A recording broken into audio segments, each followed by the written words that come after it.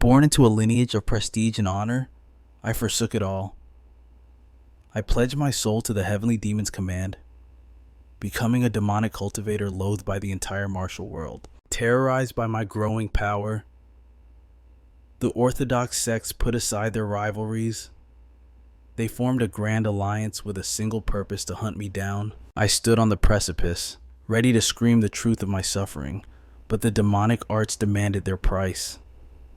My heart detonated within my chest, and darkness took me. Young master, these potatoes are delicious. Would you care for a taste? That innocent voice pierced through the void, dragging my consciousness back to reality. My eyes snapped open, staring in utter disbelief at the scene before me. Was I not dead? Had the heavenly demon's restriction not claimed my life? Why, then, was my heart thundering with such a vibrant rhythm? As my senses returned, I looked at the girl and froze in sheer terror. I had been reborn. But of all the moments in time, why did fate return me to the very instant I met her? Her name was Wei Shuer. In my past life, she was the legendary direct disciple of the Swordmaster himself. During the Great Demon Suppression War, she was a goddess of war. She single-handedly annihilated hundreds of demonic cultivators with her blade. More than that, at the turning point of the war, she was the one who delivered the fatal strike to the heavenly demon. Seeing this familiar scene, a dark memory surfaced. I recalled how I had mercilessly crushed the potato she offered, spitting venomous words at her kindness. How insolent do you dare offer such filth to me? Remembering my past arrogance, a wave of crushing guilt washed over my soul. This time would be different.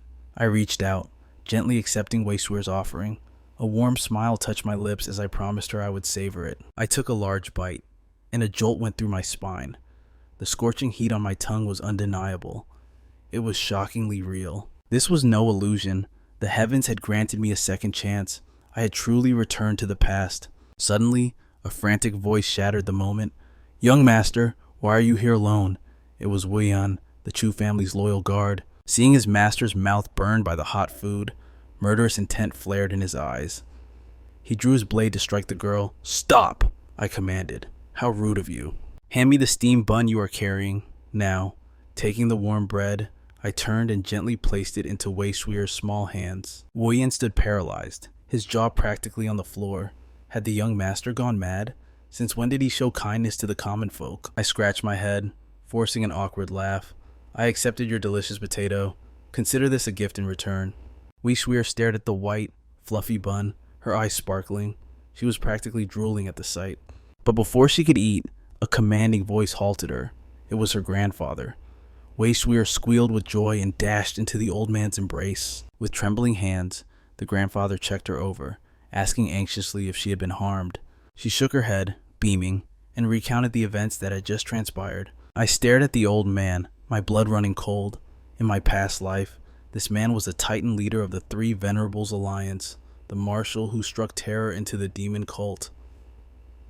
The Swordmaster Wei Xiaojun. But in the blink of an eye, the old man pulled Wei Shuer behind him and bowed deeply before me. "My granddaughter is ignorant of the world," he said humbly. "I pray the young master can show mercy." Seeing the legendary Swordmaster bow to me, I panicked. "Elder, please, I am the one who owes you gratitude. Thanks to your granddaughter's potato, my hunger is satisfied.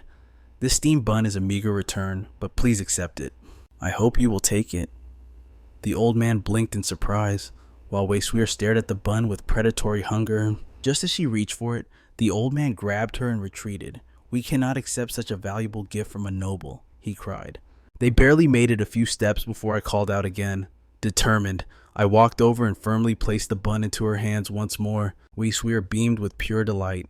Watching us, the grandfather's lips curled into a mysterious, meaningful smile. It seemed she had finally found that person. Watching them leave, I let out a long, heavy sigh of relief. I couldn't fathom why the Swordmaster was in such a remote place, but it didn't matter. I had avoided a fatal conflict. That was enough. Moments later, standing before my family's imposing gates, confusion clouded my mind. Why was I reborn? Was this the work of the heavenly demon's curse? My thoughts were shattered by a sharp, cutting voice. It was my second sister, the red blazing sword, Chu Yanshu. Of all my family members, she was the one who despised me the most. She glared at me, her voice dripping with disdain. Don't try any of your filthy tricks. You can count on one hand the number of times you've bothered to return to this family. I gently pushed her hand aside. I was wrong to stay away. I intend to apologize to Father.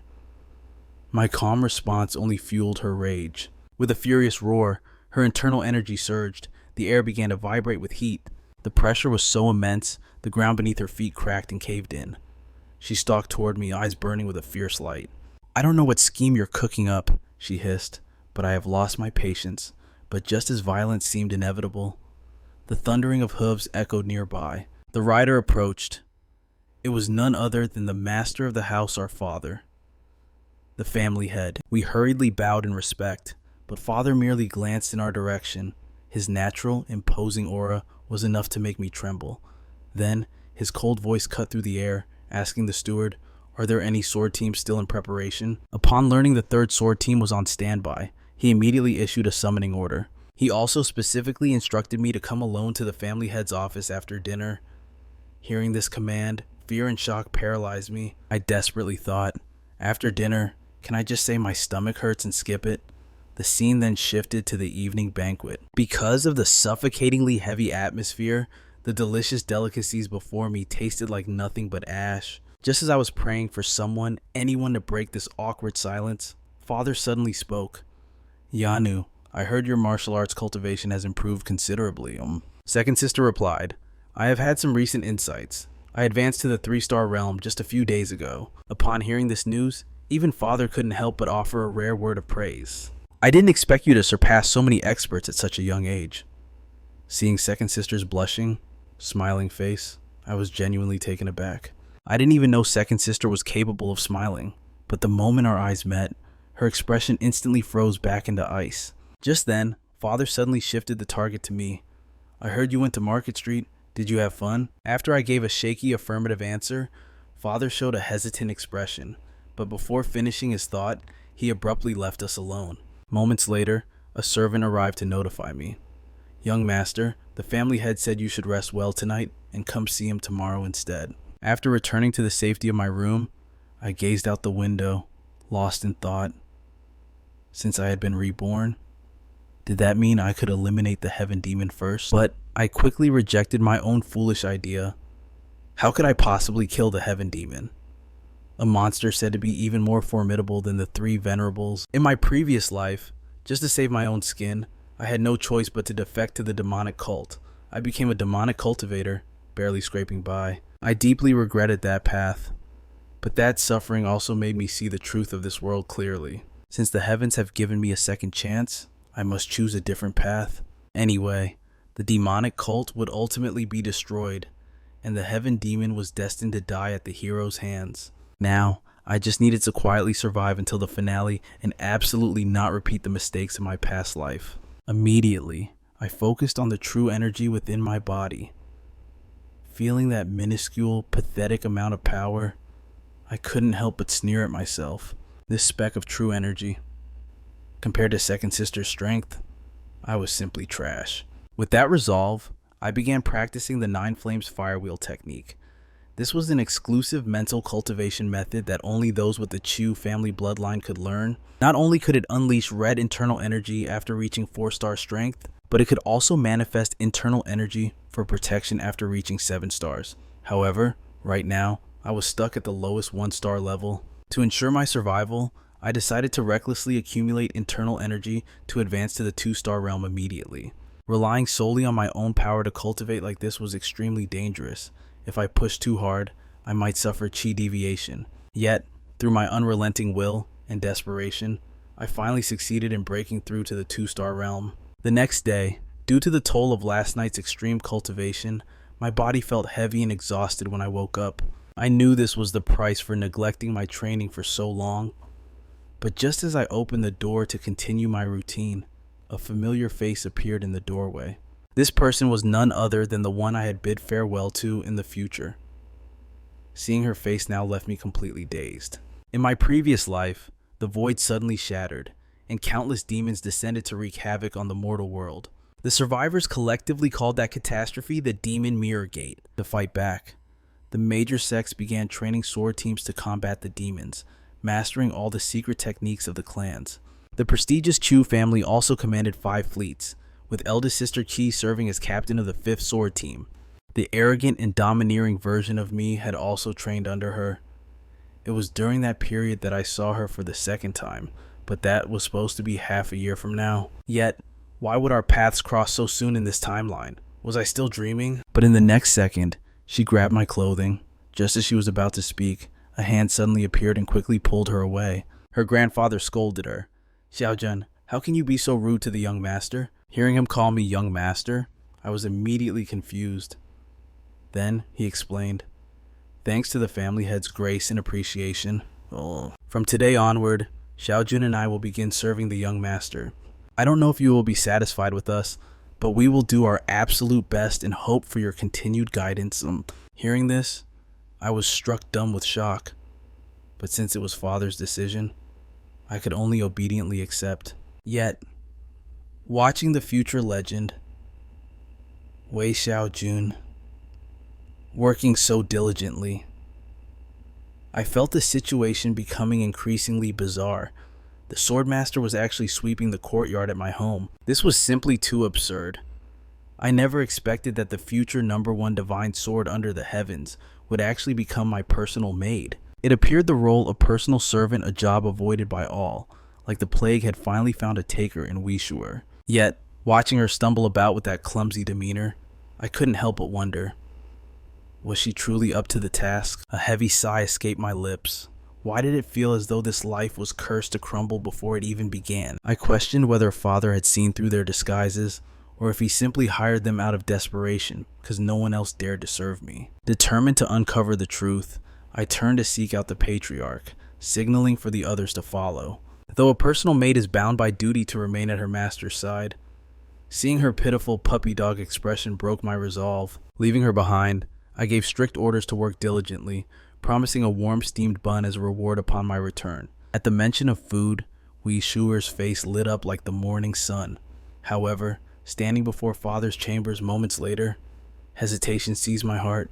In my past life, the chasm between father and me was vast, and we never shared such intimate moments. Suddenly, a presence loomed behind me. Father broke the silence, urging me to enter before I could even gather my wits. Once inside, I wasted no time questioning his motives regarding the placement of Wei Xiaojun and Wei Shuer by my side. Yet, he played the cards close to his chest, promising to reveal all when the time was right, only deepening my suspicions. It was clear father knew the Swordmaster's true identity. But what grand scheme was the family plotting? Dismissing my concerns as trivialities, father shifted the topic, commanding me to prepare for the dragon gathering assembly immediately. My blood ran cold. Terror and refusal were written plainly across my face. The mere mention of that event summoned the image of Elder Li, the overseer of the assembly. Among all the elders, he was a nightmare of discipline, obsessed with molding me, the sole son of the Q family, into a weapon to secure our prestige. His idea of education was a brutal regimen that haunted my childhood memories. Back at my residence, gazing at the carriage awaiting our departure, I teased the maids, asking if preparations were complete.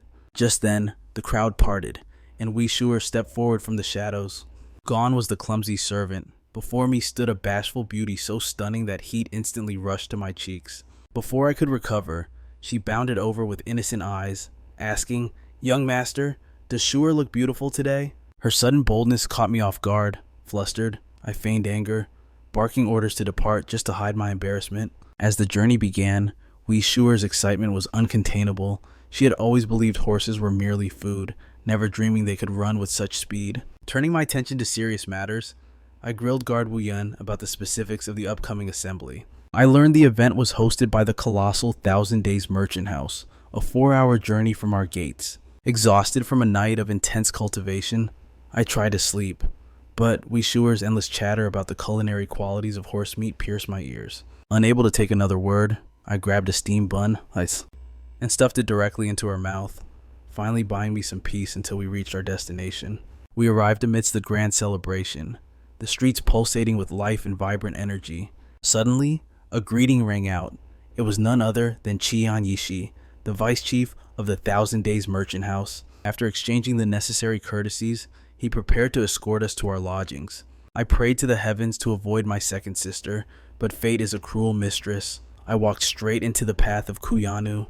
Her expression instantly soured upon seeing me. I offered a polite greeting, only to be met with a gaze full of utter disgust. Her voice dripped with venom as she warned me disgrace the family here, and she would personally enact righteous familial extermination. The murderous intent terrified Wei Shuer, sending the poor girl trembling behind my back for protection. Glaring at my maid, second sister scoffed, "A leopard cannot change its spots. Even here, you lack all restraint with women." Before I could defend my honor, she slammed her carriage door, shutting me out completely. Sighing, I requested the vice chief to guide me to the assembly grounds instead. In the world of commerce, size equals power.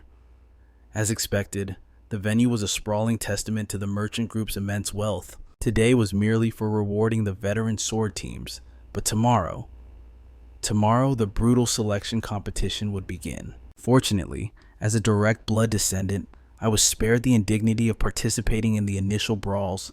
But just as relief washed over me, a massive shadow engulfed my form. A giant hand descended too fast to evade. I braced for impact, but the hand landed gently, ruffling my hair with unexpected familiarity. It was Elder Lee. He grinned, his voice booming. "I heard a rumor that you were reluctant to join the festivities. You threatened to tear me apart if I failed to show up, didn't you?" Elder Lee scoffed at my accusation, skillfully deflecting the lethal tension. "But you also swore to seek me out the moment you set foot here, did you not?" Suddenly, Wei Shuer stared at the hulking elder beside him with wide eyes and gasped, "Oh heavens, a giant bear. Bear meat must taste absolutely divine." The air froze instantly.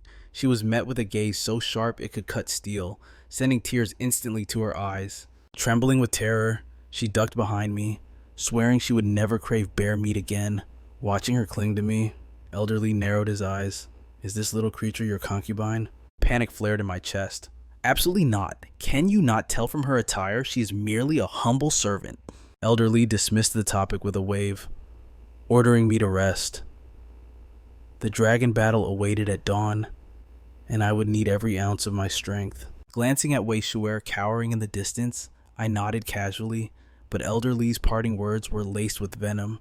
"Attempt to flee, and the consequences will be catastrophic." As we retreated, Elder Lee remained behind, his eyes dark with suspicion. "That girl, her spiritual pressure is far from ordinary." The sun rose on the day of the dragon battle. I led Wuian and Wei Shuer to the arena, where warriors from every sect gathered alongside the Chu family branches. The rules were brutal but simple. Anyone who could prove their identity could fight for a chance at glory. Membership in the sword team was a coveted honor, yet Wei Shuer remained terrified, constantly checking her neck as if Elder Lee might snap it from the shadows. I sighed, trying to calm her nerves. "Relax. If that old monster appears, Wuian here will handle him for you." Wuian silently signaled that he, too, was helpless against such a beast. I couldn't resist a grim tease. "Well then, mark the calendar. Today might be the anniversary of Wei Shuer's tragic demise." The joke nearly frightened her soul away. Desperate, she pointed at a distant food cart. "Grandfather always said, a well-fed ghost makes a prettier corpse." Wuian watched in disbelief. The young master was actually indulging a servant's whimsical demand. He whispered, "You are truly nothing like the rumored tyrant of the past." He did not know the truth. Only I knew that this gluttonous, innocent-looking girl would one day ascend as the martial world's #1 divine sword. Suddenly, a commotion nearby shattered our peace. A servant was frantically warning a young noblewoman, "Miss, please, the Chu family is everywhere. It would be a disaster if you ran into that young master Chu." The girl scoffed, completely unbothered. "In this sea of people, fate isn't cruel enough to make me run into him." Her voice struck a chord in my memory. Wait, the young master Chu they feared. That was me, wasn't it? Fate, it seemed, had a twisted sense of humor. She turned around, and her eyes landed on the one person she despised most in this world. The girl froze like a statue, and instantly, I recognized her too. Jet black hair cascading to her shoulders, eyes like obsidian, and that ring. It was Miss Peng, my former fiancée. Our engagement had been a calculated move between the four great families, a loveless union forged for political gain. But in my past life, I was a scourge. The engagement didn't end quietly. It shattered under the weight of my own arrogance. I recalled how I used to torment her, mocking her status as a concubine's daughter with every breath, until she snapped. Abandoning all decorum, she had grabbed a wooden stool and thrashed me within an inch of my life. Curiosity got the better of me.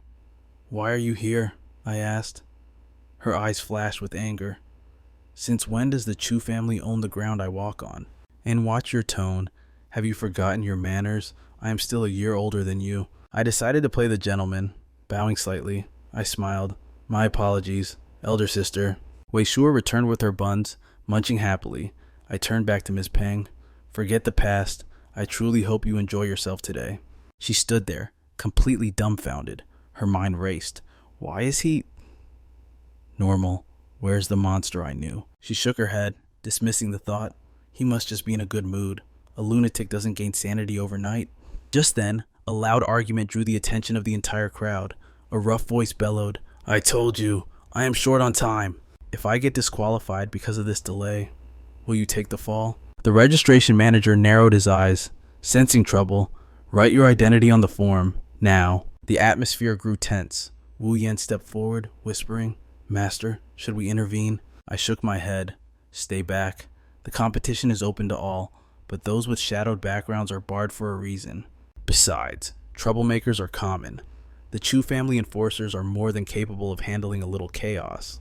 The lead enforcer grabbed the man's shoulder, issuing a warning, but in a blur of motion, the stranger grabbed him and slammed him into the earth. Dust filled the air, infuriating the manager.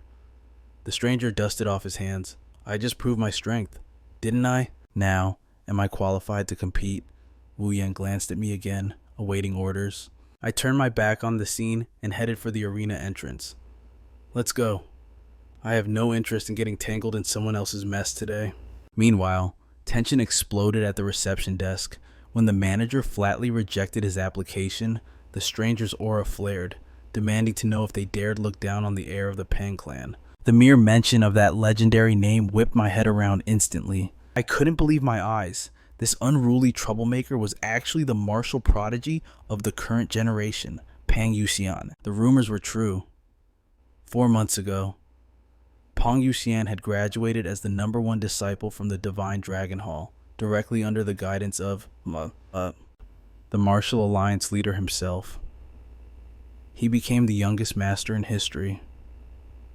Yet, strangely, the glory meant nothing to him. In fact, he despised the title so much he had threatened to burn his identity plaque as mere firewood. His younger sister, Pang Yaqian, couldn't understand his rebellion, but she suggested he take a short vacation to clear his head.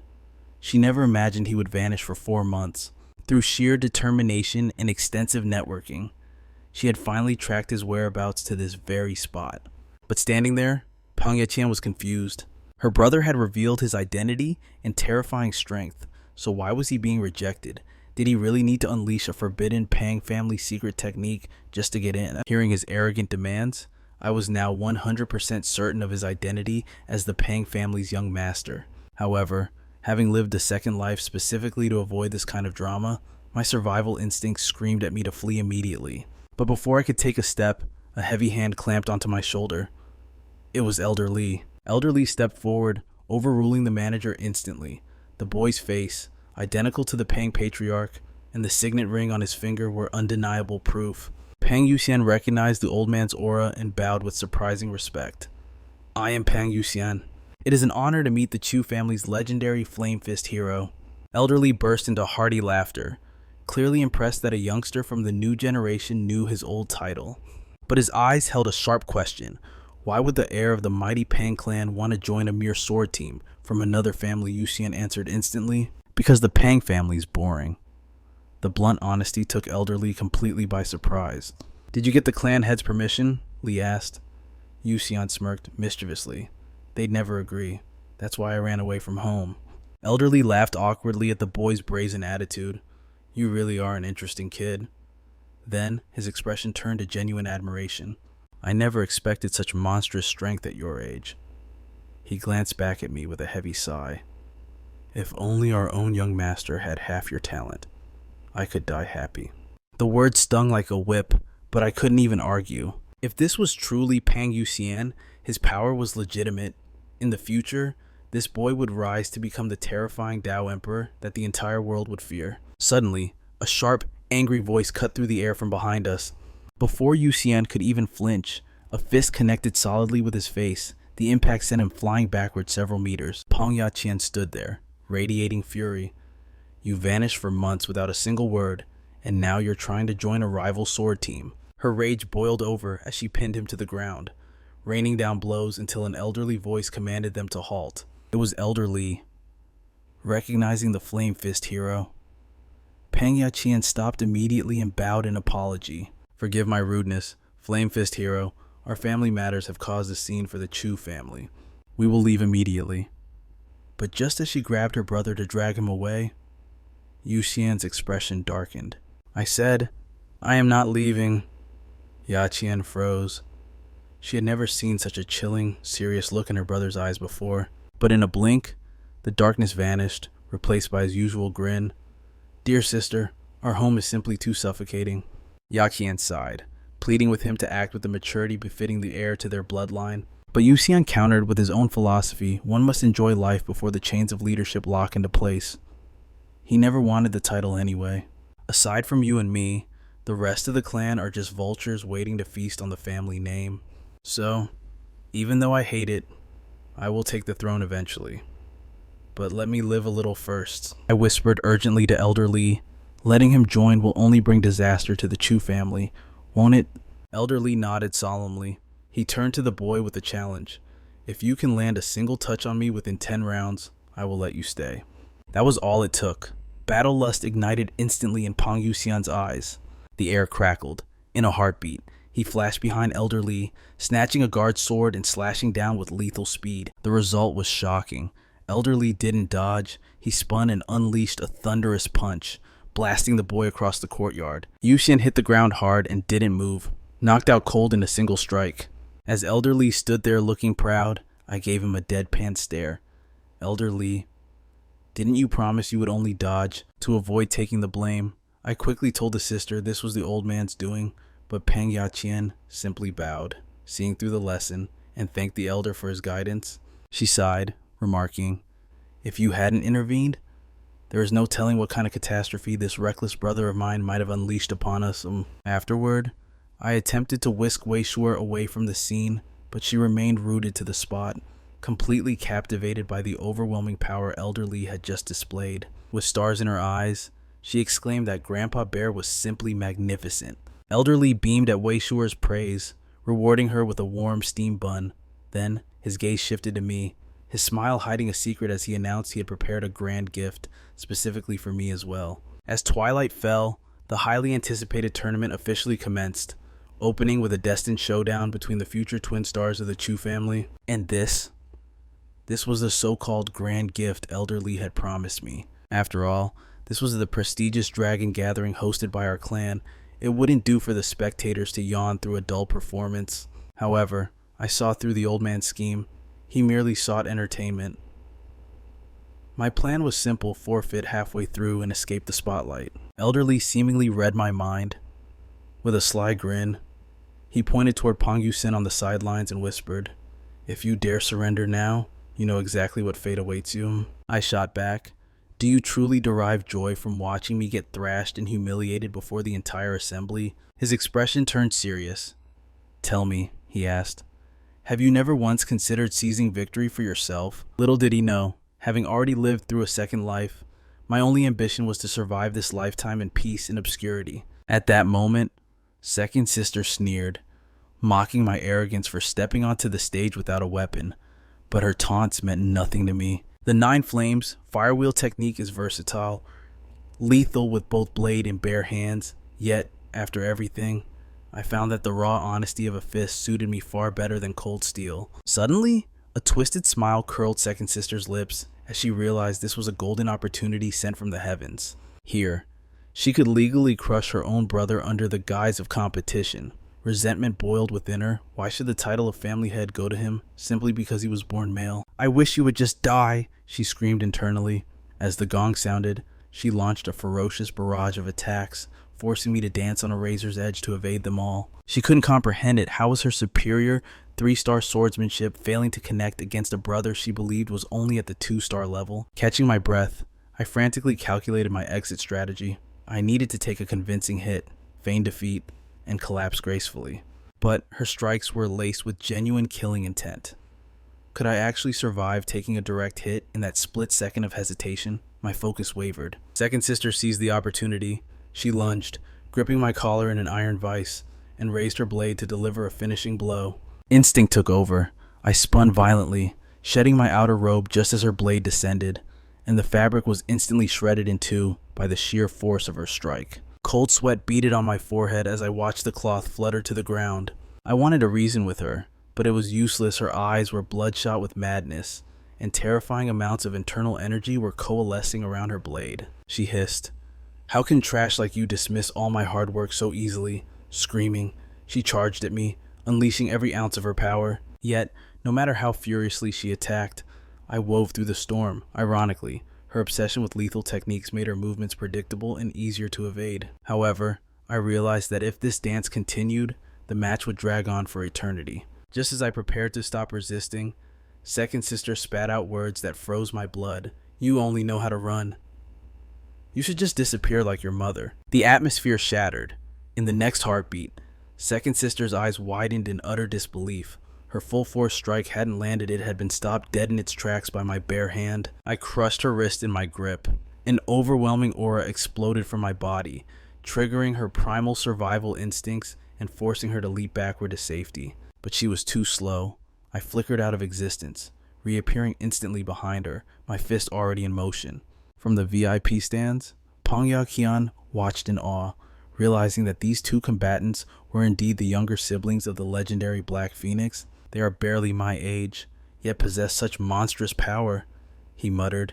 "It seems I can no longer rely on the Pang family name to bully my way through the world." The Black Phoenix he spoke of was none other than my eldest sister, Chu, the most terrifyingly brilliant martial artist I'd ever known. She had carved her name into the martial world at 15 and ascended to captain the Chu family's 5th Sword Division by 20, a true prodigy. Pang Yaqian turned to his elder brother, Pang Yusen, asking if he could eavesdrop on the conversation happening on the stage. Pang Yusen shook his head solemnly. Elder Li has sealed the arena with a barrier of high-level internal energy. No sound can escape. While the younger brother bet on Chu Yanu winning by a hair, Pang Yusen saw the truth. In his eyes, the match was already over. I had held complete dominance from the very start. He never anticipated that the Chu family hid a monster even more formidable than the Black Phoenix herself. Pang Yaqian stared at his brother's trembling excitement, falling into a stunned daze. Perhaps he finally realized the truth of his brother's words. Once you wear the crown of the family head, the freedom to enjoy battle vanishes. Meanwhile, the duel on stage had escalated into a white-hot frenzy. After I evaded a flurry of strikes, second sister finally saw an opening. As I gazed into the cold, merciless reflection of her descending sword, memories flooded back. We were once inseparable, best companions. My mother had loved this half-sister as her own flesh and blood.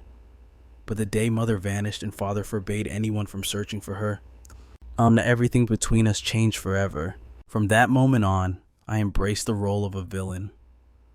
Rumors spread like wildfire through the martial world, claiming I was a beast who preyed on innocent maids. Yet, destiny remained unchanged.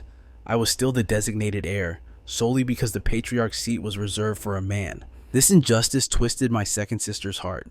Her resentment toward me festered, turning into pure, unadulterated disgust. Why should a talentless scoundrel like me inherit the family legacy? Back in reality, scorching internal energy gathered in my palm.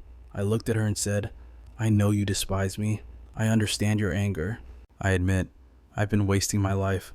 But please, sister, try to understand my burden too." The moment the words left my lips, bam! My fist connected squarely with her face. Second sister collapsed instantly, out cold. The duel ended in silence. I sat by the entrance, drowning in regret. I never intended to win like that. After all, I was supposed to be a weakling with merely 2-star strength. Yet, I had one-shot a cultivation genius like her. It was impossible to explain. Just then, guard Wuian and Wei Shuer discovered me. Wuian broke the silence, his voice grave. "Young master, the hall was in absolute chaos just now." Luckily, elderly intervened promptly before things spiraled out of control. I wasn't surprised by the commotion. A notorious piece of trash defeating the family's shining star. It shattered their worldview. Wei suddenly gasped. Looking at my trembling hand, my knuckles were raw proof that I still couldn't perfectly control my internal energy. She frantically pulled out bandages to treat me, but her hands were clumsy, wrapping my fist until it looked like a mess. Flustered, she murmured, I'm not good at this. Please, young master, don't get hurt again. Suddenly, a familiar voice cut in. I agree. Seeing young Master Gu injured pains me as well. It was Pang Yuan. Behind him stood his sister, Pang Yaqian, trying to hide behind a servant. She tugged at his sleeve, begging to leave. Pang Yuan smirked, exposing her. Are you shy because you annulled your engagement with him? Is that it? Why not use this chance to kiss and make up? The air turned awkward. I was speechless, so I quickly shifted the topic. Young Master Pang, do you need something from me? He smiled, declaring he simply wanted to be friends. He hadn't expected the Gu family to hide a monster like me. In his eyes, I was a hidden dragon, rivaling even the Black Phoenix. Puzzled, I asked, Are you close with my sister? Yes, he replied, though her thoughts remained a mystery to me. As they turned to leave, Pang Yaqian suddenly froze. She spun around, her face flushed. I asked if she needed something, she stammered, bringing up the day our engagement ended. I went too far that day, she whispered. Smashing a chair over you was... I cut her off, bowing my head. No, I was the one who was absurd that day. I deserved that hit, and more. Please, don't carry that guilt. Hearing my words, a weight seemed to lift from her shoulders. She smiled, a genuine radiance returning to her face. Gu Qing Tian. I look forward to our next meeting. Before vanishing, she pointed to the item her brother gave me. Take care of that badge. I frowned, staring at the token. What was its true purpose? On the carriage ride back to the Gu estate, my mind raced. In my previous life, I never fought my sister like this. I had been a loser who rarely won anything. But now everything was diverging from the history I knew, especially with Wei by my side, my kindness toward her. I wondered what ripples it would cause in the timeline. I sighed deeply. As long as I avoided the tragic mistakes of my past life, I would survive. Suddenly, a chill ran down my spine. Wuian check, the demon immortal talisman now. He glanced at the talisman. It was still. He signaled me to relax, thinking I was paranoid. Young master, if a demon mirror gate opened, this would be glowing. But the words barely left his mouth when flash. The talisman began to strobe violently. Wuian's face went pale. He screamed to the convoy. Halt, a demon mirror gate has opened. Battle positions protect the young master at all costs. But I didn't hide. I stepped out, stretching my muscles. Wuian shouted, Young master, get back, it's too dangerous. I ignored his frantic nagging. My eyes locked onto the clearing ahead. Space tore open. A fissure of blinding green light expanded out of thin air. From the void, ferocious wolf demons charged straight at us. I shifted into a combat stance, my aura flaring. A green rank gate. The danger level was low. It might be a nuisance. But for the new me, this was nothing but a warm-up. I shattered the demon wolf's skull with a single, devastating punch, without hesitation. I tore into its flesh to claim the magic stone. This core is the fatal weakness of every beast that roams these lands. Once that core is severed, their life force extinguishes instantly. However, I had gravely miscalculated the limits of my current vessel. Harvesting the stones was child's play, but maintaining the 9 flames firewheel technique was draining my spirit energy at a terrifying rate. The pack sensed my exhaustion. They offered no quarter, refusing to give me a single moment to recover my breath. Fangs bared. They launched a coordinated assault just as death seemed imminent. A shadow flashed before me. Wuian had arrived. With a single, fluid strike of his blade, the remaining wolves were silenced forever. Such terrifying precision forced me to wonder, who exactly is this bodyguard? The battle aura faded, replaced by concern as Wuian turned to check on my condition. I waved off his worry, offering a rare word of gratitude for his timely intervention. Seeing me standing, Wuian finally let out a breath he had been holding. Suddenly, a sinister purple flame erupted from my right hand before I could comprehend the anomaly. A wave of agony crashed through me, forcing me to my knees. The sudden outburst of energy sent a shockwave of fear through everyone present. I recognized this sensation immediately. The 1,000 absorption technique of the demonic Tao was revolting. My consciousness was violently pulled back into the bloody shadows of my past life. I stood before a broken man, his arm severed, weeping as he demanded answers. Why? Why did you slaughter my entire sect? What was our sin? I offered him no pity, only a gaze as cold as the grave. Are those the final words you wish to speak? A blade flashed, and the sect master's head rolled to the man's feet. Above the carnage, a colossal shadow descended, swallowing the light. A figure stood atop a massive dragon, voice echoing with imperial authority. The Haitian sect. Not entirely disappointing. Though they failed to satisfy me completely, they provided a fleeting moment of amusement. It was for that ruthless massacre that the heavenly demon bestowed upon me the demonic sect's supreme art, the 1,000 absorption technique. Snapping back to reality, I realized something impossible. The 9 flames firewheel technique was actively devouring the chaotic demonic energy within my meridians. This was unprecedented. In all the years of my previous life, such a phenomenon had never occurred. As the agony subsided, I looked up to see the terrified faces of Wei Shuer and Wuian. I quickly scrambled to my feet, fabricating a lie about an old injury from sparring with my second sister. The world was not ready to know that I could consume demonic energy. Before I could finish my explanation, Wei Shuer lunged forward. She squished my cheeks, demanding, "Why didn't you tell me you were hurt?"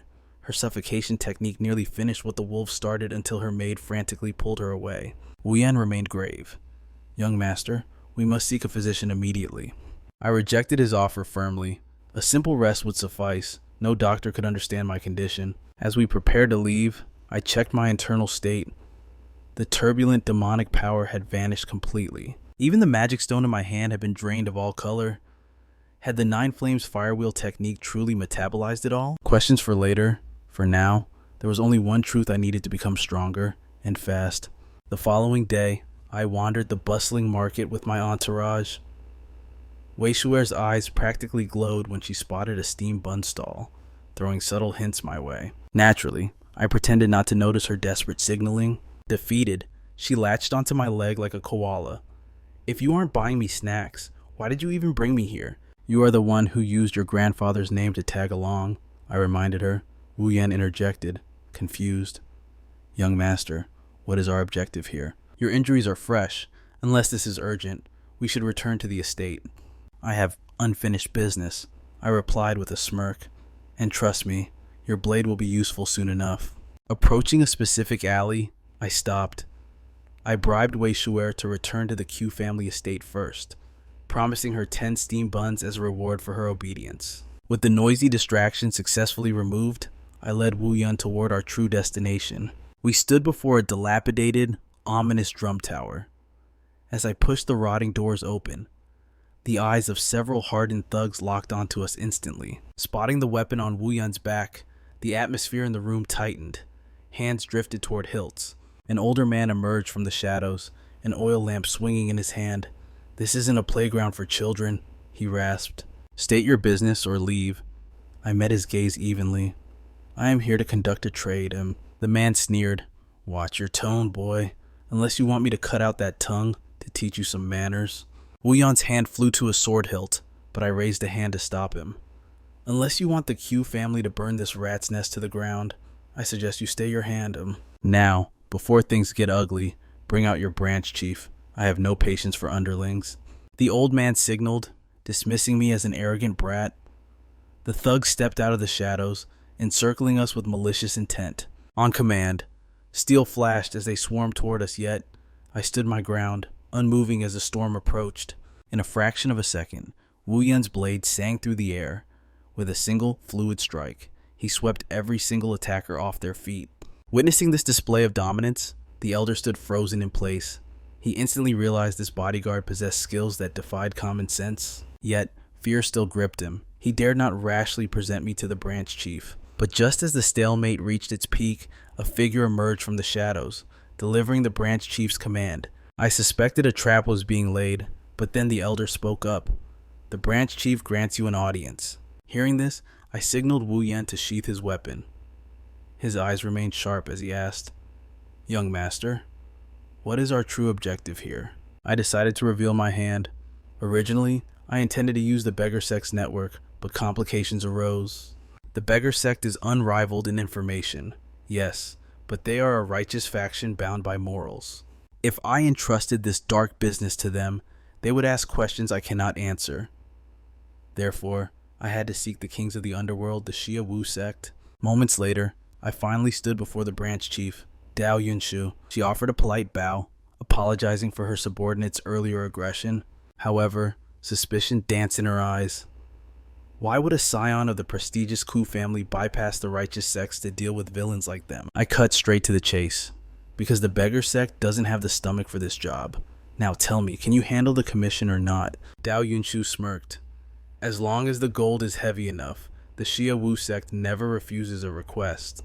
Without hesitation, I slammed a portrait onto the table. I am looking for a boy. He is roughly 10 years old. Dao Yunshu studied the image, her expression cooling. I apologize, young master, but we must decline. Locating a specific child without a trail? That is a task even we find difficult. I smiled, dropping the bait. The fee is not gold. It is the location of your missing sect master. Instantly, killing intent exploded in the room as her guards drew their blades. Like a pack of wolves, they slashed toward me with lethal force, but Wuian was faster, a flash of steel, and he blocked every strike, standing like an iron wall. Dao Yunshu's face darkened as she hissed, "How do you know about the master?" I held her gaze, unafraid. I didn't come here to play games. Knowing your enemy is the first rule of survival. Her composure cracked. She demanded to know if the intelligence was genuine. I shrugged, feigning indifference. If the Xia Wu sect is incompetent, I suppose I'll take this information to the Beggar Sect instead. I wonder what they would pay for the whereabouts of your leader. That was the final blow. Dao Yunshu had no choice but to bow her head and accept the deal, promising results within 3 months. To ensure they worked hard, I promised to reveal the full secret only after the boy was found. But to hook them completely, I whispered 2 words, Relic Mountain. The color drained from Dao Yunshu's face. The elder beside her whispered urgently, "Branch Chief, can we trust this boy?" She gritted her teeth. He knows secrets that should be buried. We have no choice but to believe him. But why go to such lengths for a 10-year-old child? Perhaps young Master Ku is merely a puppet, and the family patriarch is pulling the strings. And with a sigh, Dao Yunshu peeled the disguise from her face. The elder gasped. "Chief, is it safe to remove your mask?" She waved him off. "Let me breathe. The air is stifling." The Xia Wu sect was infamous for treachery. Loyalty was a foreign concept to them. She wore that mask to protect herself from knives in the dark. Walking away from the sect, I finally let out a breath I had been holding. Fate was on my side. The timeline remained unchanged from my previous life. In my past memories, the Xia Wu sect master was captured by the Black Crow Palace 5 years ago. This sparked a brutal war between the 2 evil factions. Eventually, the Martial Arts Alliance capitalized on the chaos, raiding the Black Crow Palace and ending the conflict. But the cost was high. The Xia Wu sect master perished, and their sect began a slow, painful decline into obscurity. Although I knew he was captured, the exact location of the Black Crow Palace remained a mystery to me. Regardless, I had to secure that boy. The future strategist who would gain the Heavenly Demon's trust at a terrifyingly young age. Tian Yuan, also known as Zhu Hai, the brain of the demon sect. I had to find him and kill him before he could grow up. This boy was a calamity waiting to happen. In the future, even the Divine Swordway would suffer devastating losses due to his schemes. Wuian interrupted my thoughts, scoffing. For an information guild, the Xia Wu sect is disappointing. I do not know who this target is, but 3 months is too long. It will be summer by the time they find him. Summer. The word triggered a memory. The legendary treasure vault of the Yan family was discovered during that exact season. Inside lay a mountain of gold, silver, and forbidden treasures, but far more dangerous were the priceless spiritual pills hidden within. Those who consumed them gained explosive power, only to inevitably transform into demonic puppets, fueling the heavenly demon's army. The thought weighed heavily on me. Even if I wished to intervene, I was helpless.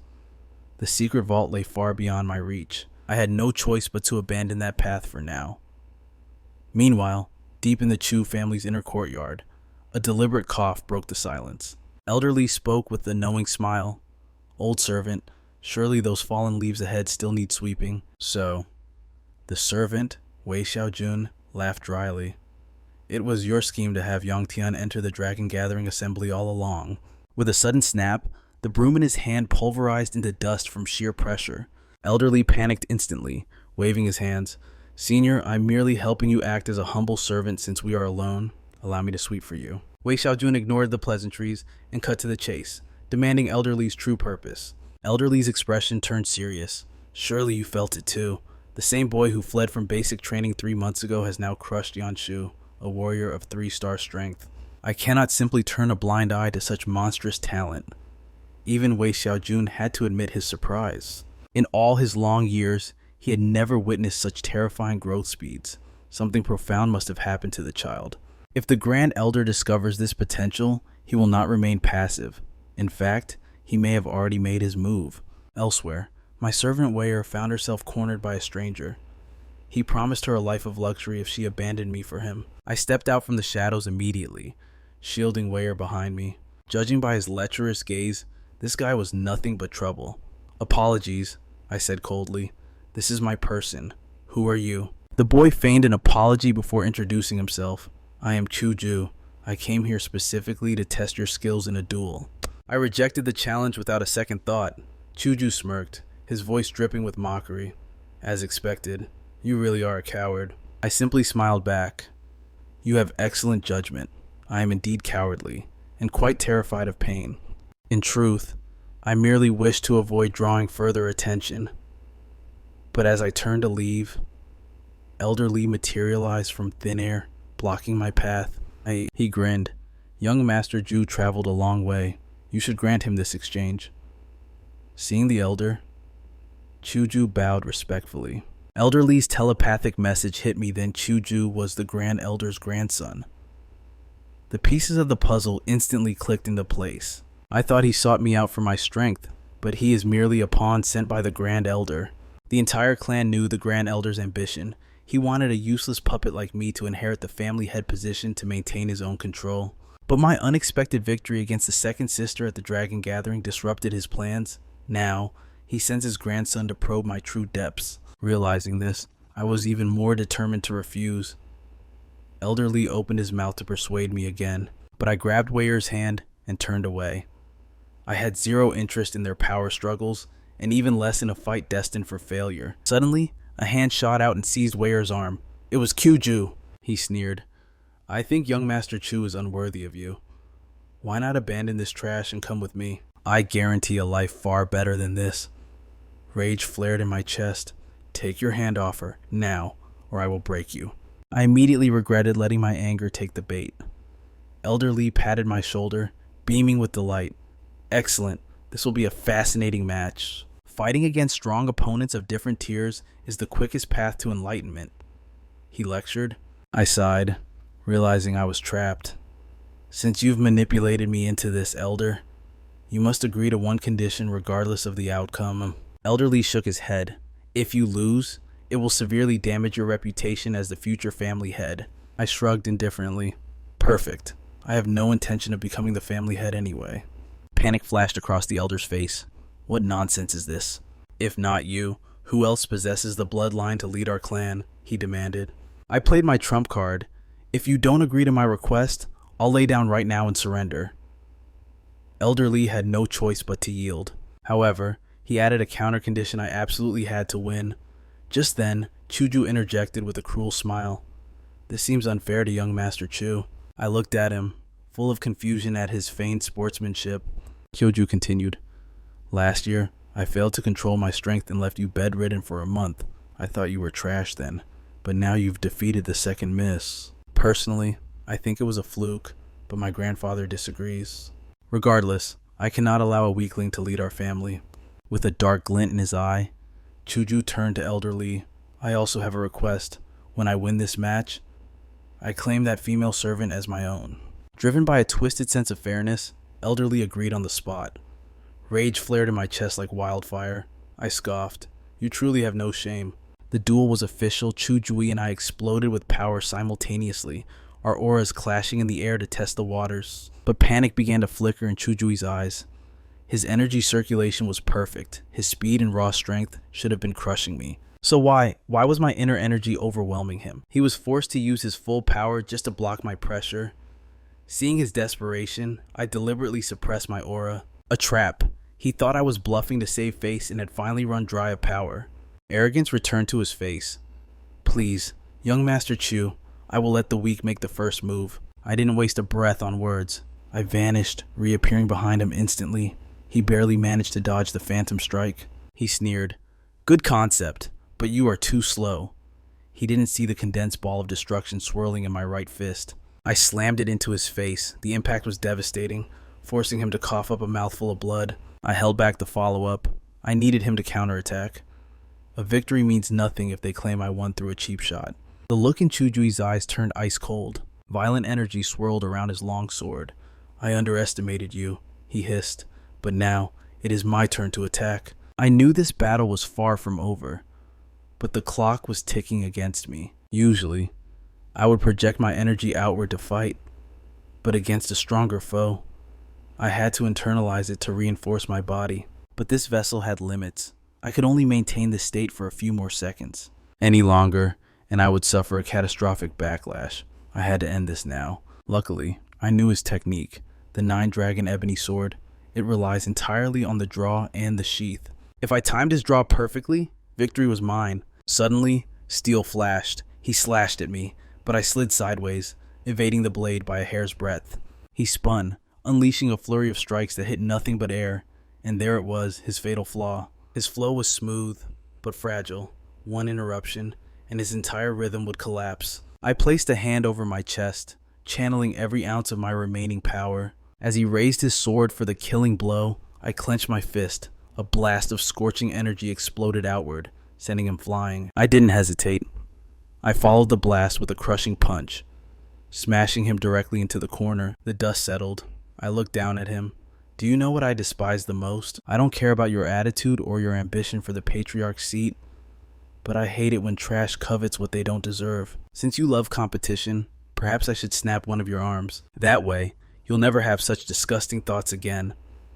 I raised my hand to strike, but Elder Li suddenly interjected to block me. That is enough, he declared. Later, he scolded me. You were too ruthless. Are you not afraid the Grand Elder will punish you for this? I simply shrugged, utterly indifferent. I don't want the position anyway. He lectured me on duty and bloodlines, but his words fell on deaf ears. Anyone who wants that cursed title can have it. I pointed at Wei Shuer with a smirk. She's probably more fit to lead than I am. Then, a thought struck me. When will she actually begin the way of the sword? As the Swordmaster's direct disciple, she should be training. Instead, she follows me around like a shadow, wasting her potential. The Wei Shuer from my past life wasn't this clingy. Why are my memories of that time so fragmented? Elder Li turned to leave. I called out quickly. Elder, wait, where are you going? Have you forgotten our deal? He sighed, defeated, and sat back down to hear my terms. I smiled. I need a favor. Send me to Province B. He let out a breath of relief. Is that all? I thought you would demand the moon, but I knew better. This was no simple request. Province B was restricted territory. For the only heir of the Chu family to travel there, we needed an ironclad excuse. He suggested, you could attend the Tong clan's weapon exhibition? Every year, the Tong family gathers the prestigious clans for a grand display of craftsmanship. Even if your participation is meaningless, you can use this mission as a valid excuse to escape the sect for a while. Instantly, regret washed over me. I tried to backpedal, saying, actually, that mention of going to Province B, that was just a joke. How about you simply hand over some traveling funds instead? But Elder Li feigned ignorance, smiling slyly. So, you wish to set off immediately? I frantically changed tactics. If cash is out, a spiritual pill is also acceptable. Elder Li grinned. I shall send an escort immediately to whisk you away to Province B. There, you will witness the true power of an elder. I couldn't help but scoff internally. This old fox is tighter with money than a clam with its pearl. And so, driven by Elder Li's urgent decree, I was unceremoniously shoved onto the path toward Province B. Back at the sect, Swordmaster Wei Xiaojun shifted the conversation. Since the young master has departed, The duty of sweeping the courtyard now falls to you. Elderly reluctantly gripped the broom handle, sighing. It has become rather dull around here, hasn't it? Let me gripe while I work. The family had recently inquired about the whereabouts of the medical immortal. It seems he was prompted by someone. Tell me, Wei Jun, why are you desperately seeking the medical immortal? The air in the courtyard instantly froze. Elderly's grip on the broom tightened unconsciously. He pressed on. If you stay silent, I will shift the topic. Your granddaughter, where? She does not appear to be human. An icy voice cut him off instantly. Elder, you have crossed a line. But the elder persisted. Every living soul emits a specific aura.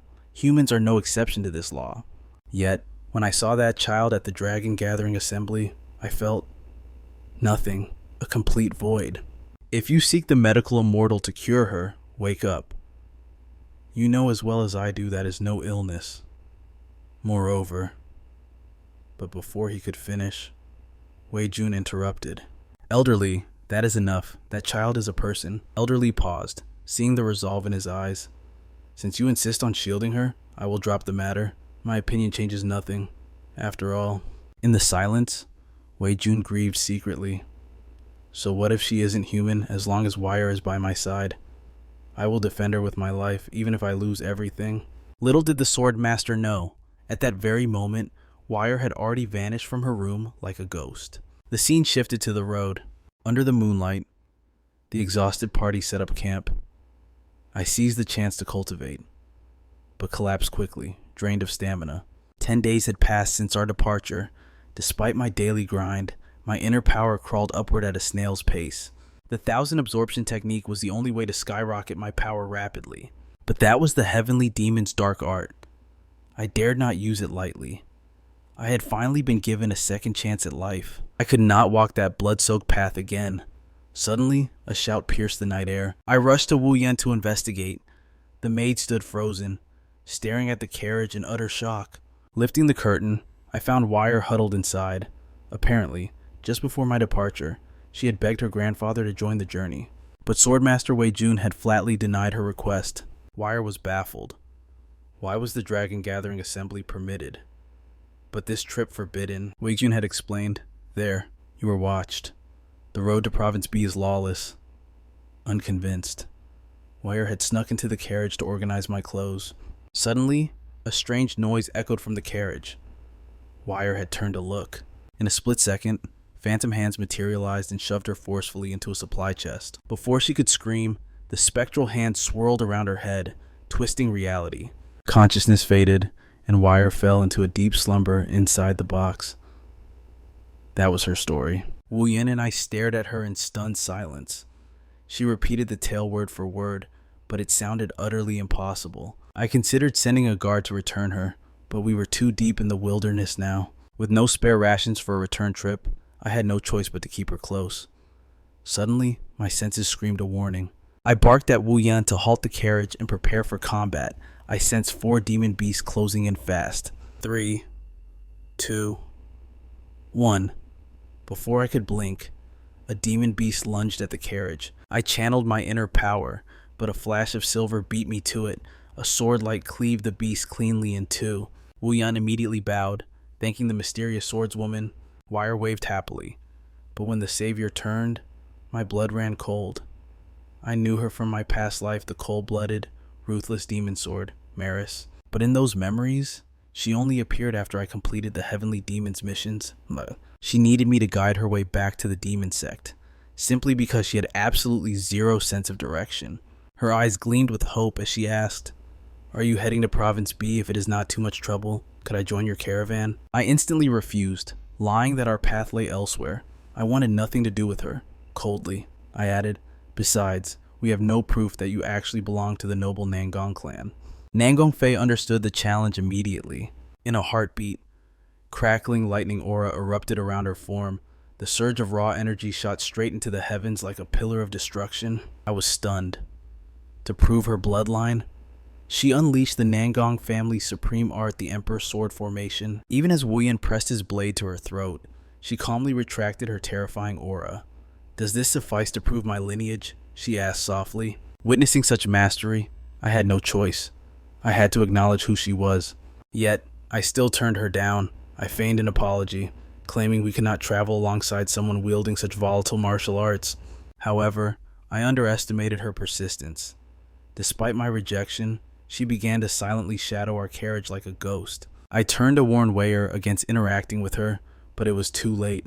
She had already dashed over to Nangong Fei, happily chatting about roasting frogs. I snatched Wei by the collar, dragging her back. "What do you think you are doing?" I demanded. Had she forgotten my warnings, but seeing Nangong Fei's pitiful, puppy dog eyes? I let out a defeated sigh. "I don't understand," I grumbled.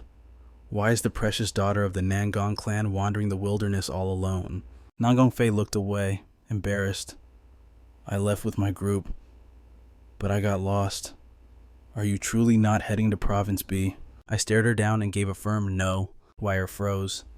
She looked at me in genuine shock and blurted out, "Wait, Master, since when are we not going to Province B?" My cover blown by my own servant, I rubbed my temples.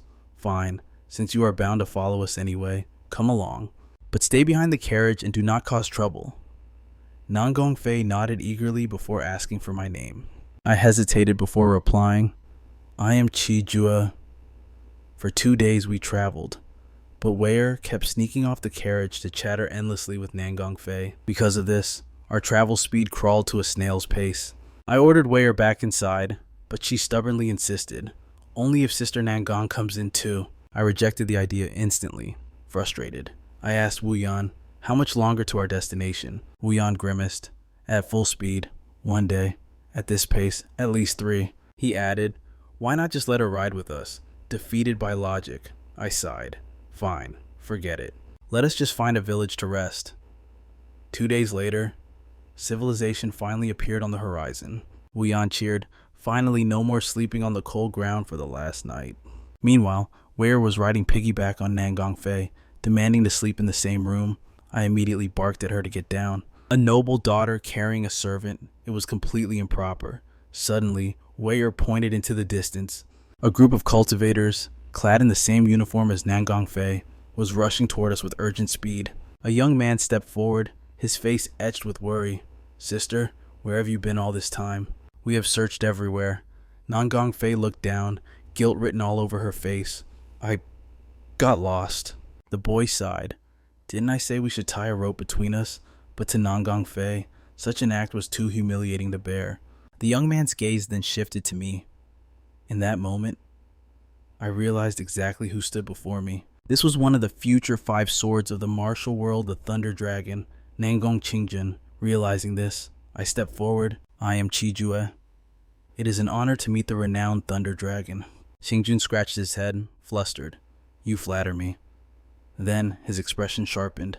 "But tell me, why are you traveling with my sister?" After hearing the full story, he bowed in gratitude. He offered us 2 guest rooms as a reward. I wanted to refuse, intending to distance myself from the Nangong clan. But Wuian whispered urgently in my ear, reminding me that the village was fully booked. The servants were exhausted from days of camping. Hearing this, I had no choice but to accept the favor. A dark memory from my past life surfaced. After Nangong Fei fell to the demonic path, her first act was the slaughter of the Nangong family. She spared no one, not the family head, not even her own little brother. That massacre earned her the title Demon Sword Marquis. I always assumed she hated her kin, yet seeing her now, she clearly adored the Thunder Dragon. Even more terrifying, the power Nangong Fei displayed earlier was far superior to the Thunder Dragon himself. Despite her formidable skills, she was a ghost in the Jianghu, no rumors, no reputation.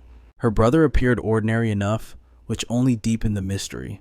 Lost in thought, I stepped out the door and nearly collided with Nangong Qingjun. I offered a polite bow, thanking him for the lavish accommodations and his family's hospitality, but he slammed his shoulder into mine, his voice dropping to a venomous hiss. "Know your station, trash. You aren't fit to breathe the same air as my sister. I don't know what spell you cast on her, but cross me again, I will butcher you and that burden you carry into unrecognizable scraps." I stood frozen, completely stunned. Had this guy lost his mind? The hostility came out of nowhere. Suddenly, Nangong Fei's door creaked open. In a split second, Qingjun's face transformed from a demon to a saint. Oh, no need for formalities. It is truly my privilege to host young Master Chu. Beaming a fake smile, he ushered his sister away before she could speak. I stared blankly at their retreating backs. As expected. The whole bloodline is insane. Wuian approached then. Breaking my trance, breakfast was served. I plotted my escape on the way to the hall. Eat fast, leave faster. I needed to put miles between us and the lunatics of the Nangong clan. But the moment I shoved the doors open, my heart sank. Wei Shuer was already seated right next to Nangong Fei. I leaned in, whispering a desperate warning to Nangong Fei. Miss, aren't you at the wrong table? Look at your brother. His gaze is sharp enough to sever heads. She turned, confusion written on her face. Instantly, Nangong Qingjun masked his killing intent with an innocent, puppy dog expression. Whatever his game was, it didn't matter. We were leaving. Meal finished, I offered my final farewells. Nangong Fei's lips parted to speak, but she swallowed her words. Silence winning out. Suddenly, a wave of nausea hit her. A foul, rotting stench assaulted her senses, forcing her to cover her nose. It was Nangong Qingjun, stepping into her personal space. Sister, he cooed, why not sit with your family? To her eyes, he wasn't a brother anymore. He was a creature radiating a disgusting, spiritual rot. He smiled, reminding her to know her place next time. She mumbled a quick apology and fled the scene, but moments later, she was trailing right behind our group again. Watching her leave with us, the warmth vanished from Nangong Qingjun's eyes. Only glacial malice remained. 10 grueling days later, we reached the Bashu province, the Tang sect, a titan of the righteous path with roots digging centuries deep, while they lacked the raw military might of other great families. In the arts of smelting and poison, the Tang sect reigned supreme, unrivaled. The Grand Weapon Exhibition opened its gates for only 3 days. That gave me a 72-hour window to locate the hidden vault. The problem, my intel was garbage. I only knew it was somewhere nearby. How does one find a needle in a mountain range? The sect grounds were massive. If I failed, I'd have to leak the intel to the beggar sect and cause chaos. My brooding was shattered by a delighted shriek. Wei Shuer stood mesmerized, eyes sparkling at the vista. It's breathtaking. Look at this. Fireflies dancing in the moonlight. And that lake, it's like a painting. Before I could protest, she dragged me down the slope. We arrived, and the majestic lake was a muddy pond. I rewarded her stupidity with 2 sharp knuckles to the skull. Rubbing her head, she picked 2 flowers, her smile returning. You looked like you were carrying the world on your shoulders. I just wanted to make you smile. Talk to me, she urged. Maybe I can help. I sighed. If a treasure was buried here, hidden from the world, how would you find it? Wei Shuer tilted her head. Why hide it at all? Suddenly, a cold voice sliced through the night air behind us. Identify yourselves. This is forbidden ground, not a park for tourists. I turned. Standing there was the legend herself. The future poison consort. The woman who would one day slaughter thousands of demonic cultivators single-handedly. Tang Xiaoli. She was also the woman I murdered in my past life. The memory surfaced vividly me, standing over her broken, blinded form. Is this how it ends? I had sneered. Pathetic. The clan you died protecting, they abandoned you long ago. What did you think you could save by staying behind, even blind? She had recognized my voice back then. Probably nothing, she had whispered. I asked why she fought. She simply asked why I had come. My hand had closed around her throat. To end you. Hearing that, a smile of pure relief had graced her lips. I see. I'm sorry. Since losing my sight, I realized some burdens are best laid down. But if time permits, I hope. I snapped her neck before she could finish her wish. Back in the present, Tang Xiaoli pointed a trembling finger at my face. Are you deaf? Answer me, or I will force you to. A hand landed softly on her shoulder, cutting her off. It was Nangong Fei. She whispered something into Tang Xiaoli's ear. The hostility evaporated instantly. I am Tang Xiaoli of the Tang sect. Forgive my earlier rudeness. She bowed, but her gaze sharpened into a glare. However, that doesn't explain why you are lurking here in the dead of night. Outsiders are strictly forbidden within the Tang family estate. Recognizing the danger, I offered a swift apology and dragged Wei away before things could escalate. Once I was gone, Tang Xiaoli couldn't suppress her irritation. That young master from the Chu family, he truly lacks manners.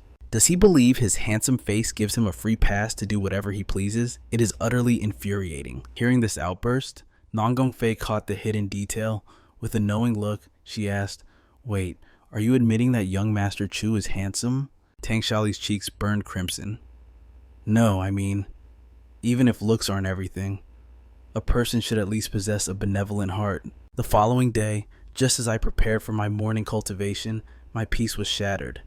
Nan Gongfei had arrived at my door, with her imposing brother in tow. Sensing trouble, I kept my guard up and asked, "Is there something you need from me?" Nan Gong Qingjun spoke with forced enthusiasm. "The Tang sect has invited us for a banquet. My sister insists that you join us." I politely declined their offer, intending to walk away. But in a flash, Nan Gong Qingjun seized my wrist in an iron grip. "We are going together." Irritation flared within me. I had already refused. Did he actually intend to drag me there by brute force? I didn't hesitate. A surge of formidable inner energy exploded from my body. Shocked by the sudden power, Nan Gong Qingjun was forced to release his hand instantly. The air crackled with palpable tension. Deciding to defuse the situation before it ruined my plans, I quickly shifted gears. "Actually, I'm quite hungry. Let us go eat." I threw my arm casually around Nan Gong Qingjun's shoulders, leaning in to whisper a cold warning. "Watch your expression, brother. Your innocent sister is watching us." Hearing this, Nan Gong Qingjun seethed with silent fury, but he had no choice but to swallow his pride. The scene shifted to the grand reception hall of the Tang family. The table was a sea of crimson, overflowing with intensely spicy Sichuan delicacies. For someone like me, who possesses a delicate palate regarding spice, this was a battlefield I did not know how to navigate. Just as I reached for a bun that looked safe, I felt eyes boring into me. Tang Xiaoli was staring. In my past life, she wore that exact same expression every time we met. It seems that even in this new timeline, some things are destined to remain unchanged. I took a bite, and disaster struck. The spice exploded in my mouth like fire gasping for air. I suddenly felt a glass of water being pressed into my hand. Then, a piece of mild beef was gently placed on my plate. I looked up to see my savior was none other than Nan Gongfei. Caught off guard, my face flushed with embarrassment. Across the table, however, Nan Gong Qingjun's expression darkened into a mask of pure jealousy. His eyes screamed murder. "You brat. You will pay for this." Moments later, Tang Xiaoli silently slid into the seat beside me. Noticing her proximity, I asked, "Miss Tang, is there something you wish to discuss?" She stammered, clearly flustered. "No." However, "Young Master Chu, is there anyone you hold dear?" Before the words could fully leave her lips, Nan Gong Qingjun cut in sharply. "Speaking of holding, isn't the legendary cultivation ground located directly beneath this hall?" The Tang family heir responded. "Indeed, that is a training ground exclusive to the Tang bloodline. Although ancient, it remains restricted. Since everyone had their own private facilities, it has been left dormant." Nan Gong Qingjun's eyes lit up with a scheme. "Why don't we go down and inspect it?" An ominous feeling settled in my gut. I knew that look. What kind of trouble was he orchestrating now? Upon entering the underground chamber, the group marveled at its vastness. The Tang heir mused, "I truly do not understand why our ancestors constructed an arena of such colossal scale." That was when the trap was sprung. Nan Gong Qingjun brandished a wooden practice sword, testing its weight. "Since we have just feasted, a little exercise is in order. Young Master Chu, care for a sparring match?" It clicked instantly. This entire excursion was merely a stage for his petty revenge. One look at his smirk told me everything he planned to humiliate me thoroughly. Playing the part of the underdog, I responded with practiced humility.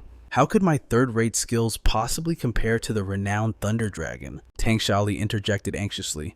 "The gap in age and cultivation is too vast. It isn't fair."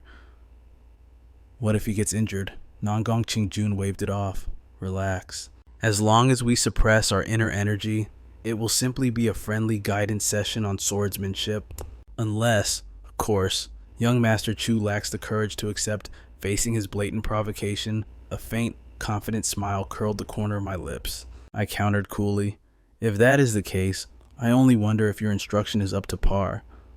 Enraged, he snapped, then let us see what you are made of. The duel commenced. Losing his composure, Nangong Qingjun launched a wild, impatient strike straight for me. I sidestepped 2 blows effortlessly, but I knew these were mere feints to gauge my reaction speed. The true devastating attack was yet to come. Watching from the sidelines, Tang Xiaoli's face was etched with worry, yet she had always been an anomaly among her peers. While other children played with harmless pets, she sought the company of tigers and wolves. She held no interest in the weak. Her soul resonated only with the lethal grace of apex predators. This peculiar nature left her isolated, unable to find a kindred spirit, until the moment she laid eyes on him.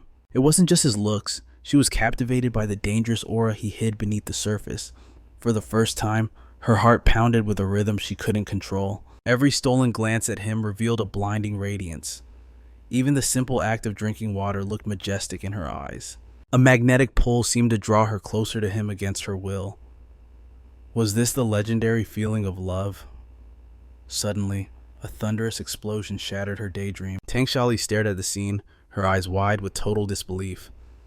The steel blade of Nangong Jun had snapped completely in half. Nangong Jun stood frozen, unable to comprehend how his precious weapon had failed him. He had poured his full power into those final strikes, but while he stood there in a daze, I launched my fist straight toward his face. I scoffed. You call yourself a genius? One moment of hesitation in battle is all it takes to die. If this were a real death match, you would have been killed 3 times over. Nangong Jun snapped back to reality and barely flashed away from my strike. I sneered at him. Go grab another weapon. Since you are the instructor, try actually teaching me something this time. Those words stripped away his pride. Nangong Jun's face twisted in pure, unadulterated fury. He snatched a long sword and channeled his inner energy to the limit. With the force of a crashing thunderbolt, he slashed down with killing intent. Fortunately, my reflexes were faster. I dodged the fatal blow, but rage boiled in my veins. To use a lethal move in practice, shameless. Nangong Jun did not stop. He flared his aura, preparing to unleash his clan's ultimate secret technique. But in a heartbeat, I crushed his attack like it was nothing. I have been patient with your arrogance for far too long. I didn't hold back. My foot connected squarely with his crotch. The crowd gasped as a high-pitched, miserable shriek echoed through the hall. I leaned in with a devilish grin. Oops. I hope nothing important broke down there. But Nangong Jun refused to accept defeat. He gritted his teeth. You call that martial arts, you possess no honor. I will report this to the great families. You will be exiled from the martial world. I stared him down and asked coldly, and how many innocents have you slaughtered? 12 more. Before he could answer, I seized his arm in an iron grip. Tang Hai rushed forward in panic. Young Master Chu, you have won. Please, let it end here. I shot back. Did you not see him break the rules and try to kill me? Do you really think a lethal strike was just a clumsy mistake? He's your senior. Tang Hui lowered his voice. He is a direct heir of the Nangong family. If you cripple him, the consequences will be unimaginable. I laughed coldly. It is precisely because of his bloodline that I spared his life until now. Tell me, if he were the one breaking my arm, would you be stopping him? Tang Hui fell silent, unable to answer. Crack. The sickening sound of bone snapping filled the silence. Nangong Jun's arm hung limp, destroyed by my own hand. But as I walked away, the adrenaline faded. I realized I might have stirred up a hornet's nest. If Elder Li finds out I crippled a scion of a great family, what kind of punishment awaits me? Or perhaps he would praise me for showing dominance. After all, the fool asked for it. Suddenly, a hand tugged at my robe. I turned to see Nangong Fei looking at me with intense eyes. Please, tell me your true name. I brushed her hand away. I told you, my name is Chu Ju. But her gaze pierced right through my lie. I started to panic. What was her angle? Revenge for her brother? No, her face held no hatred, only blank determination. Suddenly, she stepped closer and took my hand again. Her voice was a soft whisper. I want to know who you really are. She was not going to let me go. I sighed in defeat. Fine, but I have one condition. Once I tell you, you stop following me. Deal? She nodded eagerly. I cleared my throat. My name is Chu Yang Tianum. A blush spread across her cheeks as she whispered the name. Little did she know, that name would bind our fates together in ways she could never imagine. Leaving the Tang cultivation grounds, I moved quickly. I had to find the secret vault, and I had to do it alone. If Wuian found out I crushed a noble's arm, he would stick to me like glue for my protection. That would ruin everything. Meanwhile, news had already reached Wuian. He was tearing the place apart looking for me. Even Wei Shuer had no answers. Wuian was growing more frantic by the second. Is the young master hiding because of the Nangong incident? He muttered. But Wei Shuer just stared silently into the distance. Deep in the forest, night had fallen. I leaned against an ancient tree, gasping for air. It is not even autumn yet. So where on earth did all these red maple trees come from? Legend spoke of the Yan family. Centuries ago, they possessed the world's strongest guardian and controlled the entire economy of the Central Plains. They were invincible. Yet, in a single night, the entire clan vanished from the face of the earth. Ancient scrolls claimed their legacy remained. The Yan family secret vault lies beneath a mystical white maple that blooms throughout all 4 seasons. Was it just a fairy tale? Grr! My stomach roared in protest, and suddenly, the urge to give up was stronger than the desire for treasure. Forget it. Resignation washed over me. I had given it everything I had, just as I surrendered to defeat. Wei Shuer suddenly thrust a steaming bun before my eyes. I snatched the bun and devoured it ravenously, asking, "Is this entire bundle just provisions?" She nodded vigorously in response, but realization struck like lightning. My jaw dropped as I stammered, "Wait, why are you even here?" Wei Shuer simply giggled. She unloaded the supplies from her back, claiming she had found this location purely by instinct. Then, she made a solemn vow. "With me by your side, young master has nothing to fear." Despite her confidence, anxiety gnawed at me. The legend of the white maple tree was surely just a myth. Wei Shuer instantly protested, insisting she had seen it with her own eyes. I decided to play along with her fantasy. Then it must be a magnificent sight. But suddenly, I froze in my tracks. "Hold on. What did you just say you saw?" Wei Shuer replied with total sincerity. "Didn't you see it too, young master?" Her question hung in the air awkwardly. She then dragged me toward a withered, lifeless stump. I was utterly speechless. I literally pried her eyelids open and demanded, "Look closely. Is this your so-called white maple tree?" Wei Shuer pouted, tears welling in her eyes. "I am not lying. It is right there." Ignoring her nonsense, I turned away, ready to head back to the Q family estate. But at that very moment, a bizarre resonance pierced the air. A spatial rift materialized out of thin air right in front of Wei Shuer. Alarm bells rang in my head. I frantically signaled for her to retreat immediately. Though its origin was a mystery, a primal fear told me it was deadly. Yet, as Wei Shuer's finger drifted toward it, the fracture in reality began to expand rapidly. Just as I lunged to pull her back, a blinding radiance exploded outward. As my vision cleared, I gasped in disbelief. A majestic white maple tree, overflowing with spiritual vitality, now towered before me. Wei Shuer turned with a smug grin. "See, young master, I told you the truth." My mind, however, was reeling with questions. How was this possible? It was a rotted stump mere seconds ago. Was that spatial rift actually the key to unlocking the hidden realm? But how could she perceive it? I grilled her for answers, but she merely played the fool. Frustration boiled within me, but I was helpless. I would interrogate her later when we returned safely. For now, the priority was locating the secret vault. I scanned the perimeter of the ancient maple until I found a cavernous opening pulsating with a violet lightning aura. While I hesitated, analyzing the danger, Wei Shuer leapt into the abyss without a second thought. "Young master, this is the way." "Come on," she called out. Gritting my teeth against better judgment, I dove in after her. Little did we know, a high-level enforcer from the Nangong family had been stalking us from the shadows the entire time. Landing in the secret vault, I immediately warned Wei Shuer to stop acting so recklessly.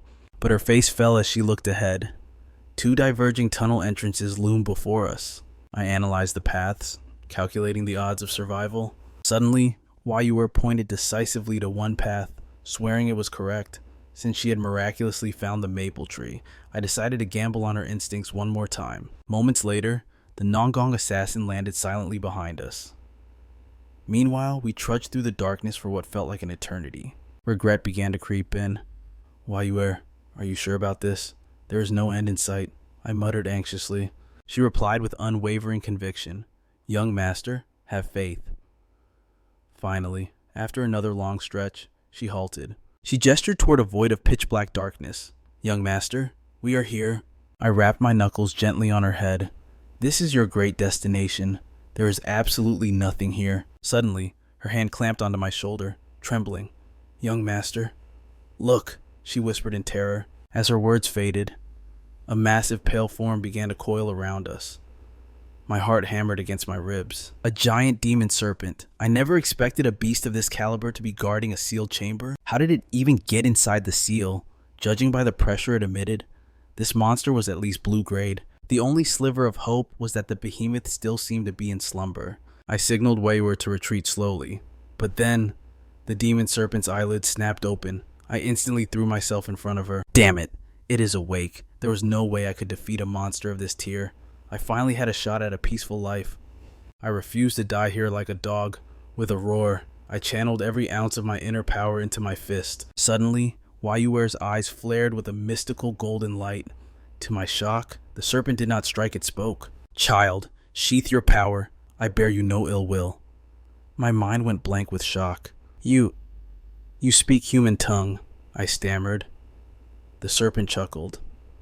I am merely curious how a child, not of the Yan bloodline, could locate this sanctum. Realizing fighting was futile, I recounted our entire journey to the ancient beast. The great serpent seemed to ponder my words before fixing its gaze upon me, demanding the true reason for my intrusion. If this ancient demon serpent sensed our true intent, escape would be nothing but a fantasy. I tried to play the fool, claiming we had merely stumbled in by accident. However, the creature's gaze pierced right through my lies. It spoke, its voice thundering. You seek the secret vault, do you not? Alas, the treasure you crave has long since vanished. But tell me, child, I have one final question. What is your definition of destiny? My mind went blank. What sort of riddle was this? I scoffed. What kind of nonsense question is that? For a moment, the serpent froze. Before erupting into a roar of laughter, but watching it, a chill ran down my spine and my expression darkened. Had this guardian beast lost its mind? Then its laughter died down.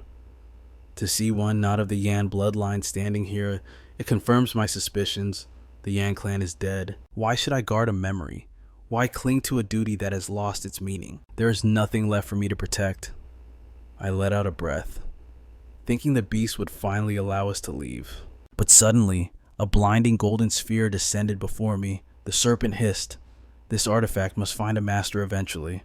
Why not you, who carry such burdens in your heart, might accept its weight better than most? Before I could decipher the cryptic wisdom in its words, the golden sphere began to flicker violently. Panic seized me, this energy. It clearly lacked the aura of a magic stone, yet my 1,000 absorption technique triggered on its own. This sensation was alien, far more potent and volatile than any stone I had ever devoured. As the golden radiance intensified, a searing agony began to tear through my body, growing stronger by the second. Just as my consciousness faded, Wei Shuer placed a hand on my back. A surge of inner power flowed into me, not to harm, but to stabilize. But the overwhelming pressure was too much. Darkness took me. With the boy unconscious, the demon serpent turned its gaze to the girl. Are you satisfied now? It asked. Wei Shuer stood tall, terrifying waves of inner energy radiating from her. Her voice was cold. You dare ask if I am satisfied? The serpent scoffed. Retract your aura. Power of that magnitude does more than just knock mortals unconscious. You know this well. The serpent asked, its curiosity piqued. Since you understand the consequences, why do you interfere with the flow of fate? Is this truly your choice? Wei Shuer countered. And why did you gift him such a precious gem? The serpent replied. A mere variable in the grand scheme, waiting for a master who will never return, is a lonely existence. I have let it all As the last word echoed, its massive body began to disintegrate. It transformed into fragments of light, vanishing into the ether of the room. Wei Shuer sighed, lamenting the cruelty of destiny. She looked down at my sleeping face. You are as oblivious as ever. You fear death so much, clinging to your second life, yet you shielded me without a second thought. Suddenly, a voice resonated within her own mind. Can you return my body to me now? Wei Shuer whispered internally. I need to borrow it a while longer. The danger has not passed. Indeed, the rat trailing them had finally caught up. Wei Shuer's demeanor shifted instantly. Leave now, or this chamber becomes your tomb. The man sneered in disdain. I never expected the young master to lose to a brat who faints from a simple mountain hike. Hand that boy over, and I might spare your miserable life. Wei Shuer tilted her head coldly. Is this the command of the Nangong patriarch, or that waste of a son, Nangong Qingjun? The man pressed his blade to her throat, furious. Watch your tongue. How dare you insult the head of the Nangong family? Wei Shuer simply pressed a finger to her lips. Shh, you are too noisy. A flash of golden light sliced the air. The man didn't even realize it until he saw his own severed arm hitting the floor. An agonized scream tore through the silence. Wei Shuer's eyes narrowed into slits of cold fury. I said, be quiet. He is sleeping soundly. We must not wake him. It turned out Nangong Qingjun could not stomach the humiliation after I shattered his arm earlier. Convinced I used demonic arts to defeat him, he dispatched his trusted executioner, Matai, to enact a plan of vengeance. But he had been paralyzed by fear of the Qi family's bodyguard, Wuian, whose strength was unfathomable. They waited in the shadows, only striking now that I had shaken off Wuian to search for the secret vault alone. Nangong Qingjun had ordered my death. Now, his henchman Ma Tai begged for mercy, but the only answer he received was the cold glint of a sword. Wei Shuer sighed. Did I not tell you to be silent? I have no time to waste on trash. Her gaze drifted back to me. Ma Tai scrambled to flee, terror etched on his face. But before he could take 3 steps, a sword light swept past him. A single slash. Clean. Precise. His head parted ways with his shoulders. Wei Shuer looked at the corpse with a hint of regret. I wanted your first kill to be your own choice. I apologize that this uninvited guest forced my hand. Truly sorry. The voice in her mind grew urgent, demanding she return control of the body immediately. Wei Shuer apologized to the soul within her. I know it is selfish, but please, let me stay just a little longer. An ethereal voice resonated within the depths of her consciousness. This vessel belongs to you. The entity known as Wei Shuer affirmed, from this moment until the end of time, this body is yours to command. The connection faded. Her gaze lowered, heavy with unspoken emotion. Young Master Chutian, the time has come for our paths to part. May fate bring us together once more.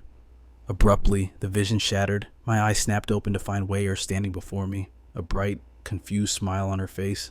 I scrambled to my feet, scanning our surroundings. My memory was a haze. I recalled the white maple tree and the terrifying white demon serpent lurking in the secret vault, but now they were gone. That ancient beast had bestowed upon me a golden pearl, an artifact of immense power that my body had completely absorbed. I desperately tried to piece together the events involving Wei Shuer, yet, when I looked at her, her expression was one of pure bewilderment. A snake, a pearl, young master, were you having a nightmare? Her words struck me dumb. I stammered, don't tell me. You have no memory of what happened. I found a legendary tree and received a treasure from a giant serpent. I muttered to myself, who in the world would believe such a tall tale? I sighed, looking at her. Why is it that your logic only works when it's inconvenient? But that leaves one question: who transported us to safety? Wei Shuer was just as clueless. Her memory was blank until the moment she woke up. Suddenly, a sharp, searing pain pulsed through my chest. Sensing the anomaly, I immediately sat in the lotus position, circulating my inner power to stabilize my core, just as I suspected. Since assimilating that golden pearl, my cultivation base had skyrocketed. I hadn't just solidified my standing as a 3-star expert, my reserves were overflowing, bordering on the 4-star realm. This surging power was proof enough my memories were real. Did the demon serpent save us and wipe Wei Shuer's memory? A mystery for another time. If we lingered here any longer, Wuian would lecture my ears off. Deciding to move, I crouched down and signaled to Wei Shuer. Hop on. Walking down the mountain takes a full hour, but with you on my back, we'll fly down in half the time. Wei Shuer's face turned crimson. But I ate so much yesterday. I might be heavy. Ignoring her protest, I hoisted her up and activated the firewheel technique. The results were exhilarating, with the amplification of my 3-star cultivation backing the technique. A body that once felt burdened by gravity now moved with the weightlessness of a feather drifting in the wind. Meanwhile, back at the pavilion, Wuian paced anxiously. The young master had been missing for an entire day without a trace. A sudden gust of wind announced our arrival. Wuian turned to see me landing gracefully with Wei Shuer on my back, and his relief instantly turned to scolding. "Young master, where in the heavens have you been, vanishing without a single word?" I scratched my head with a sheepish grin. "Relax, I'm back in one piece, aren't I?" Just as Wei Shuer opened her mouth to explain, I clamped my hand over her lips. "We just went for a scenic stroll in the grove." I lied smoothly, but Wuian narrowed his eyes. "Young master, your inner power fluctuation has intensified significantly. Did you encounter something out there?" I sighed internally. Nothing escapes the senses of a first-rate expert. Realizing I couldn't hide it completely, I gave a vague explanation about stumbling upon a minor fortuitous encounter. Later, entering my chambers, I was greeted by an unexpected sight. Tang Xiaoli and Nan Gongfei were waiting for me. Xiaoli was so startled she dropped the snack she was holding. I turned to the Tang clan heiress first. "Were you waiting for me?" Then, I shot a glance at Nan Gongfei. "And didn't you promise to stop pestering me?" Xiaoli claimed she wasn't waiting specifically for me, while Nan Gongfei insisted she wasn't there to cause trouble. My patience wearing thin, I crossed my arms. "Then what, exactly, is the purpose of this visit?" In perfect unison, they chirped. "We just came to say hello." Suddenly, Nan Gongfei raised her hand, her eyes sharp. "Young Master Chu, your inner power has surged, since you've improved. How about a sparring match?" Hearing this, I shot a desperate look at Wuian. Understanding the signal instantly, my loyal guard promptly ushered the 2 troublesome guests out the door. Before leaving, Tang Xiaoli slipped an invitation into my hand. "This is for the Tang clan's weapon exhibition next year. Please, you must attend, young Master Chu." Knowing I might not even be around by then, I forced a smile and accepted the invitation to keep the peace. As they walked away, Tang Xiaoli noticed a strange, lingering expression on Nan Gongfei's face. A sudden thought struck her. She leaned in tentatively. "Sister Nan Gong? Be honest. Do you have feelings for young Master Chu?" Nan Gongfei paused, pondering the question deeply before replying. "What is, like?" The answer was so innocent it made Xiaoli stammer, too embarrassed to explain the concept of romance. She helplessly dropped the subject. Breaking the silence, Nan Gongfei asked, "Xiaoli, didn't you mention you had something to give me?" "Oh, that invitation? It was originally meant for you. I don't know why I handed it to young Master Chu instead." Nan Gongfei patted her head gently, interrupting her apology. "It is fine. In fact, you did well." Hearing this praise, Xiaoli's mood brightened instantly. "To make it up to you, let me treat you to the finest poisons in the market." Little did she know, in Nan Gongfei's eyes, Xiaoli currently radiated an aura that was utterly repulsive. The scene shifted to the dark halls of the Nangong estate. The family head stood in the shadows, his voice dripping with disappointment as he reprimanded Nangong Qingjun. "I sent you to that academy for one purpose only, to keep a close watch on your sister. But not only did you suffer a humiliating defeat against a nameless nobody, you also allowed your personal shadow guard to vanish without a trace." Nangong Qingjun ground his teeth, his mind racing. Why hadn't Matai returned? He was a top-tier expert. Surely he couldn't have failed. Suddenly, a terrifying wave of inner energy exploded from the family head. His voice boomed. "Do you know why you truly disappoint me? I care nothing for broken rules during sparring, nor do I care about public humiliation caused by your own weakness. My disappointment stems from your sloppy aftermath. You failed to clean up the mess. However, I shall spare you severe punishment this time. Go into seclusion and reflect." Nangong Qingjun accepted the order with a grimace, muttering curses about the Kuyu family under his breath. The family head turned to leave, but paused, his silhouette imposing. "From this moment on, you are forbidden from provoking that family again." Nangong Qingjun spun around, bewilderment on his face. "Father, what do you mean?" A single, freezing glare from the family head silenced him instantly. Terror seized Nangong Qingjun, forcing him to bow his head in submission. The family head stated coldly, "You will understand the weight of this decision when you lead this clan one day. Until then, Banish any ill intent toward the Kuyu family. Fate may soon unite us as kin. Nangong Qingjun nodded mechanically, but then the words registered. Father? Did you say family? The scene shifts abruptly. Meanwhile, I stood paralyzed by the news. Elderly, what? What did you just say? Elderly repeated the bombshell. Your marriage engagement is officially on the table. I stared at him, convinced the old man was playing a cruel prank. After all, the Pang family had just tossed me aside. How could a renowned waste like me possibly secure another match? Elderly scoffed. Do you plan to die alone? I arranged this personally. Just accept your fate and agree. Even with his assurance, the words refused to sink in. Suddenly, my guardian stepped forward. Young master, the rumors are true. The news has already swept through the entire manor like wildfire. My mind raced in circles. The scandal of my broken engagement with the Pang family was public knowledge by now. What prestigious family would willingly bind themselves to a man with a ruined reputation like mine? I turned to the elder, voice trembling. Which family is it? Elderly smirked proudly. Brace yourself for a shock. It is the Nan. Before he could even finish, the realization hit me like a lightning bolt. In perfect sync, we both uttered the terrifying name, the Nangong family. But why? What could that powerhouse clan possibly want from me? Then, a chilling thought struck. Wait. Doesn't the Nangong mainline only have one daughter? Elderly nodded. Correct. You likely met at the Tang military exhibition? I froze, then screamed in pure horror. You mean that lunatic, Nangong Fei? I was completely dumbfounded. Why on earth would that psycho want to marry me? Elderly scolded me immediately. Watch your tongue. That is your fiancé. This is a decision made by the highest order. If you have objections, take it up with the family head. But he wasn't done destroying my peace of mind. A sinister grin curled his lips. Oh, and Yang Tian. Your eldest sister has returned. My blood ran cold. The memory of that overlord resurfaced one of the three venerables who once judged me. This is a golden age, he had said. Geniuses rise like bamboo shoots after the spring rain. But you, born in this era of monsters, you are painfully mediocre, ordinary. Compared to your sister, the Black Phoenix Chief Fei, you are mud beneath the clouds. Since childhood, her care was more terrifying than death itself. I had to run. I had to hide. I turned to flee, but Elderly's iron grip clamped onto my shoulder.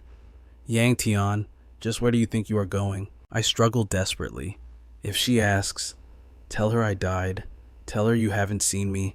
Elderly looked baffled. It has been years since you saw her. Do you not miss your own flesh and blood? Do you know what she'll do to me? I yelled. Thrashing? I'm disappearing for a few months. Let me go. Cover for me. Elder. But he ignored my pleas, threatening to knock me out cold if I didn't calm down. Suddenly, a voice familiar, beautiful, and absolutely terrifying drifted from the hallway. My dear little brother. Come out and play. I shook like a leaf and screamed at Wuian. Block the door now. Wuian was confused but sensed my sheer panic. He grabbed a broom and jammed it against the handle. Young master, it's just your sister. Is this siege defense really necessary? Before I could answer, her voice pierced through the wood. Sister has returned home. Yet my dear brother dares to barricade the door. Before Juan could even react to the thunderous boom, eldest sister stormed in, her body radiating a terrifying aura of internal energy. How rude, my dear little brother. I stared at the nightmare unfolding before me, my eyes completely devoid of life. Suddenly, the crushing pressure vanished. She hinted for me to greet her, but I turned my head, feigning ignorance of her presence. Seeing this, eldest sister cut straight to the chase. Yang, you've grown quite bold recently. Have your knees forgotten how to bend? Thud. Before she finished, I dropped to my knees with practiced perfection. Elderly burst into hearty laughter. Ah, Sister Shui, you are still so affectionate. I heard that as the sword team captain, you played a legendary role in the last mission. Eldest sister scratched her head, feigning modesty. Elderly is too kind. It was entirely due to the blood and sweat of my team members. Pleasantries over, her expression instantly darkened. She turned on me. Do you know where you went wrong? My mind raced in utter confusion. Was it because I blocked the door, or because I attempted to flee? No.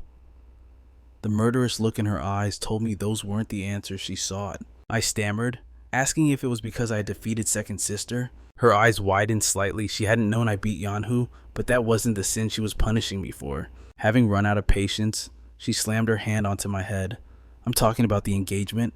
Why didn't you tell your big sister first? Lethal energy gathered in her fist as she spoke. I panicked. I just found out myself. Why do I have to report everything to you? Wrong answer. Fury blazed in her eyes, and she swung her fist to crush me. Wuian stepped forward bravely to interrupt. Eldest miss, please. One cold glare from her silenced him instantly. Wuian immediately retreated, abandoning me. Please, do as you wish with the young master. I was left with nowhere to hide. Suddenly, Wei Shuer stepped between us, shielding me from the blow. Eldest sister froze, staring at Wei Shuer with a puzzled expression, terrified. I ordered Wei Shuer to step back.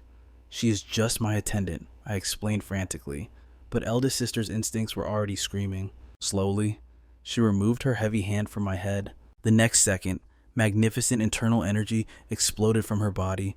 Little brother, who exactly is she? Before I could explain, she gathered devastating power into her left hand.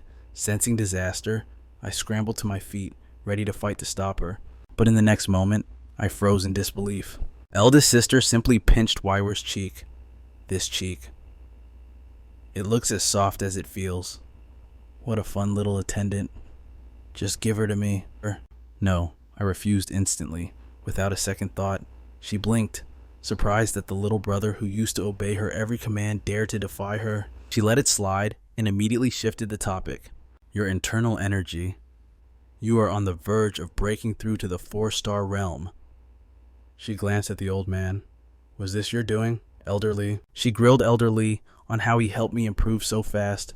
When he denied doing anything, she hesitated. Never mind. The family head is summoning you. Go now. As I turned to leave, she tossed an object through the air. I caught it, staring at the item in confusion. This is a magic stone.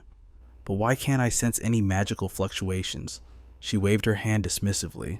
I just bought it at a general store. Wear it at your waist. Always. If I find you're not wearing it, or if you lose it, Big Sister will give you plenty of loving care. As she spoke, a trace of relief softened her features. Yang Tian, I knew you could do it. Those words struck me. In my previous life, she said those exact same words right before she died. Although she terrified me every time we met, I knew the truth. She was the only person in this entire family who genuinely cared about my life. After I disappeared, she turned back to the old man. Elder Li, did you really not intervene? Elder Li insisted. I truly did nothing. This left her completely baffled. I remember last winter, he was merely 1-star trash. He couldn't even use internal energy to warm his own body. Even his movements were clumsy and methodless.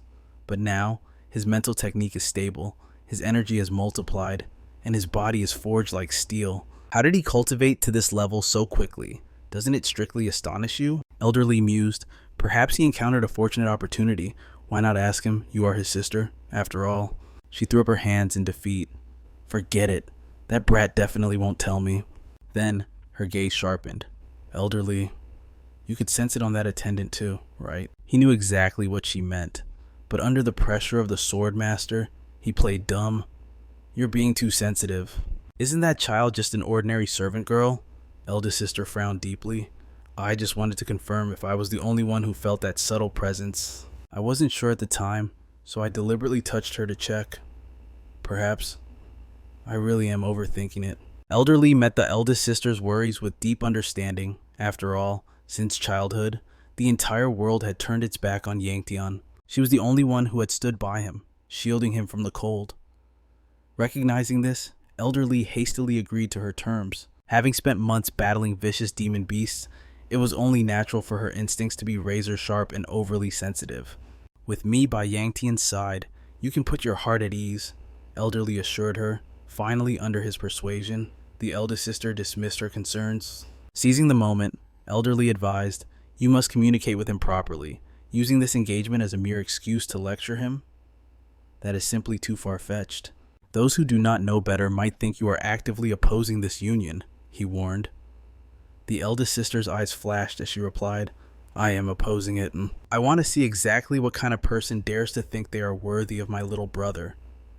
The scene then shifted to the oppressive atmosphere of the family head's chamber. The family head sat upon his throne, demanding I confirm whether I was the one who shattered Lei Long's arm. I let out a heavy sigh and spoke the truth. He was the one who challenged me to a spar, but he broke the rules and used a lethal killing move. I simply returned the favor.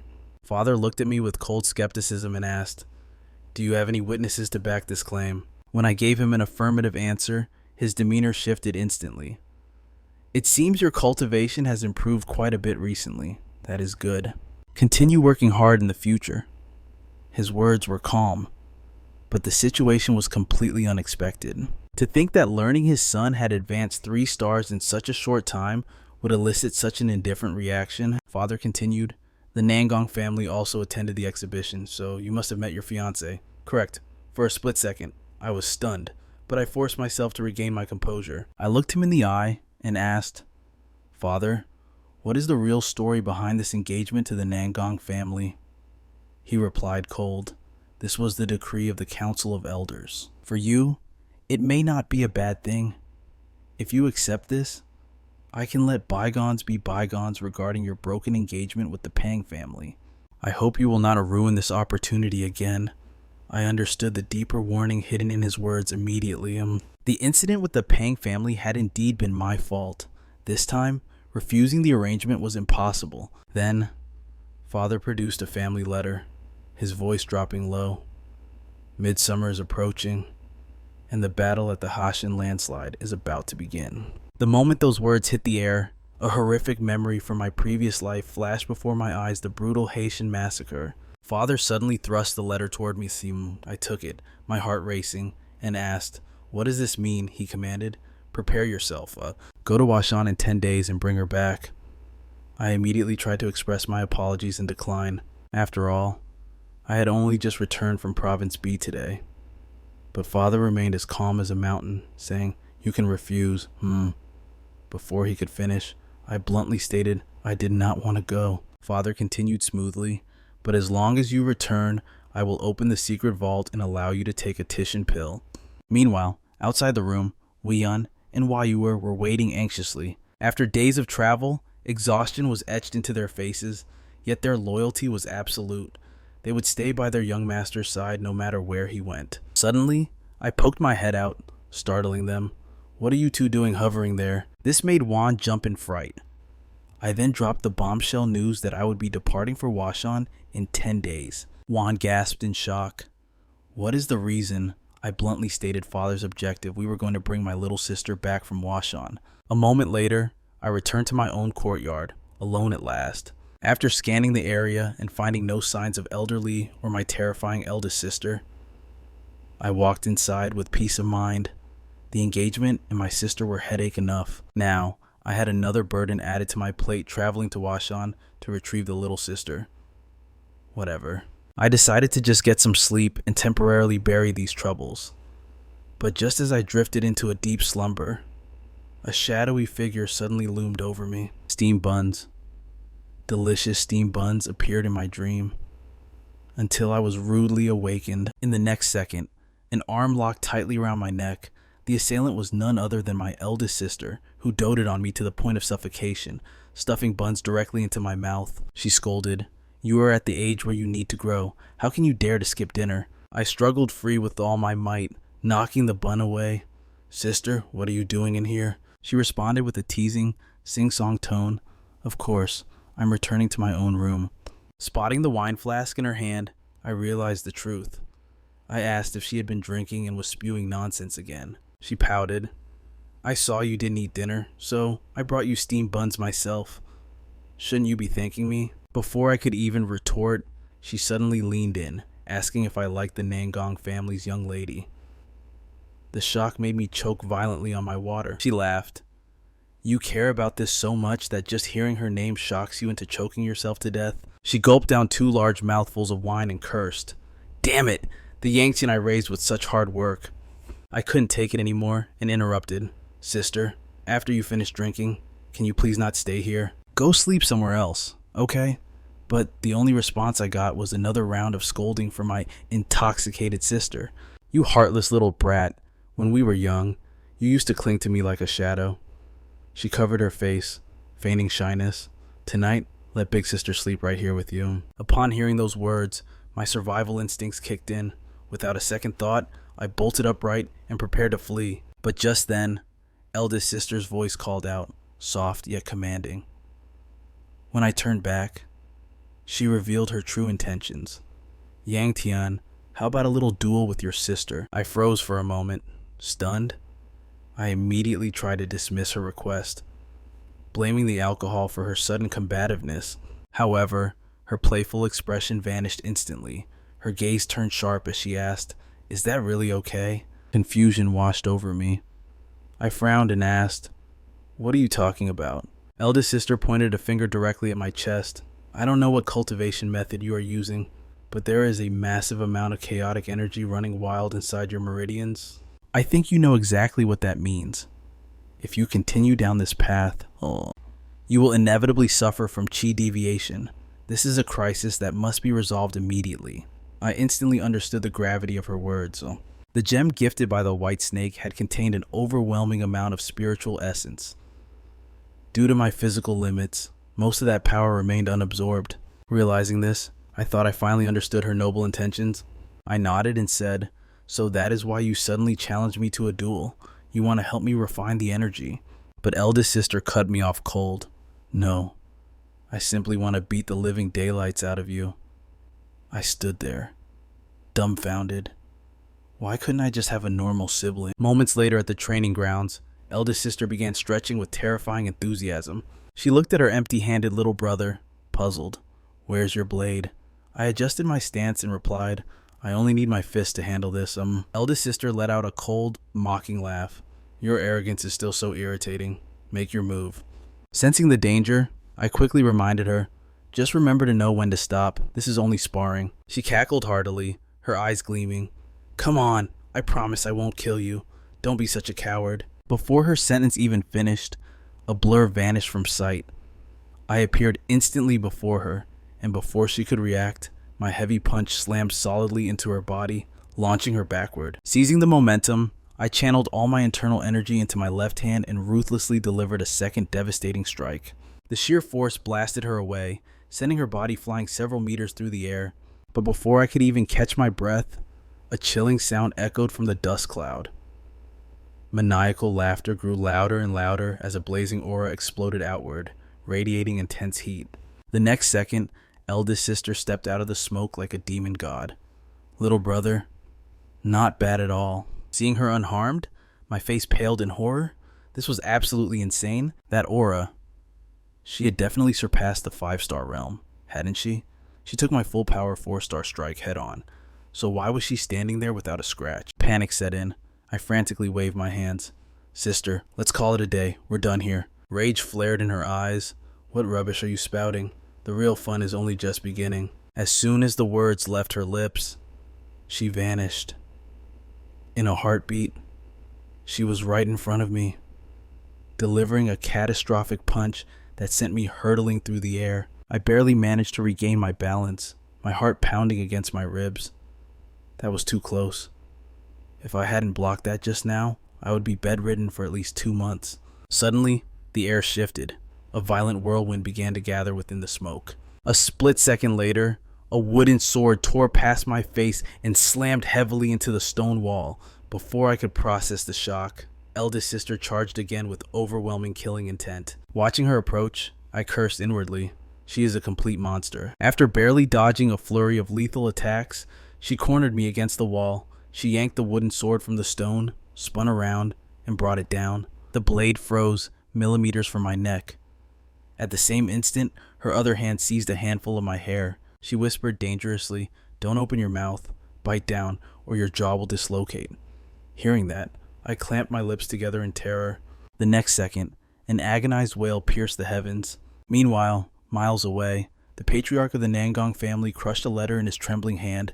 What is the meaning of this? A servant bowed nervously. The young miss left this note and ran away from home.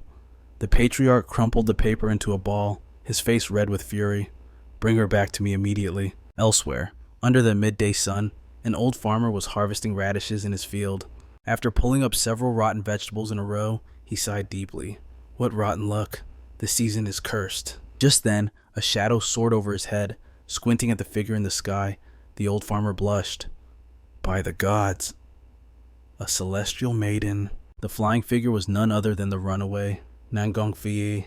She descended briefly to ask the way to the provincial capital. The awestruck farmer raised a trembling hand and pointed toward the east. But without a word, Nangongfei immediately flew off in the exact opposite direction, leaving behind a heavy silver ingot as payment. The old farmer stared at the treasure in his hand, caught between shock and joy. That fortune alone was enough to feed his entire clan for months without a single worry.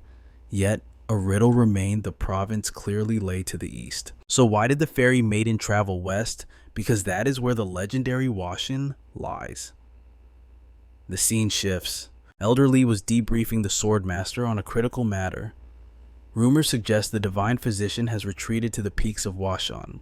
What is your next move? The Swordmaster knew the physician was unpredictable, but Wuian, that destination was completely unexpected. Elder Li cautioned, the intelligence might be flawed. Since you are posing as a lowly attendant to mask your aura, you must remain unseen. Do not reveal your true self yet.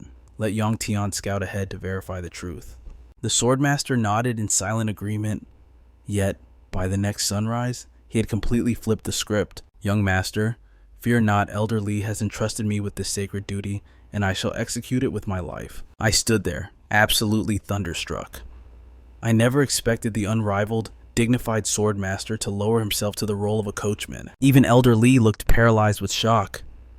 Who knew the stoic master possessed such deceptive acting skills? Originally, neither the Swordmaster nor Wei Shuer were even on the roster for this expedition to Wuian.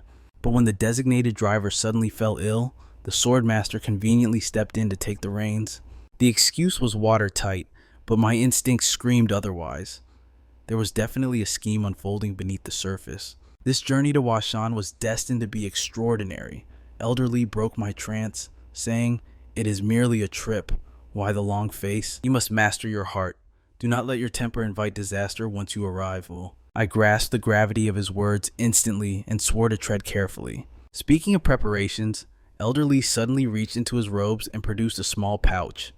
An intoxicating, rich fragrance instantly filled the air. He waved it off casually. It is nothing remarkable. Just a common stone I picked up. I called his bluff immediately. That aura, that scent. This was clearly a priceless treasure. Caught in the lie, only then did Elder Li confess, "Fine, it is the plum blossom smoke crystal. One of the 4 great treasures of Wuian." Stunned by his indifference, I stammered, "Is that not a national treasure? Wait, why do you have it, and why give it to me?" Elder Li shrugged. "I won it in a drinking bet and forgot to return it. Take it back from me when you arrive." I was flabbergasted. "You want me to carry this? Surely there is a safer method of delivery." Elder Li glanced sideways, his eyes gleaming. "There is no courier safer than you." I followed his gaze and realized the truth. If Elder Li knew the Swordmaster's true identity, then with the legend driving my carriage, I was the safest person on earth. As the moment of departure arrived, I looked around desperately. Where is eldest sister? Elder Li sighed. She cannot bear the parting. She is likely hiding somewhere, shedding tears in secret. Go now. I will ensure she knows you left safely. As the carriage rolled away, Elder Li turned to the empty shadows. Will you not even say goodbye? Hidden in a secluded corner, eldest sister was curled into a ball, trembling. She sobbed uncontrollably. I cannot let Yang Tian see me break down like this, Elder Li chided. He is not a toddler anymore. Why do you worry so? She snapped back, fury mixing with grief. His constitution is frail. How can I not worry, Yang Tian? Please come back alive. Meanwhile, on the road, I pestered Wuian endlessly. Are we there yet? How much longer? Wuian forced a strained smile. Young master, that is the 30th time you have asked that question. If I must answer, we still have several days of travel left. My soul left my body. I had heard that answer 30 times too. Suddenly, the Swordmaster Wei Xiaojun turned with a gentle smile. Young master, are you feeling unwell somewhere? Panic spiked in my chest. I stammered. No, I'm just bored to death. That is all. He had no idea that he was the source of my stress. How does one relax when a living legend is your driver? I tried to distract myself with food.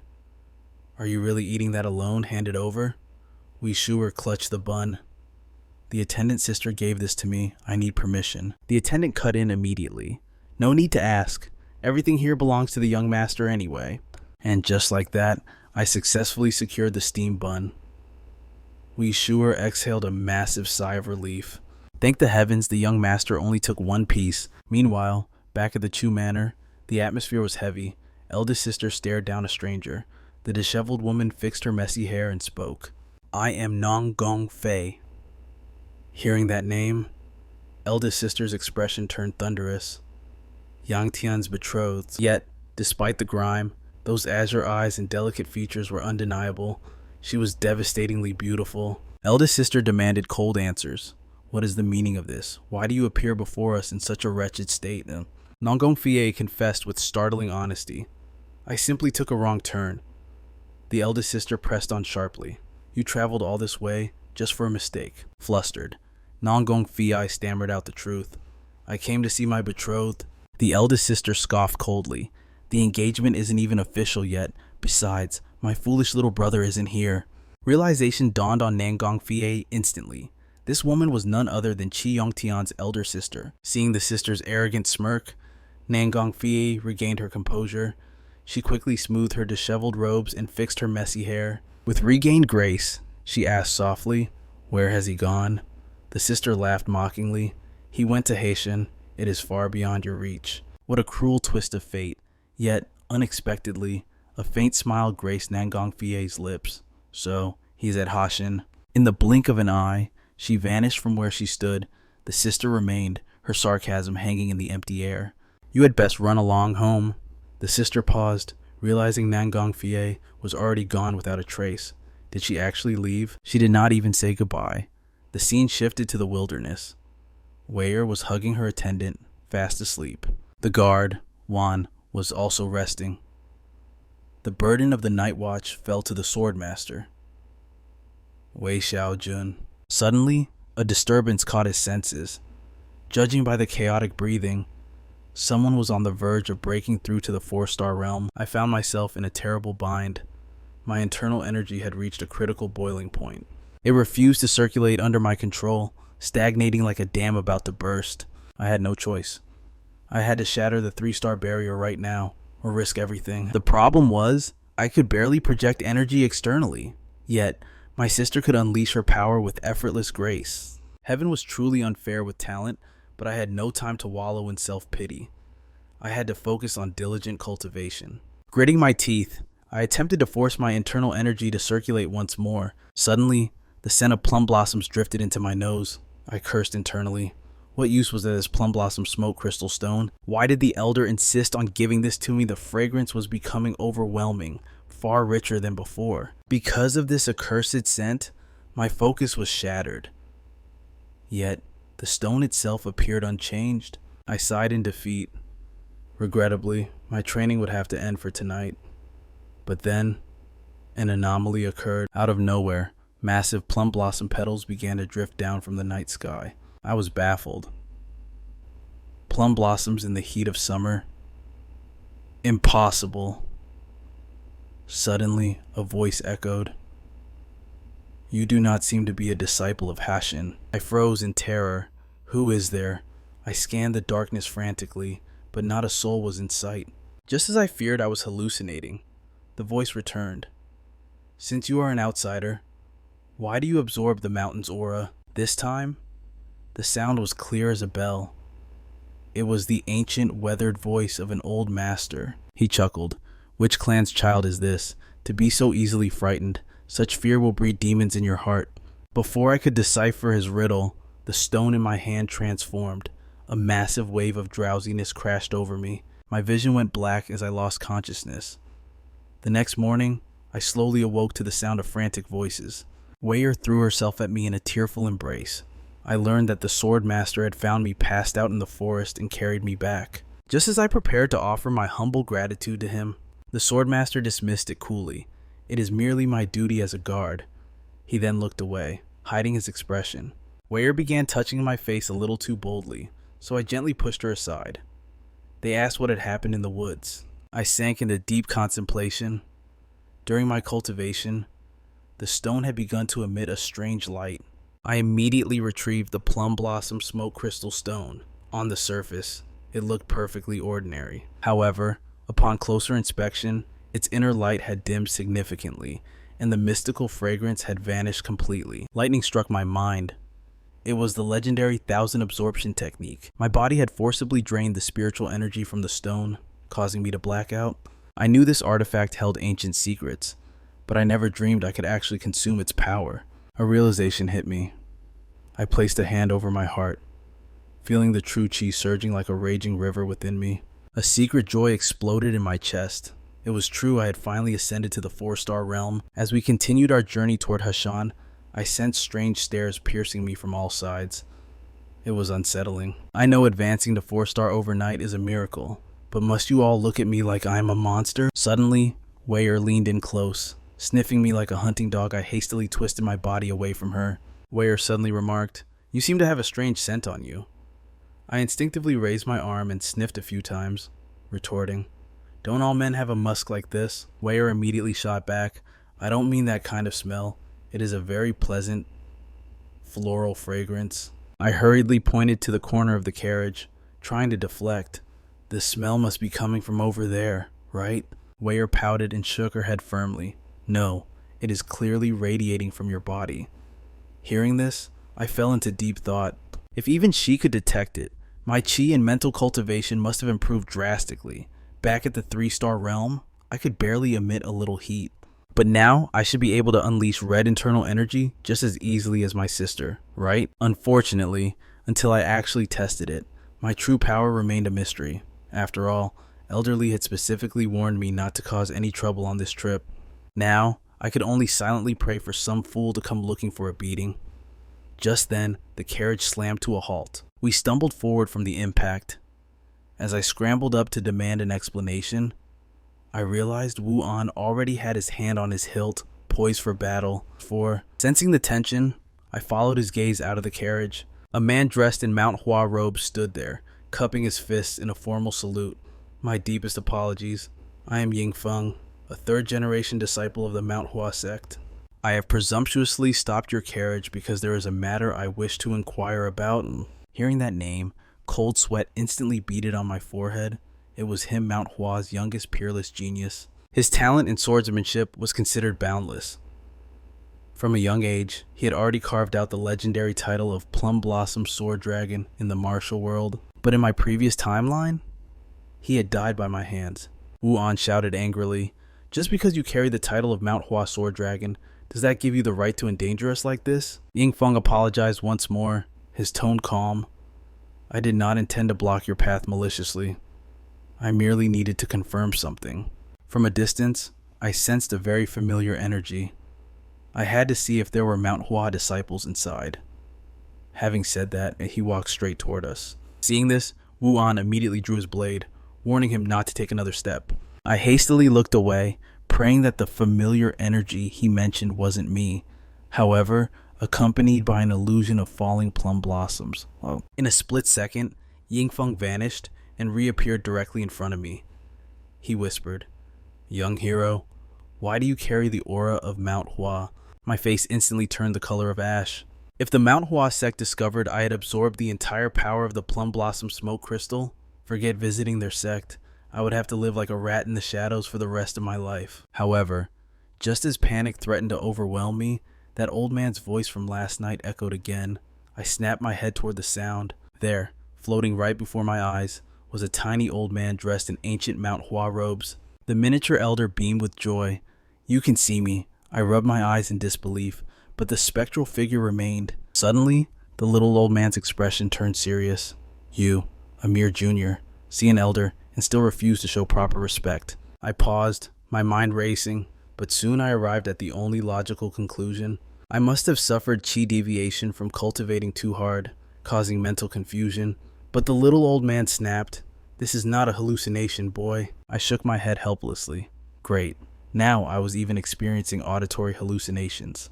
Seeing my erratic behavior, Yingfeng asked in confusion, "Are you feeling unwell, young hero?" I pointed a trembling finger at the spirit and asked, "Can you not see this old geezer the size of a bug right here?" And you didn't hear that loud voice just now.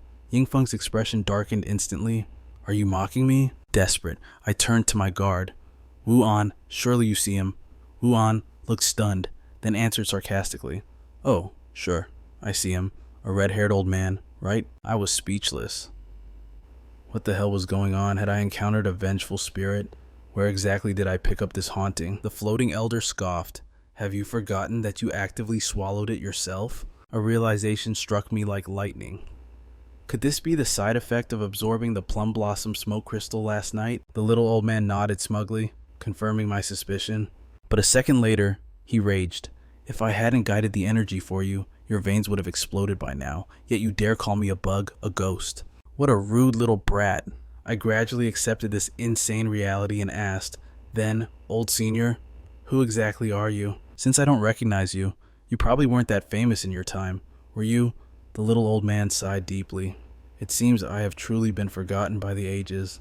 If this were the old days, a single glance from me would have scared you witless. He cleared his throat and declared with immense gravity, Listen well, for I shall only say this once. I am the 8th generation sect leader of Manhwa, the Sword Immortal Shenzhen. Hundreds of years before the heavenly demon emerged, the world was nearly destroyed by the massive blood demon war. Back then, 5 legendary grandmasters rose up to end that catastrophe. Even as eras change, their prestige remains eternal in the annals of history. As a descendant of a renowned martial arts lineage, that title strikes a chord deep within my soul. If one were to ask who commands the most reverence among Mount Hua's warriors, second only to the sect leader, the answer is absolute. It is the legendary Mount Hua Sword Immortal. But could it be, is this legendary figure truly the pint-sized old man floating before my eyes? Suddenly, the old man's aura flares with indignation. You dare address me as a bug again, he scoffs, crossing his arms. Now that you know my true identity, shouldn't you show a little reverence? And beside me, Yingfeng and Wuian stare blankly, unable to see the spirit, their faces masks of confusion. I turn to the spirit, Shenji, and whisper, The plum blossom smoke crystal has existed for centuries. Have you been sealed inside the stone all this time? Shenji shakes his head. No, I only awakened the moment you laid hands on the artifact. His eyes narrow sharply, but that raises the real question. You are not a disciple of Mount Hua, so how is it possible for you to absorb the crystal's pure aura? I fall silent, my mind racing. Whether he is the true sword immortal or an imposter spirit is irrelevant now. I am standing on the precipice of a disaster. Having an outsider absorb Mount Hua's sacred treasure is a death sentence in itself. But the bigger problem, I cannot explain how I did it. The silence stretches, heavy with tension. I certainly can't confess that I wield the forbidden demonic arts of the demon cult. Seeing my hesitation stretch into awkward silence, Shenji sighs. Forget it. Everyone harbors secrets they wish to take to the grave, especially a brat like you. Relief washes over me like a cool breeze. I quickly bow, expressing my profound gratitude for his understanding. But Shenji's expression darkens. Don't celebrate yet. A much larger headache is approaching fast. You had better prepare yourself. Before I can decipher his warning, the sound of tearing wind screams through the air. Swoosh. Several figures descend from the sky, landing heavily to block our carriage's path. Yingfeng steps up calmly. Stay calm. These are my martial brothers from Mount Hua. But before he can finish, bam, with a brutal kick, Wuan pins Yingfeng to the dirt, his blade instantly pressed against the disciple's throat. Young master, stay back. Wuan's eyes blaze with vigilance. These men radiate killing intent, do not be deceived. Pinned to the ground, Yingfeng grunts. Although, I don't know why they are enraged. I swear on my life, let me speak to them, and I will resolve this. Hearing this, Wuan hesitates, his grip loosening slightly. Are they truly from your sect? Yingfeng confirms it frantically, pointing to the plum blossom embroidery on their robes, the symbol of Mount Hua's elite. He looks at me with pleading eyes, and I signal Wuan to stand down. Let him go. Yingfeng sighs in relief, dusting himself off. He signals that we are safe, then walks confidently toward the tense group of warriors. He approaches with a friendly smile. Wham! The leading senior brother drives a heavy fist straight into Yingfeng's face without hesitation, but then he bows to us. Apologies, the warrior says. We seem to have dragged you into our internal mess. Seeing the hostility fade, I return the bow, maintaining proper etiquette. We apologize as well. Drawing blades without understanding the situation was rash, or I frowned slightly. But tell me, why have Mount Hua's elite descended so far from the mountain? Has a calamity occurred? The senior brother grimaces. It is a difficult matter. Yingfang, nursing his bruised jaw, interjects. It is because our warriors have been vanishing into thin air recently. A chill runs down my spine. The Mount Hua Plum Blossom Sword Squad is not weak. For them to disappear without a trace suggests a terrifying enemy. The senior brother glares at Yingfang. Our mission was merely to patrol the perimeter, but this idiot claimed he sensed Mount Hua's aura and bolted off track. Hearing this, panic spikes in my chest. I shoot a desperate glance at Shenji. The spirit signals for calm. Relax. I have already cloaked your internal aura from their senses. But as the senior brother steps closer, his nose twitches. Wait. I still smell the faint fragrance of plum blossoms on you. Shenji nods at me. Show them the stone. I hesitate, then reveal the plum blossom smoke crystal. The disciples gasp, their eyes widening in shock. That is the master's lost treasure. He lost it while drinking. How do you possess it? I step off the carriage, straightening my robes to display noble dignity. I am Qiu Yangtian of the Qiu family. I hold the crystal forward with both hands. I have traveled this long road solely to visit Mount Hua and return this borrowed treasure. The senior brother's demeanor shifts instantly. A distinguished guest from a noble house, and he bows low, shame coloring his voice. To show hostility at our first meeting. We are truly ashamed. Suddenly, Yingfang perks up. Oh, right, your sister is... Before he can finish, a hand slams over his mouth to silence him. A bad feeling settles in my gut. My little sister, I ask tentatively. She hasn't caused you any trouble, has she? The senior brother freezes. A stiff, painful smile forces its way onto his face. Not at all. The lie is so obvious it hurts. I sigh, understanding immediately. Once we reach the mountain, I will collect her and leave at once. Upon hearing this, the senior brother's eyes light up with salvation. He grips my shoulder with the intensity of a dying man finding water. Young Master Q, please go quickly, return quickly, save us. I stand there, speechless. Just what kind of catastrophic terror has my little sister unleashed upon these poor souls? The night deepens, hiding my growing dread. A delicate hand rapped gently against the wooden door. Upon hearing the permission from within, the little sister slipped inside, stepping as lightly as a ghost. The old man gazed at her with warmth, yet his eyes held a question. You fear the darkness of the night, child. Why do you brave it to visit me every single time? In a heartbeat, the little sister threw herself into the old man's embrace, her voice trembling. Master, is the pain any better today? A serene smile touched the old man's lips, masking the truth. The days where you can visit me like this are becoming a luxury we can no longer afford. The weight of his words crushed her, but her resolve was iron. She made it clear she would remain by her master's side for a lifetime, no matter the cost. But the master pressed on, his voice heavy with concern.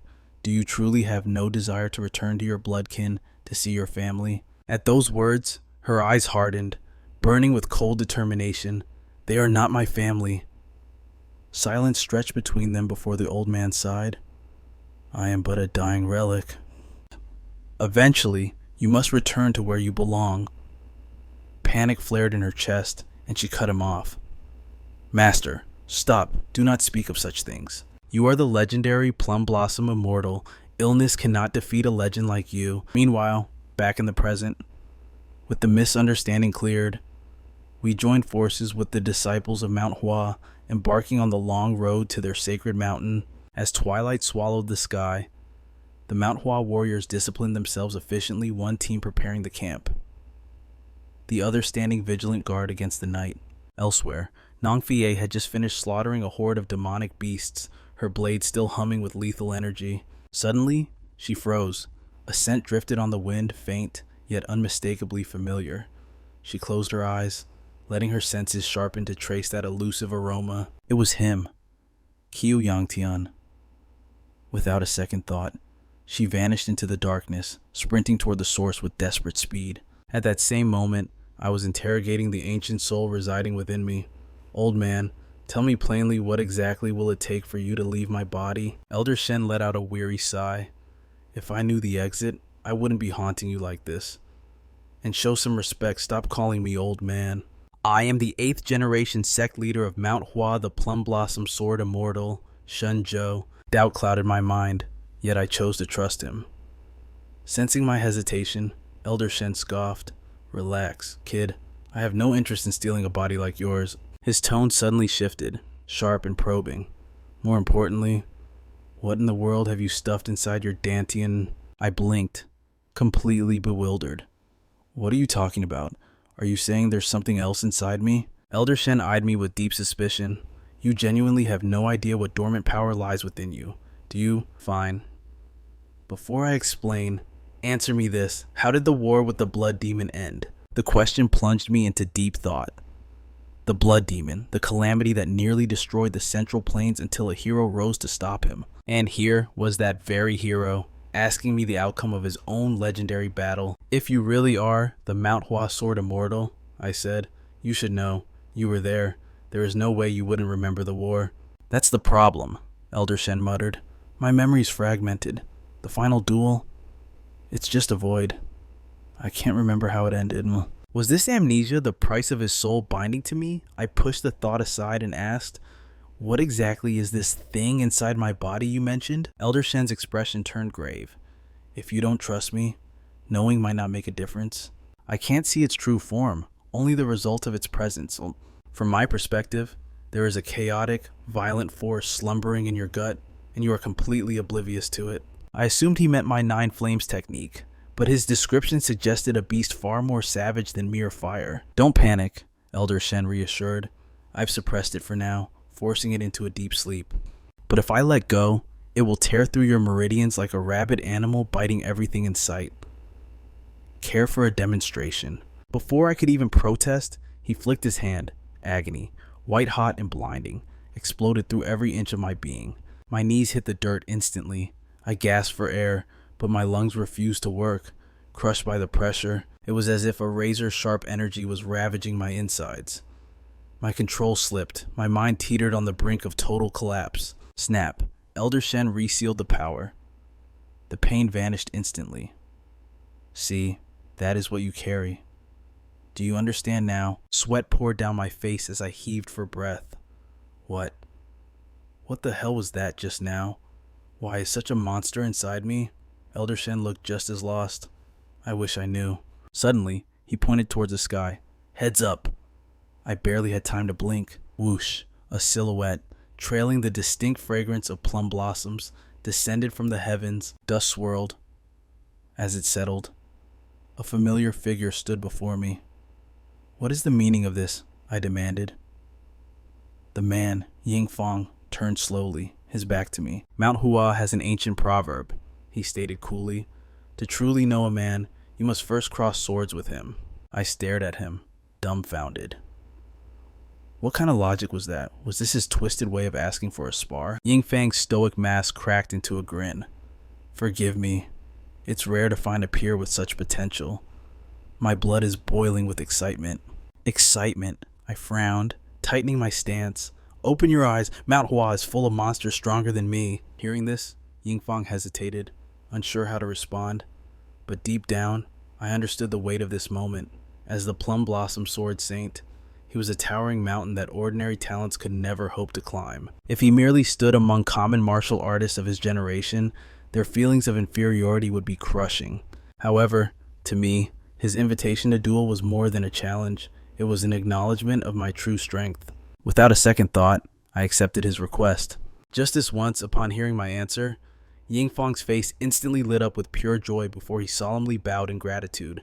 But the moment he prepared to unleash his technique, a lightning-infused aura exploded around him. The energy intensified wildly, but in the blink of an eye, a flying kick sent him crashing directly into the river. I stood there, completely dumbfounded. I spun around to find the culprit, only to realize that Nangong Fei had actually tracked me down to this remote place. When her eyes met mine, tears of relief shimmered in them. I finally found you. Chu Yangtian. Seeing Nangong Fei standing there, alive and well, triggered a flood of memories from my past life. I remembered a day when torrential rain pounded the earth, and I watched helplessly as Nangong Fei lay severely injured in my arms. Back then, she had weakly asked if I was crying. I denied it instantly. "Don't be ridiculous. It's just the rain." A hint of disappointment had crossed her face. I asked her through my grief, "You could have escaped easily. Why did you stay behind to fight and die alongside me?" She stayed silent for a moment before whispering, "Simply because I wanted to." With her final breath, she asked if the moon was still visible. When I lied and said yes, a relieved smile graced her lips. And then, she closed her eyes forever. But suddenly, a mocking voice from the past echoed in my mind. "I never expected friendship among the demonic cult. Or perhaps you two act like lovebirds even in death. Don't be sad. You'll be going down to hell to meet her soon enough." Hearing those words, a terrifying demonic power detonated from within my core. Meteor sword, I won't let you die an easy death. My rage was consuming me until Nangong Fei's voice in the present snapped me back to reality. "Chu Yangtian, I finally found you." I looked at her, stunned. "How on earth did you find your way here?" Before she could explain, the Manhwa disciple beside us stepped in, voice cold. "Young Master Chu, do you know this woman?" The atmosphere shifted instantly.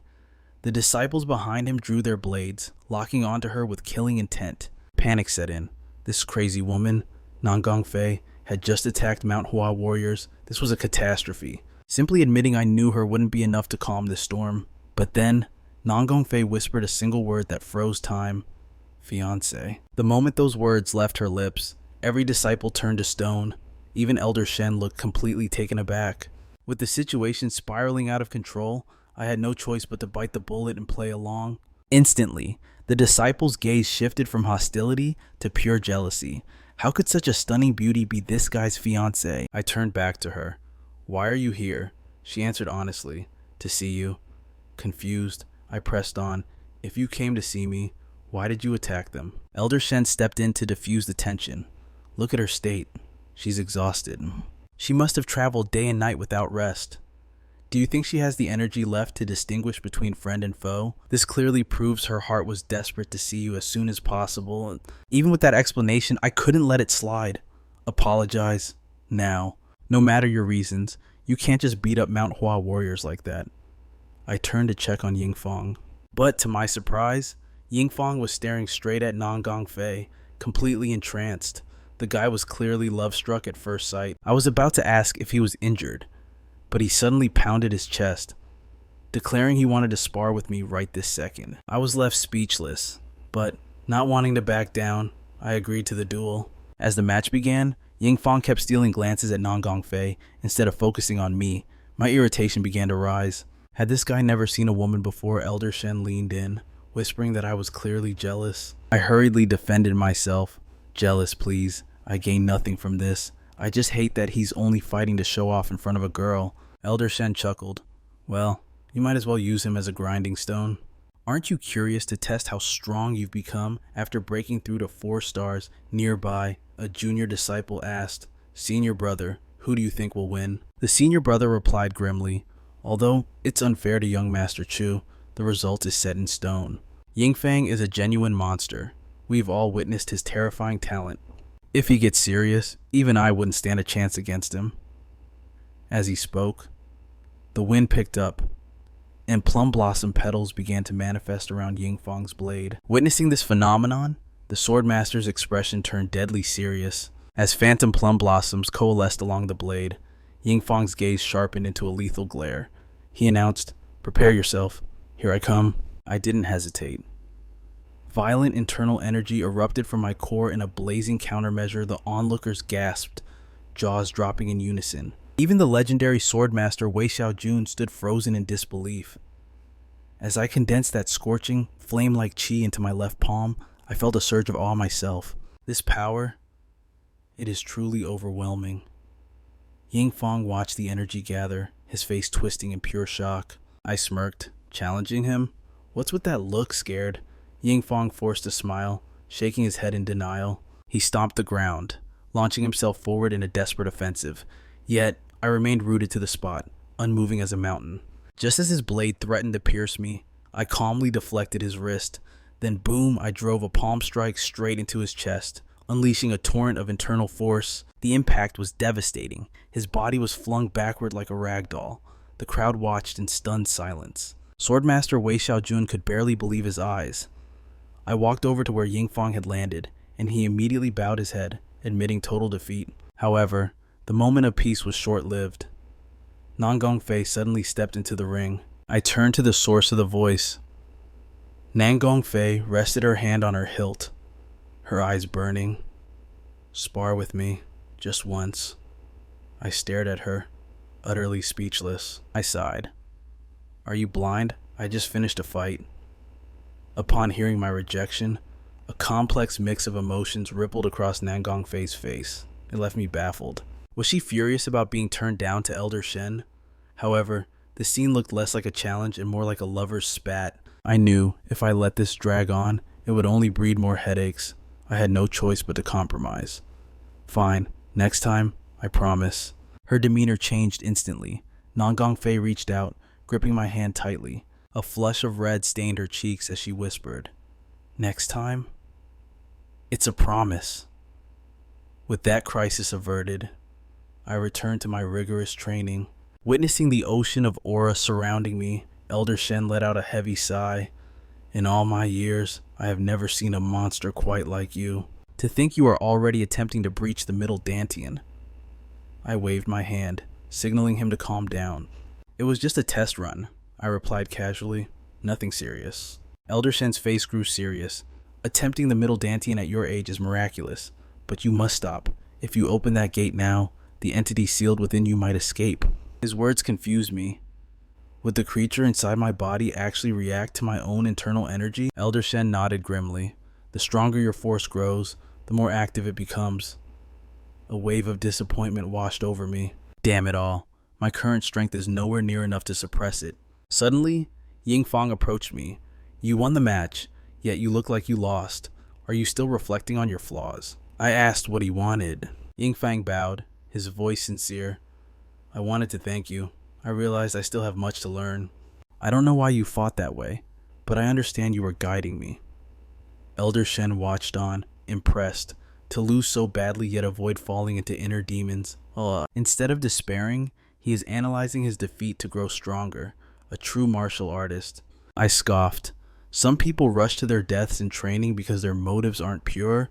Elder Shen immediately snapped back. "You really are petty, aren't you?" I shrugged.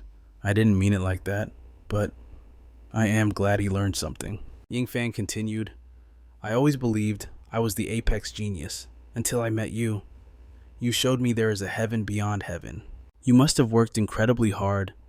Despite his kind words, I couldn't bring myself to like him. As he thanked me again, my mind was violently pulled into the past. In my previous life, even as I slaughtered his clan, Yingfang never surrendered. Could this single defeat have rewritten his entire destiny? Meanwhile, little Wei was wildly gesturing to her grandfather, the Swordmaster. "Grandpa, did you see young master went bam and the flower brother lost?" Suddenly, her face grew serious. "But that doesn't matter. There is bad news." The Swordmaster asked what was wrong. Wei stomped her foot. "Young master is getting engaged." The Swordmaster chuckled. "That is a joyous occasion." "No," Wei screamed. "I don't know what engagement means, but I forbid it. Only I am allowed to do things with the young master. He needs my permission first." Seeing this, the Swordmaster tried to reason with her. "Wei, marriage is not something you can force." Hearing that, Wei's mood turned dark. Later that night, the Swordmaster asked, "Are you feeling sick?" Wei silently shook her head. I looked at her, confused. "If you aren't sick, why are you playing with your food? Keep stirring it like that, and there will be no steamed buns for you later." Just then, Nangongfei reached for a dish. Slap. Wei knocked the food right out of her chopsticks. "Wei," the Swordmaster barked. "What is wrong with you?" Tears welled up in her eyes. She screamed, "Big sister is an idiot." She spun around and ran off. I turned to Nangongfei, utterly bewildered. "Did you do something to offend her?" Nangongfei simply shook her head, unable to comprehend the situation. The next morning, I awoke feeling like a corpse, heavy bags hanging under my eyes. I had lost count of the endless days we had spent camping in the wilderness. It felt as though the savage outdoors had become my home, while the luxury of the Chu residence was nothing but a fading memory. I knelt by the river to wash away the fatigue, but my peace was shattered. Yingfeng approached, chest bared to the world, and asked, "Young Master Chu, shall we spar?" I scoffed at the sight, my voice dripping with sarcasm. "Does the noble Huashan sect have a strict precept against wearing clothes before noon?" Elder Shen's voice echoed in my mind, offering ancient wisdom. A martial artist's physique shifts according to their cultivation method and their emotional state. One must become a sturdy trunk before the brilliant plum blossoms can unfurl. Thus, physical conditioning is the very foundation of the Tao. Despite his wisdom, I waved off Yingfeng's invitation. Today held a far greater destiny. When he pressed for details, I gazed toward the horizon and let out a triumphant laugh. The day of reckoning had arrived. By the time twilight painted the sky, we stood at the very foot of the majestic Mount Hua. Elder Shen gazed upon the familiar peaks, a hidden sorrow darkening his spirit. It seemed the landscape of his memories remained unchanged by the cruel passage of time. I grumbled, looking up at the towering cliffs. What sort of lunatic establishes a sect at the very pinnacle? Do they enjoy torturing their disciples with this climb every single day? The senior brother interjected. "Young Master Chu, the journey has been taxing. Let us rest here for the night before attempting the ascent." I countered immediately. "I carry the Han family's secret treasure. Delaying seems unwise. We should ascend at once." The senior brother hesitated, his gaze lingering on me with doubt. "I merely worry. Does young Master Chu possess the physical stamina to make the climb right now?" Hearing the subtle challenge in his voice, I immediately folded. "Since you insist so kindly, we shall follow your arrangement." He then ordered Yingfeng to guard the group, announcing that he alone would ascend first to report my impending arrival to the sect. Suspicion pricked at my mind. Why leave Yingfeng behind? Surely the Huashan seniors awaited him as well? Or was he an outcast among his own kin? My dark thoughts were interrupted by Wei approaching with a basket of steaming buns. Instantly, my spirit soared. The light of my life had finally returned. She even offered me water with such thoughtful care. But halfway through the drink, my instincts flared. Yesterday she was throwing a temper tantrum.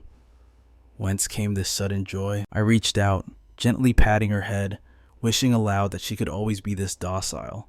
Wei's face flushed a deep crimson. "I am always obedient," she murmured. Watching this intimate exchange, Nangong Fei's eyes flickered with a sudden realization. She picked up a steamed bun and held it toward me. Wei's expression instantly darkened, plunging me into a deadly dilemma. I hesitated, weighing my life choices. Suddenly, Wei snatched the bun and devoured it herself, glaring daggers at Nangong Fei. Nangong Fei blinked in surprise, but a knowing, amused smile soon graced her lips. Meanwhile, in the shadows of a hidden cavern, a subordinate knelt before his master to deliver a report. "Boss," he said, "intel suggests the divine physician has surfaced in Province C, though the exact coordinates remain elusive." The leader's sword hissed as he drew it, the steel gleaming with menace. I gave no order to deploy men there. The subordinate trembled violently. It was the palace master's direct command. We are to capture and imprison them at the branch. The leader's eyes narrowed. "And if anyone interferes, do we have permission to slaughter them?" Receiving the confirmation he desired, a cruel smile twisted the leader's face. He swung his massive blade, cleaving the air with killing intent. The following dawn, fueled by sheer spite, I finally conquered the peak of Mount Hua. My lungs burned, and curses flowed freely from my lips. Which absolute moron built the Huashan sect in the clouds? Beside me, Wei looked annoyingly fresh, as if she had merely taken a stroll. She teased, "I told you I could have carried you." Before I could retort, Nangong Fei suddenly extended her hand toward me. I reached for it, but Wei's expression turned sour instantly. Seeing this, Nangong Fei slowly lowered her head and withdrew her hand. I stood there, baffled. What was that about? Inside my mind, Elder Shen cackled at my density. "Have you forgotten your actions toward Wei last night?" he mocked. The realization hit me like a lightning bolt. I raised my hand to pat Wei's head again, but she intercepted my hand mid-air. Nangong Fei lifted her gaze, speaking calmly, "Perhaps next time." At that precise moment, the grand gates of the Huashan sect groaned open. Leading the procession was the sect master himself. Elder Shen roared with laughter. "I never expected the current master to be this rascal. Upon seeing me, the master's face lit up with delight. "Do you know how long I've awaited you?" he bellowed. "I gambled away the sect's secret treasure while drunk. The elders ridiculed me endlessly. I haven't even had the chance to introduce myself properly," he continued, eager and desperate. "Old Lee wrote that you have come to return the plum blossom smoke crystal and fetch your sister, correct?" Relief washed over me. Perfect. Elder Lee had paved the way for my smooth arrival. This journey was supposed to end quickly. However, the sect leader's expression suddenly darkened as he muttered, "But that guy seems to have omitted a few crucial details, especially regarding the aura within your body." He shifted his gaze toward the sword saint and sighed. "Forget it. Regardless, having traveled this far, you must be exhausted. Let us head inside to discuss the specifics." Hearing this, I frantically mentally signaled Elder Shen for advice, but Elder Shen just laughed and teased. "Did you really think you could absorb the Manhwa sect's secret treasure and walk away scot-free?" The moment we entered the inner sanctum of the Manhwa sect, the sect leader wasted no time initiating the interrogation. He spoke gravely. "I apologize for summoning you before you could rest, but you must understand, I cannot simply ignore the fact that the plum blossom smoke crystal has been absorbed." I nodded, expressing my understanding, and recounted everything that happened, conveniently leaving out the existence of Elder Shen. The sect leader looked at me with incredulity. "So, are you telling me you merely held Mount Hua's secret treasure, and your body somehow absorbed it on its own?" Inside my mind, Elder Shen sympathized with the sect leader's skepticism. "It is absurd, waking up from training to find you have devoured a legendary artifact." Indeed, no rational martial artist would accept such a ridiculous story immediately. Moreover, your body now houses two completely opposing types of energy, which makes this even harder to believe. The sect leader slowly stood up and sighed. "Never mind. Since your primary goal is to retrieve your sister, follow me." However, just as I attempted to stand, a massive pressure slammed me back into the chair. The sect leader loomed over me. "Did you truly believe there would be no consequences for swallowing Mount Hua's greatest treasure?" I looked up, feigning confusion. "You know, your expression right now is identical to Elder Lee's whenever he's about to pull a prank on me." The sect leader immediately broke character, retorting, "How dare you compare me to that guy? You really are taking this too far." Meanwhile, in a secluded corner of Mount Hua, the divine physician was treating an elderly woman. The divine physician shook his head. "It is a disaster. Not only are the acupoints ruined, but the flow of chi is completely distorted. How have you endured the pain of your own body rotting away?" The elderly woman coughed lightly and whispered, "Actually, it was not that painful." The divine physician narrowed his eyes. "Are you lying to appear strong just because you are in front of your disciple?" The disciple he referred to was none other than my little sister, Chu Lingua. The divine physician pressed on. "How long has this been going on? What is the cause?" The elderly woman replied, 4 years. But when she tried to speak of the cause, the words died in her throat. Instead, she coughed up a mouthful of dark blood, her face twisted in agony. Seeing this, my little sister rushed forward to comfort her. "Master, this is a blood restriction." The divine physician found this incredibly strange. If it were a simple restriction, he should have detected it immediately upon checking her pulse. Seeing the divine physician's grim expression, the elderly woman asked the question everyone feared. "How long do I have left to live?" Hearing this, tears streamed down my little sister's face. The divine physician hesitated before answering. "If luck is against us, 2 months. If the heavens are kind, you might last until winter." Upon hearing her death sentence, the elderly woman simply smiled with a calm acceptance. But the divine physician's eyes were filled with complex emotions, recalling her youthful, heroic bearing from years past. His gaze hardened with resolve. "I will use every ounce of my power to save you, disciple. You should step outside for now." My little sister hesitated, visibly worried. The elderly woman whispered softly, "Ling Er, it is all right. Go!" Reluctantly, my little sister left the room. Meanwhile, I had finally finished my ascent. Is this truly not a punishment? Climbing stairs since dawn, and now hiking up a mountain? The sect leader laughed heartily. "Do you feel the philosophy of Mount Hua? There is no gain without hardship." I couldn't help but complain internally to Elder Shen. If only you had moved your body this much when you were alive. Just then, the heavy gates before us slowly creaked open. My little sister walked out, wiping tears from her eyes. But the moment she saw the boy standing before her, she froze in shock. In her distraction, she accidentally bumped into the divine physician's attendant behind her. She rubbed her head and stammered, "Brother, why are you here?" However, my attention was entirely focused on the person standing behind her. At that moment, she scolded the attendant, "You need to watch where you are walking." But the second I clearly saw the face of that attendant, a violent, uncontrollable surge of internal force exploded from my body. Witnessing this sudden aggression, my little sister stood frozen. "Brother, what are you doing?" It turned out I had reacted exactly the same way in my past life. That was the day I returned to the demonic cult to report the destruction of the Tang family. He, the demonic cult strategist, had been waiting at the door for a long time. He had sneered, "You seem to have vented quite a bit of anger today. It wouldn't happen to be because of that dead woman, would it?" But remember, this was all the heavenly demon's will. Your attitude suggests you are dissatisfied with the cult's arrangements. Hearing those words, I had immediately gathered my internal energy, desperate to strike him down where he stood. But remembering that he held the heavenly demon's exclusive favor, I forced myself to hold back.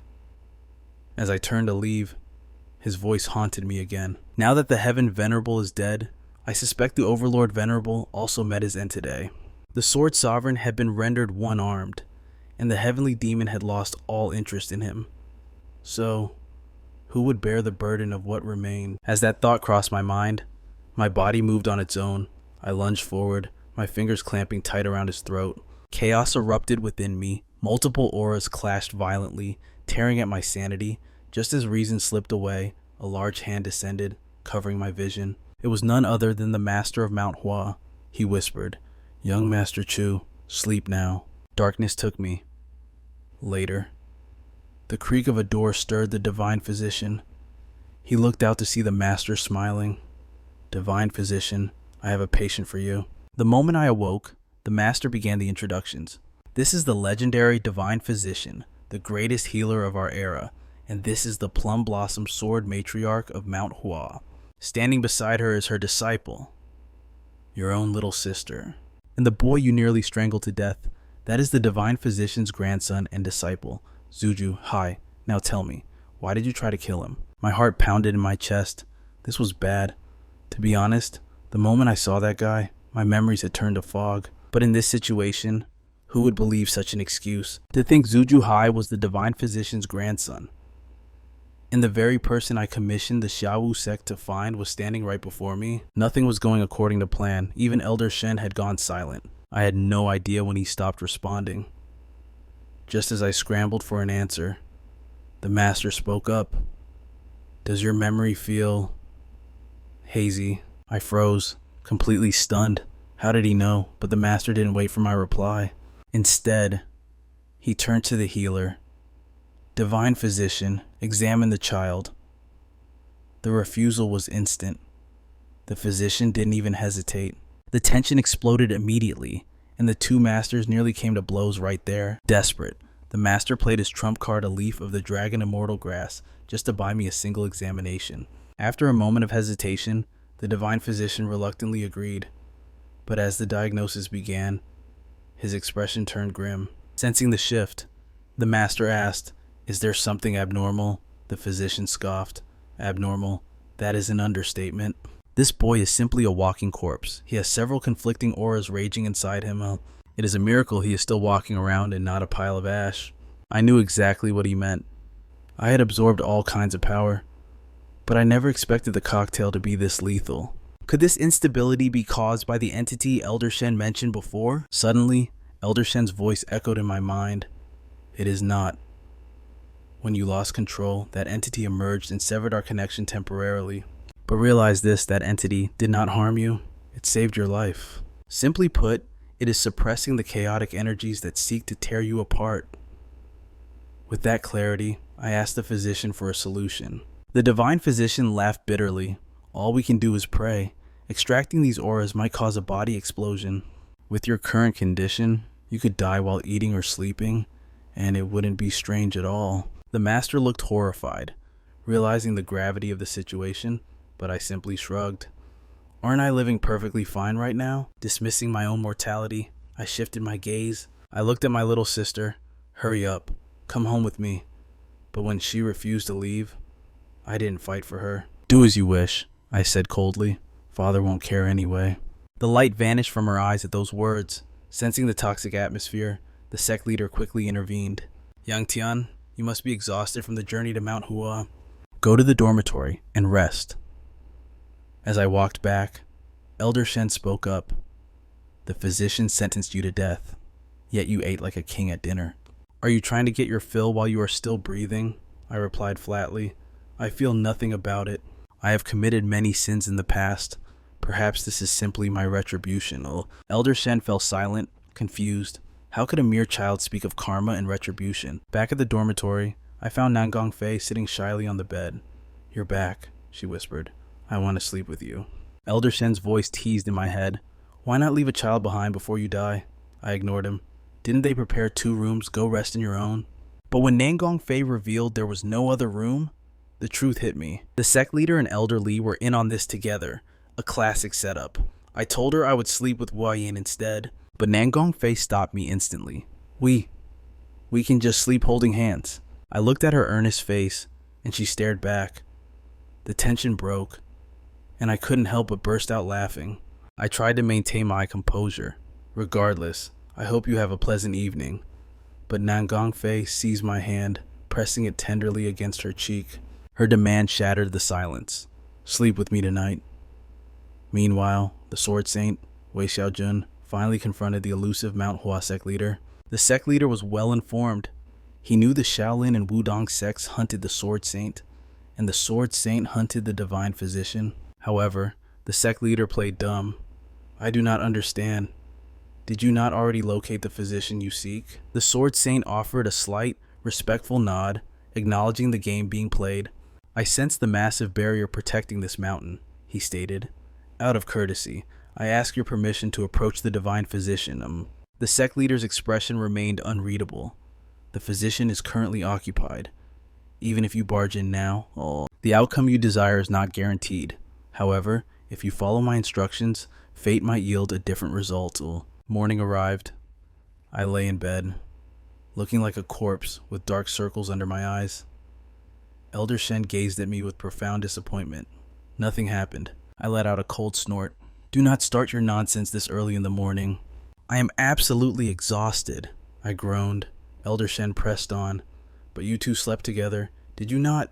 I felt utterly helpless. Yesterday, she flared her internal energy. She threatened to level the entire building if I refused. What choice did I have? The truth was absurd. Nangong Fei and Tong Sholi once shared a naive theory on where babies come from. She genuinely believed that if we slept holding hands, a stork would deliver a child months later. Elder Shen roared with laughter. At least the maid was spared this display. I sighed. It would not matter if she saw. But upon reflection, Nangong Fei was incredibly loud last night. If anyone found out, a sudden chill shot down my spine, freezing my blood. I slowly turned my head. Wei Shuer was there. She stared at me with dead serious eyes. She had heard everything. Nangong Fei woke up, and the 2 women locked eyes. Then the accusation dropped. Sister is too shameless. Tears welled in Shuer's eyes as she lowered her head. I want to sleep with young master too. Nangong Fei simply nodded. Then join us. My jaw hit the floor. This was absolute madness, but Wei Shuer did not hesitate for a second. She dove onto the bed with a cheer. Great Shuer will sleep here too. This is wonderful. At that precise moment, the door creaked open. Disciple Ying Feng stepped in and his brain short-circuited at the sight before him. He stammered out one sentence. The sect leader needs you. Then he turned and fled for his life. Elder Shen smirked. Relax. Mount Hua is a disciplined sect. There will be no idle gossip. Yet, the moment I met the sect leader, he grinned. I heard you slept with 2 women at once. The vigor of youth. Elder Shen looked awkward. It seems the dignity of Mount Hua has crumbled over the years. I buried my face in my hands. What do you want? The sect leader ignored me, eager for details. Tell me about your exploits last night. Seeing I was about to storm out, he finally dropped the act and grabbed my arm. Wait, let us discuss business. Do you recall the wooden cabin from yesterday? That is the residence of the Plum Blossom Sword Matriarch. He pulled a package from his sleeve. Deliver this to the Divine Physician for me. I frowned. The task was simple, but the motive was suspicious. Why send me? The sect leader explained. Few on Mount Hua know the sword matriarch is ill. If you go, the secret stays safe. If I go, the divine physician encounters me and immediately packs his bags to leave. Well, I need a neutral party. Someone who knows the physician and owes me a favor. You are the only candidate. Meanwhile, the little sister followed the physician's orders, descending the mountain to gather herbs. Supplies secured, she headed back. But on the path, she witnessed a family of deer nuzzling affectionately. The sight triggered a wave of suppressed memories from her childhood. She saw her mother and brother, Kong Tian, kneeling in the dirt. Her father glared down at them with terrifying wrath. The trauma resurfaced. She vowed never to return to the Chi family. In a blink, she vanished from the spot. A voice emerged from the shadows behind a tree. Where did she go? Did she spot us? Another voice scoffed. Impossible. How could a little girl with 2-star strength detect us? The spy stepped forward to where she had stood. He reached out, and his hand hit resistance. Understanding dawned on him. A barrier. The sect leader himself had sealed this area. This confirmed it. The divine physician was inside. Mission accomplished, the spy whispered. Leave the rest to the branch leader. Just as my little sister returned to Washan with the medicine, our paths crossed on the winding mountain trail. However, I had already sensed her presence long before she appeared. She immediately blocked my path, demanding to know why I was there. I tried to answer, but my breath was already coming in ragged, painful gasps. The sect leader entrusted me with a delivery. I managed to wheeze out. Her expression remained frosty as she snapped. Then don't just stand there like a statue. Move. I smiled helplessly, muttering that I didn't choose to be this weak. That simple comment struck a nerve, forcing her to recall the divine physician's terrifying diagnosis. With a body like yours, he had said, dropping dead while eating or even bathing wouldn't be a surprise. It is an inevitability. Her attitude shifted instantly. Hand it over. I'll deliver it for you. Stunned by her sudden offer, I couldn't help but ask, are you actually worried about me? She panicked, her denial coming out in a stuttered mess. Who said I was worried about you? Don't be ridiculous. I just think you're too slow, she shouted, face flushing. I sighed, my own irritation rising. Fine, then I'll just pick up the pace. No need to nag. She watched my trembling back as I walked away. She wanted to ask about my failing health, but before she could voice her concern, I cut her off with a strange question. Have you seen the divine physician's grandson talking to thin air lately? When she shook her head in confusion, a wave of relief washed over me. Suddenly, the spirit of Elder Shen materialized beside me. She doesn't seem like a bad sibling, he mused. Why is the blood between you two so cold? Even I can't fathom how it came to this.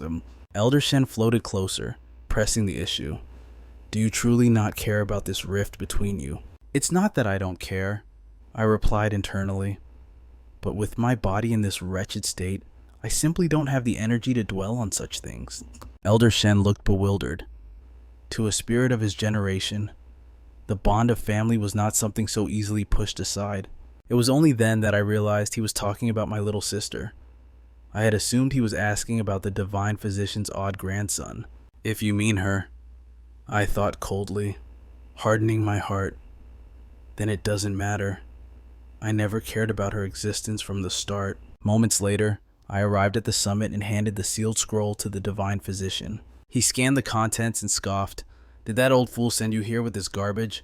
I stood there, confused by the sheer venom he held for the sect leader. Why was there such bad blood between them? I shrugged helplessly. I'm just the messenger. The sect leader insisted I bring this to you. I can't exactly feign ignorance. Hearing this, the divine physician clicked his tongue, but reluctantly accepted the scroll. Suddenly, his eyes bored into mine. Boy, are you not afraid of dying? The question hung in the air, plunging the room into a suffocating silence. He waved his hand dismissively before I could answer. Forget I asked. If you're done, get out.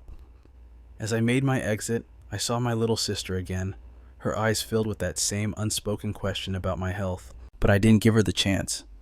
I walked past her without a word, leaving the silence unbroken. The scene shifted back to the main hall. Did you deliver it? The sect leader asked. He wasn't happy about it, I reported, but he took it in the end. The sect leader burst into hearty laughter. Excellent. The contents of that scroll were specifically designed to make him curse my name. His expression then turned serious. And the sword matriarch. How did she look? I shook my head. She was resting. I couldn't gauge if her condition had improved. However, I added, with the divine physician tending to her personally, her recovery is all but guaranteed. The sect leader gazed out at the falling petals. The plum blossoms are blooming, yet so many disasters are striking at once. His ominous tone left me confused. Beyond the sword matriarch's failing health, I asked, has some other calamity befallen Washan? Elder Shen's spirit whispered in my ear, have you forgotten several Washan disciples have vanished without a trace recently? Between the Swordmaster's sudden arrival and the appearance of Zuhai, we are sitting on a powder keg. The sect leader muttered, if news of even one of these events leaked, it would shake the martial world. But now, all these threads are tangling into a noose.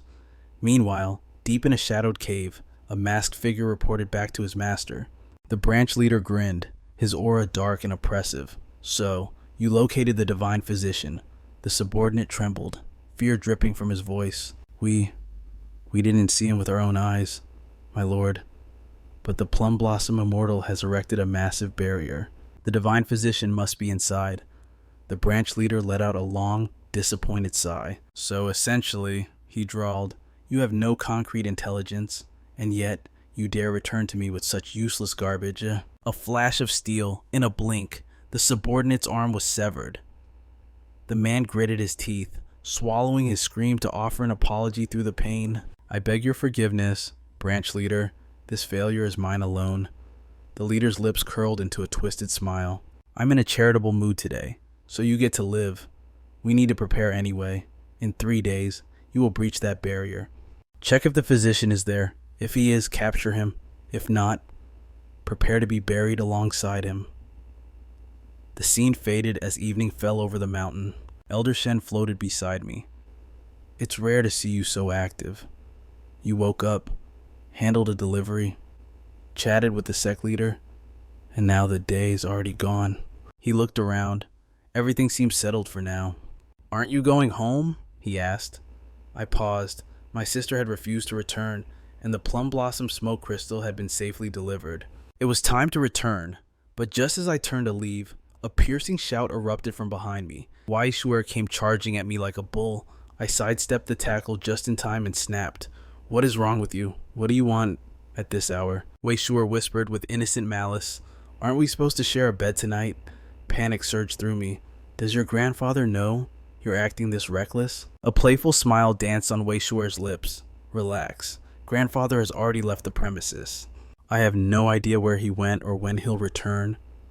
Defeat washed over me. I was trapped, waiting for the Swordmaster's return like a prisoner. Elder Shen's voice echoed in my memory. The world has truly changed. A servant vanishing without a trace. Hardly a surprise in these chaotic times. But the moment I returned to the room, the scene before me nearly stopped my heart. Wei Shuer had already burrowed under the covers. Young master, hurry up, let's sleep. My survival instincts kicked in. I turned to bolt immediately. But escape was impossible. In a split second, Nangong Fei blocked my path with a mischievous glint in her eyes. I was forced into submission, lying stiffly on the bed. A sharp slap from Wei Shuer followed, leaving me cursing my luck in silent agony. The next morning, I dragged myself to Elder Shen, heavy dark circles under my eyes. He just laughed. You brat, you don't realize how lucky you are. If you wanted to get up, you should have just risen.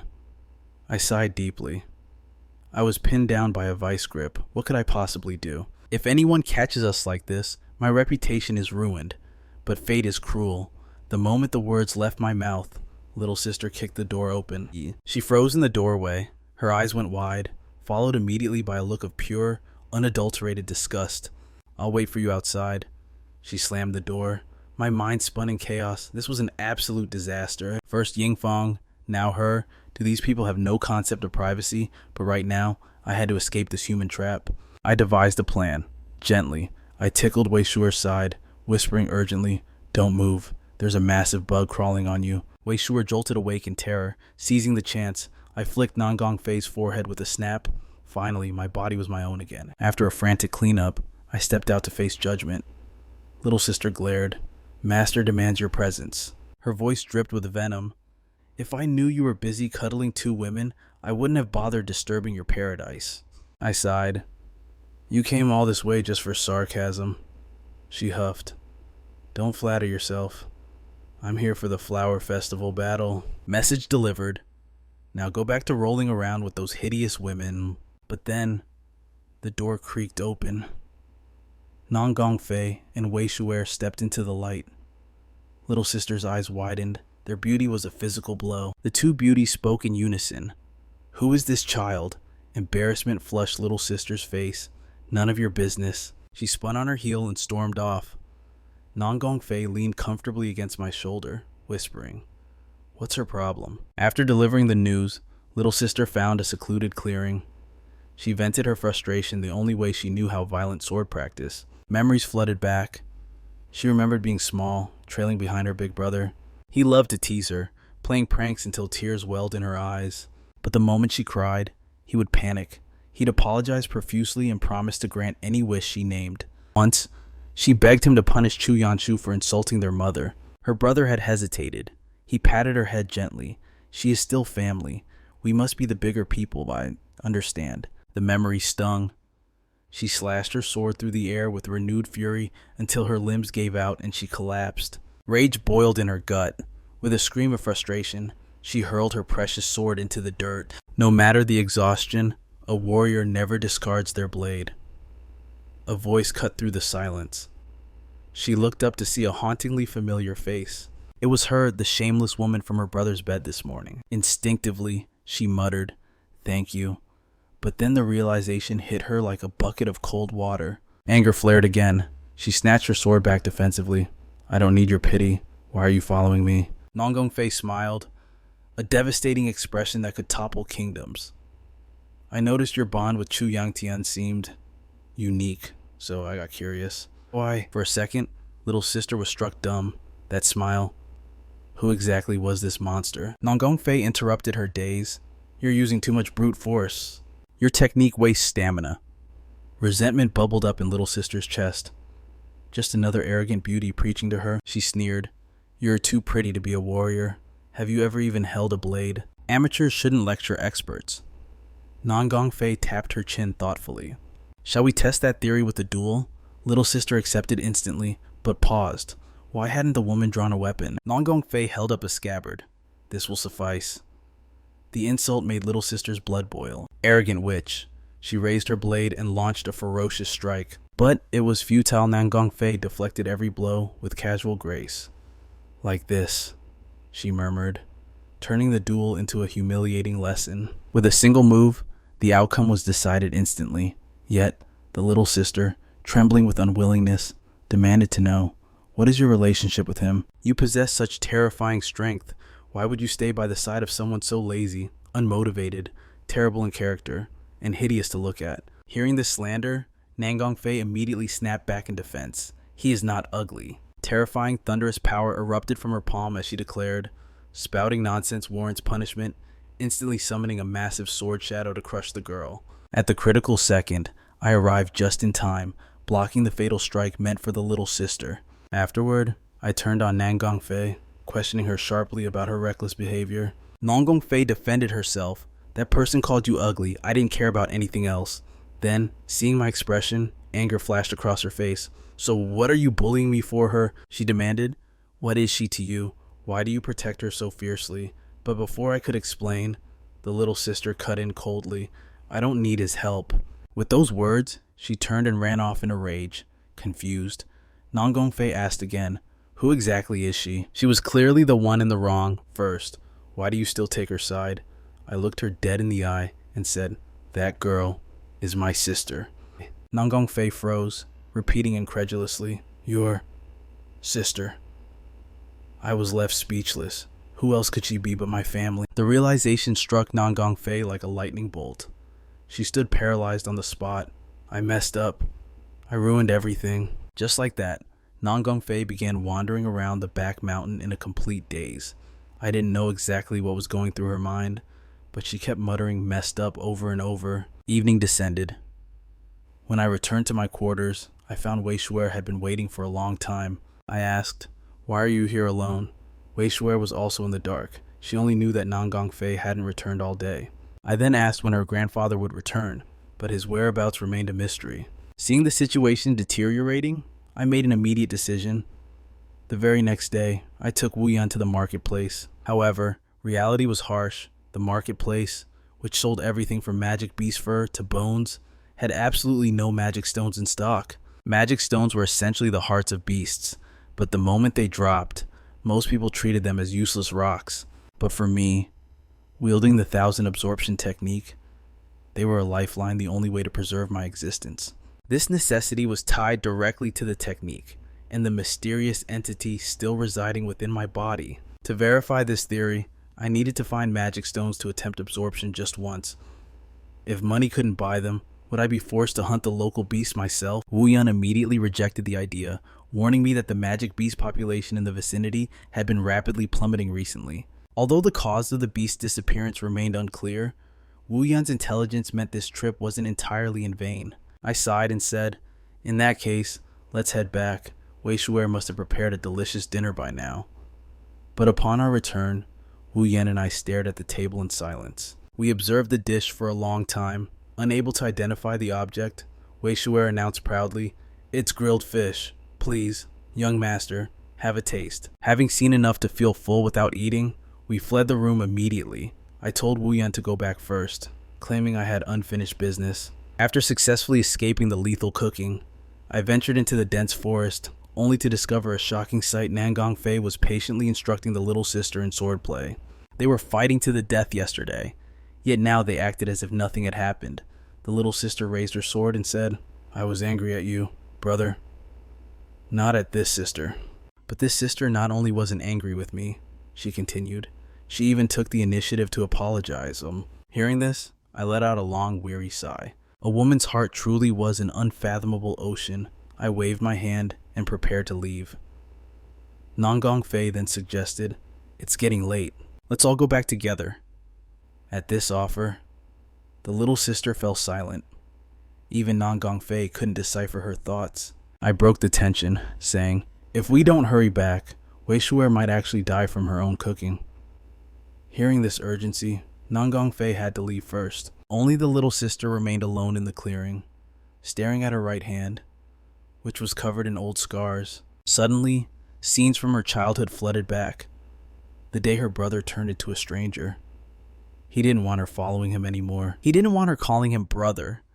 He had told her coldly that it would be best if she just shut up and lived a quiet, invisible life. With those painful memories surfacing, she swung the longsword again. Was his cruelty actually because of her? Another year passed, and the plum blossoms were due to bloom. The next day, the little sister bought a skewer of grilled meat at the market, making a nearby child drool with envy. She opened her mouth to take a bite, thinking if it was good, she would bring some back for her master.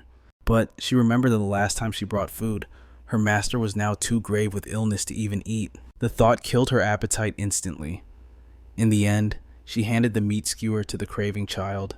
Then, she ran wildly up the mountain, her heart screaming one wish: "I want to stay with master forever." There were so many things she wanted to tell him about the match with Nangong Fei, about learning to listen to advice, and even about Chu Yongtian. Lost in these thoughts, she was suddenly knocked to the ground. Someone had launched a vicious surprise attack from the shadows. Fortunately, Nangong Fei arrived in the nick of time to intercept the lethal blow. The attacker merely smirked, his eyes scanning them with predatory amusement. Well now, where did such stunning beauties come from? And two of them, no less. Regaining her composure, the junior sister stepped forward and demanded his name. The man introduced himself as UID, his voice dripping with arrogance. "I advise you to surrender obediently. It would be a tragedy if those pretty faces were ruined." Hearing this threat, the junior sister immediately unsheathed her sword, ready to fight to the death. But Nangong Fei stopped her. "Wake up. You are no match for him right now." "I will hold the line here," Nangong Fei commanded, her eyes never leaving the enemy. "You hurry back and warn everyone. Go." Seeing the hesitation, UID laughed lecherously. "Think carefully, beauty." However, the junior sister was still paralyzed with worry. But after Nangong Fei screamed, "Run wide," a second time, she charged forward with the momentum of a thunderstorm. Meanwhile, Wei looked at me, noticing my distant expression. "What are you thinking about?" "Nothing," I lied smoothly, keeping my face neutral. "Just enjoying the walk." Wei insisted on tagging along, but I couldn't allow it. The divine physician's location had to remain a secret. I had no choice but to bribe her. How about I buy you those meat skewers you love, but you have to wait here? As expected, Wei's eyes lit up. She immediately urged me to hurry, reminding me to pick the ones with the most meat. Once I had successfully shaken off Wei, Elder Shen materialized and scoffed, "You are so ugly. Why do Nangong Fei and Wei enjoy clinging to you so much?" he teased. I shot back without hesitation. "Speaking of looks, you aren't much better, old man." But our bickering was cut short. I saw the junior sister rushing toward me in a panic. She threw herself at me, gasping, "Brother, it's a disaster. Sister Nangong Fei is in mortal danger." Hearing those words, the warmth vanished from my face, and my eyes turned instantly glacial. Back on the battlefield, the duel between Nangong Fei and Yuedi had reached its boiling point. Yuedi suddenly remembered his true objective, finding the divine physician. Why was he wasting time playing games with this girl? Deciding to end it, he flared his internal energy, aiming for a swift execution. After several brutal exchanges, Nangong Fei was clearly falling into a disadvantage. She had no choice. She had to gamble everything on one desperate ultimate move. Yuedi recognized the stance immediately, the Nangong family's Emperor Sword formation. It was the first time he had seen that legendary technique since the Great War. "However," he sneered, "this girl's execution is too weak and far too slow." He shifted slightly, easily dodging the incoming strike. But his eyes widened. Something was wrong. The first strike was a feint. The next strike was the real killing blow. Even so, his reflexes were godlike, and Yuedi managed to block it. Doubt swirled in Yuedi's heart. What is Huashan hiding? Why have both the Chu family and the Nangong family gathered here? But there was no time to solve riddles. He smirked at the exhausted girl. "Beauty, your internal energy is completely spent. I have already sealed your acupoints. Be a good girl and wait right here. When I am done with my business, I will come back and take very good care of you." Laughing darkly, he raised his blade and turned to split open the barrier. Nangong Fei grit her teeth, consumed by unwillingness. If she was captured now, she would become nothing more than a plaything. She would never see Chu Yang again. Was she destined to return to that world full of sin and darkness? She prepared to forcibly break the seal on her acupoints, even if it killed her. But a voice suddenly pierced the air. She looked toward the sound and saw a familiar figure stepping from the shadows. "You wouldn't listen even if I told you to run," I said softly. "So just stay there. Leave the slaughter to me." In the war of my past life, Nangong Fei had died to save me. Back then, I couldn't comprehend her decision at all. But in this moment, the truth finally hit me. After a life full of regret ended in another world, there was no one waiting to greet me. I could only wait for the end, drowning in unforgivable sins. But I didn't know if it was fate or a cosmic joke I had been granted a second opportunity. This sparked a hope I wasn't sure I deserved.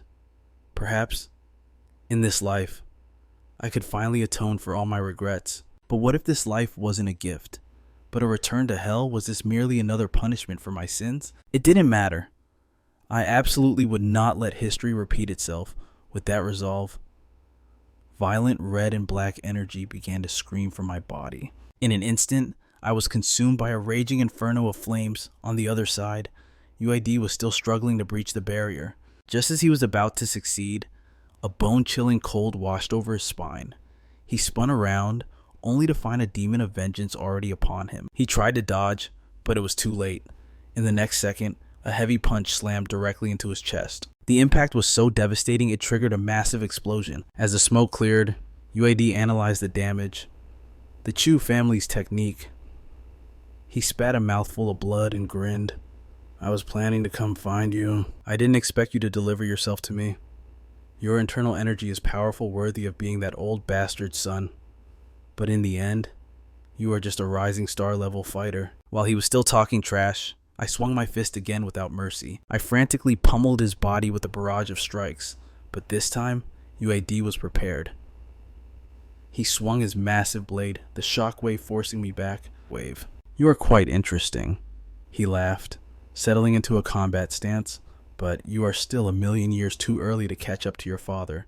With that, he launched a vicious counterattack. As our energies clashed in a storm of destruction, Elder Shen's voice suddenly echoed in my mind.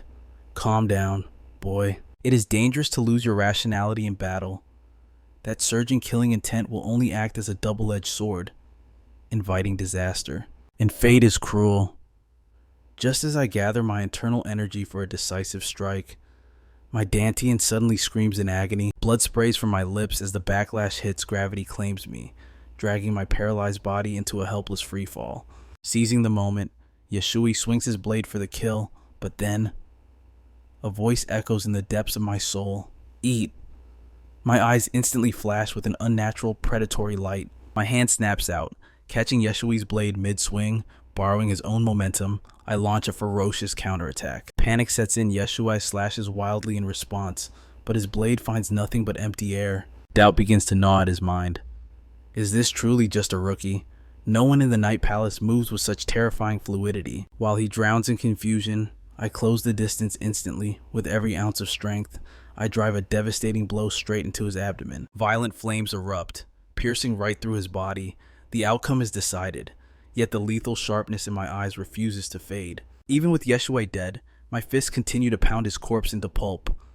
Nangongfei rushes forward, desperate to stop the madness. But suddenly, a vile stench fills the air. The scent of corruption is unlike anything she has ever encountered before. The enemy is destroyed, so why does he not stop? Fear grips her heart. If Chiong Tian loses his humanity to this darkness, summoning her courage, she slowly stands and embraces him from behind. That is enough. You can stop now. He is already dead. Her voice pierces the haze. My movements freeze immediately, and the terrifying purple glow in my pupils fades back to normal. Exhaustion takes over, and I collapse into Nangongfei's arms.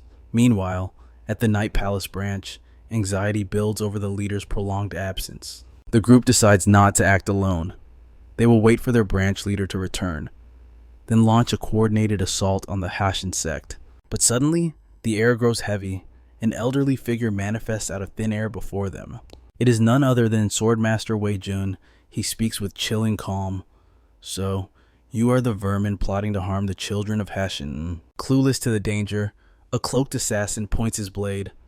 Identify yourself, old man, unless you want your neck snapped. The threat hangs in the air for only a second before his entire body is cleanly sliced in two. The Swordmaster scoffs, looking down at them. Mere second-rate warriors, yet you put on quite the impressive display. He catches a falling sword on a single fingertip. Swords are most beautiful when they remain in their scabbards, he muses, just as malice should remain buried in the heart.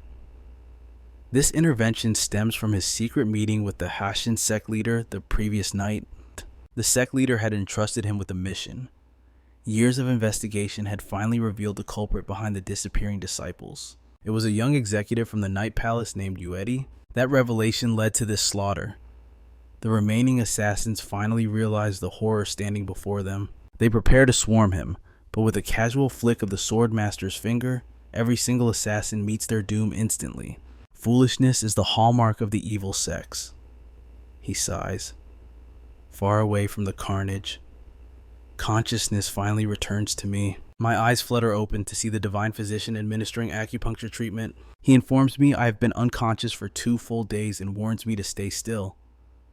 I am stunned by the lost time. 2 days I notice steam rising from my mouth. Have I ascended to the realm of immortality while I slept? The physician snorts. That is just smoke from the burning sun fungus. If you have the energy to joke, your body has recovered.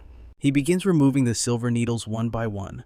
I warned you before, recklessly condensing your chi is a gamble with death. Usually, abuse like this is fatal. Yet, despite the massive energy drain, your internal chi is surprisingly calm. I ignore the medical lecture. My only concern is for my allies. How are Nangongfei and my sister? Rest easy. The physician assures me. They have both made a full recovery. Days later, peace returns. I stand alone by the window, lost in the turbulent currents of my thoughts. My first kill in this life. And that voice. Eat. It echoes in my memory. There are mysteries here I have yet to unravel. I check my internal state. My bloodline remains solidified, a shackle on my potential. However, this youthful body adapts quickly, and my recovery is nothing short of miraculous. Then, a chilling realization strikes me. Wait, could that power have been demonic energy? Meanwhile, at the Night Palace headquarters, a shadowy figure demands answers about the annihilated branch. When he learns that Yuedi has fallen, confusion clouds his expression. Yuedi may not have reached the transformation realm, but he was a seasoned supreme expert. He should not have been easily dispatched. A subordinate reports, "Details are scarce, my lord, but intelligence suggests a hidden prodigy within the Hashin sect is responsible." Hearing this, the man's eyes snap open, revealing terrifying purple pupils. A voice commanded from the shadows, "Dispatch Raksasa to investigate at once. The plan hit a minor snag, but make no mistake, the grand design is nearly complete." A few days passed. In a quiet courtyard, a legendary swordmaster swept the floor, only to be interrupted by a determined, childish voice. It was a memory of a young girl.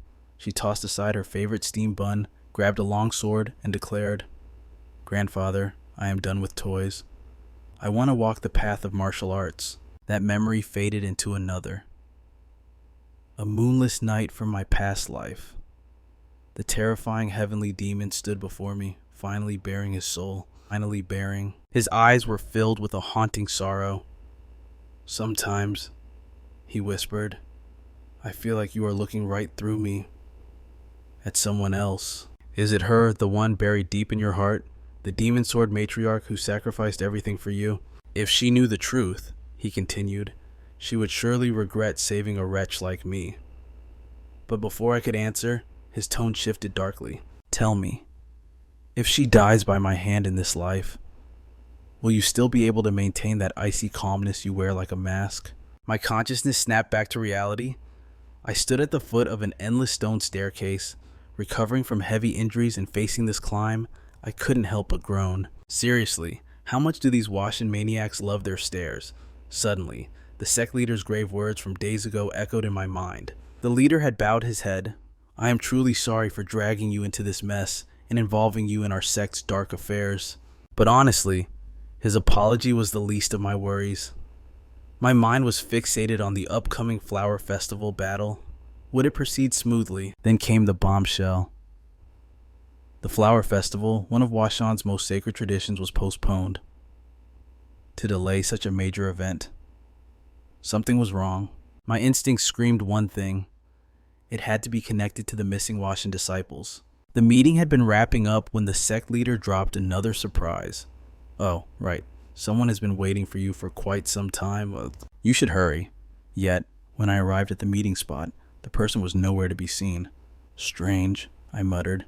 "I don't see anyone." Suddenly, the door creaked open. My little sister was practically shoved out from behind it. The air was thick with awkwardness.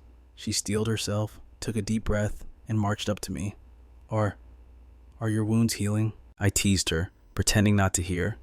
She panicked, raised her voice, and shouted, "I said thank you." Then, she turned and bolted like a frightened rabbit. As I stood there wondering what got into her, the beautiful face of Nangong Fei suddenly appeared. She chuckled softly. It seemed she was just shy, too embarrassed to properly express her gratitude. I was left speechless. My gaze drifted to Nangong Fei's right arm. It was bandaged, a wound she took because of me.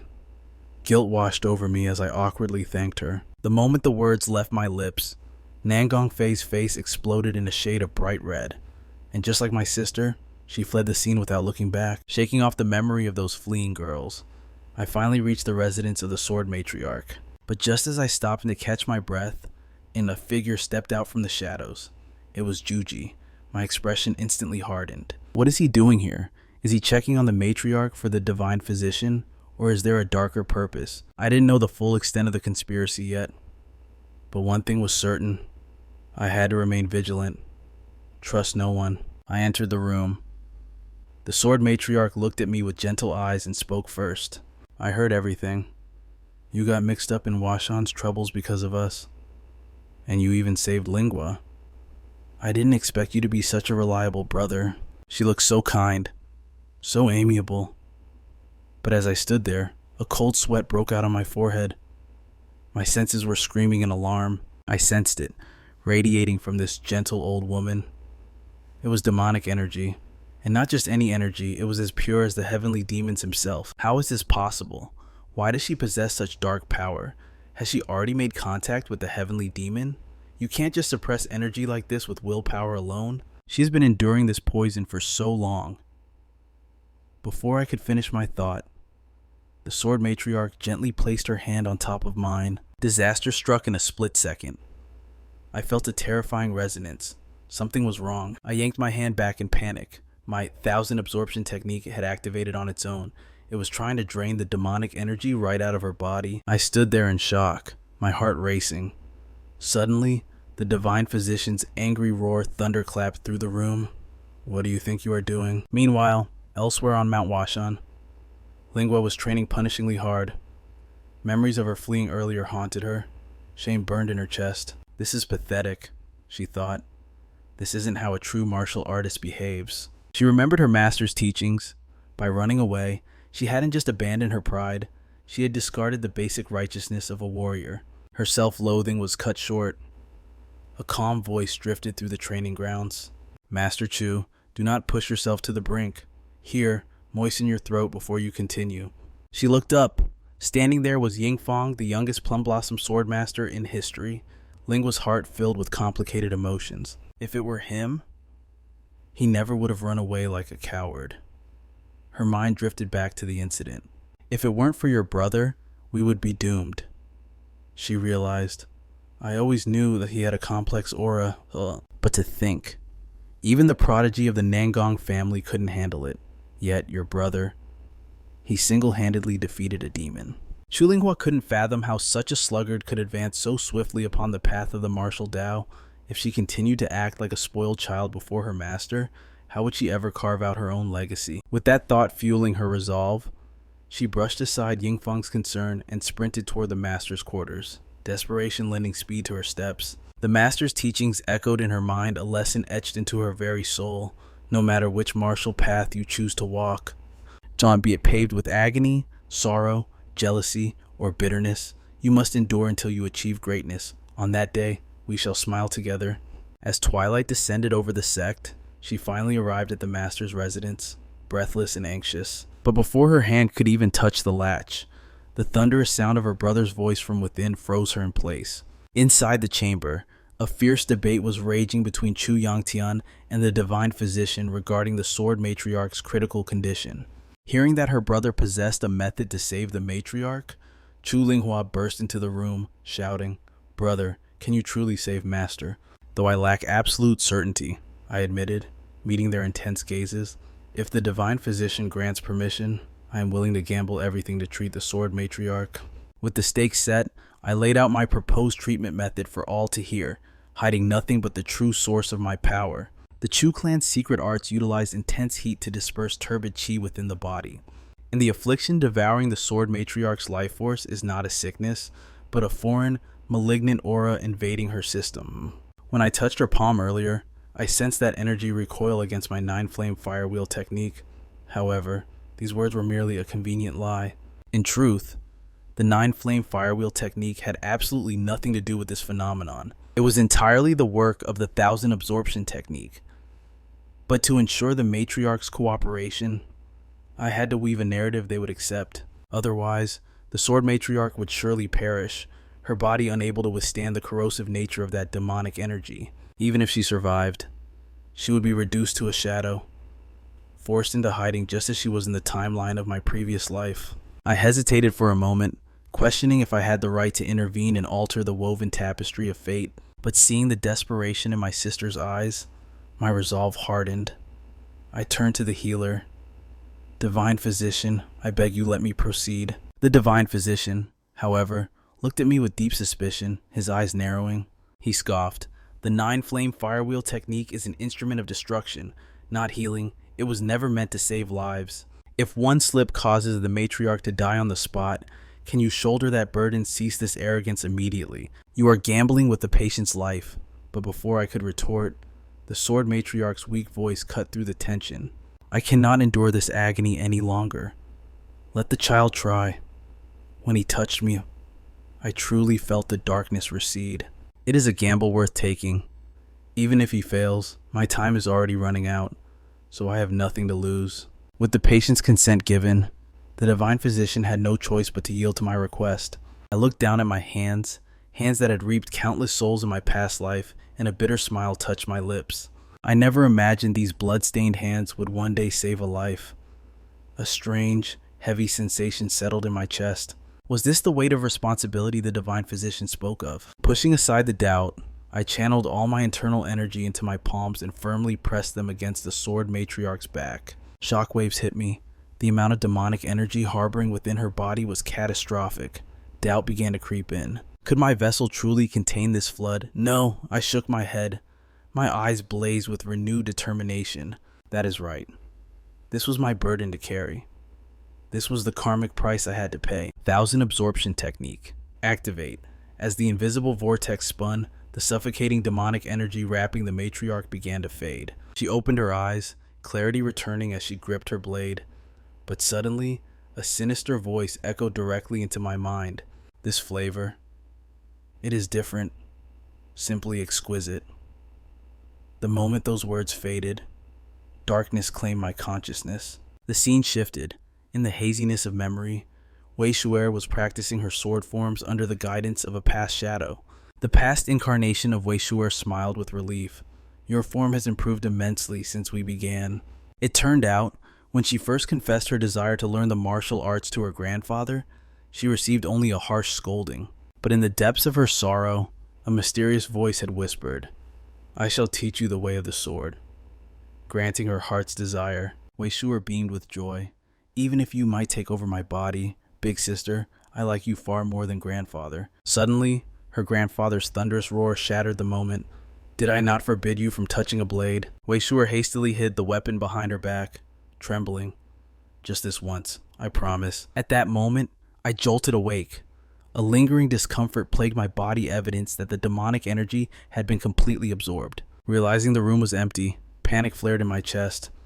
What had happened to the sword matriarch? But the spectacle awaiting me outside stole the breath right from my lungs. The sword matriarch soared through the heavens, dancing upon the wind itself, while Chu-Lingua watched from below, tears of pure rapture streaming down her face. With a single step, she shattered the cloud layer. My eyes widened in disbelief. Was this truly a complete rebirth? Yet, as the awe faded, a nagging suspicion crept into my mind. She should have merely recovered, not ascended to this level. The moment she touched down, Chu-Lingua threw herself into her embrace. The matriarch turned her gaze to me, her voice filled with sincerity. This miracle is all thanks to you. Just as I felt the heat rising in my cheeks, a blur of motion swept past, snatching the silver needles right out of my acupoints. To think you actually purged all the impurities. A true miracle. I simply must dissect this technique of yours. With that, the fanatic began chasing me down as I fled for my life. The sword matriarch watched us go with a gentle, knowing smile. Later, the interrogation began. Nong Gongfei cornered me, her eyes narrowing. Where exactly did you sleep last night? I nearly choked on my tea. Why did she sound like a jealous wife catching her husband? I quickly dodged the question. I was cultivating all night, no sleep. Exhaustion took me, and I passed out right there. But this excuse didn't calm the storm brewing in her eyes. She slammed her hand against the table. You should have sent word. Do you have any idea how worried I was? She stormed out, leaving a heavy silence behind. I finally let out the breath I'd been holding. I honestly thought I was dead meat. Suddenly, Wei Shuer burst into tears. It turned out the Swordmaster had forbidden her from learning martial arts. I clamped a hand over her mouth instantly. This noise was going to drive me to an early grave. My head was pounding, and worse, the demonic energy within my Dantian was beginning to boil. Elder Shen's prolonged absence was gnawing at my nerves. Then, a realization struck like lightning. The voice I heard during the absorption ritual. Was it connected to him? He had mentioned a dormant entity slumbering deep within my soul before. Could he have been devoured by that monster? My spiraling thoughts were suddenly cut short. Seeing my little sister, I sighed. Why did you make the trek all the way here? It's exhausting. Why are you always hovering?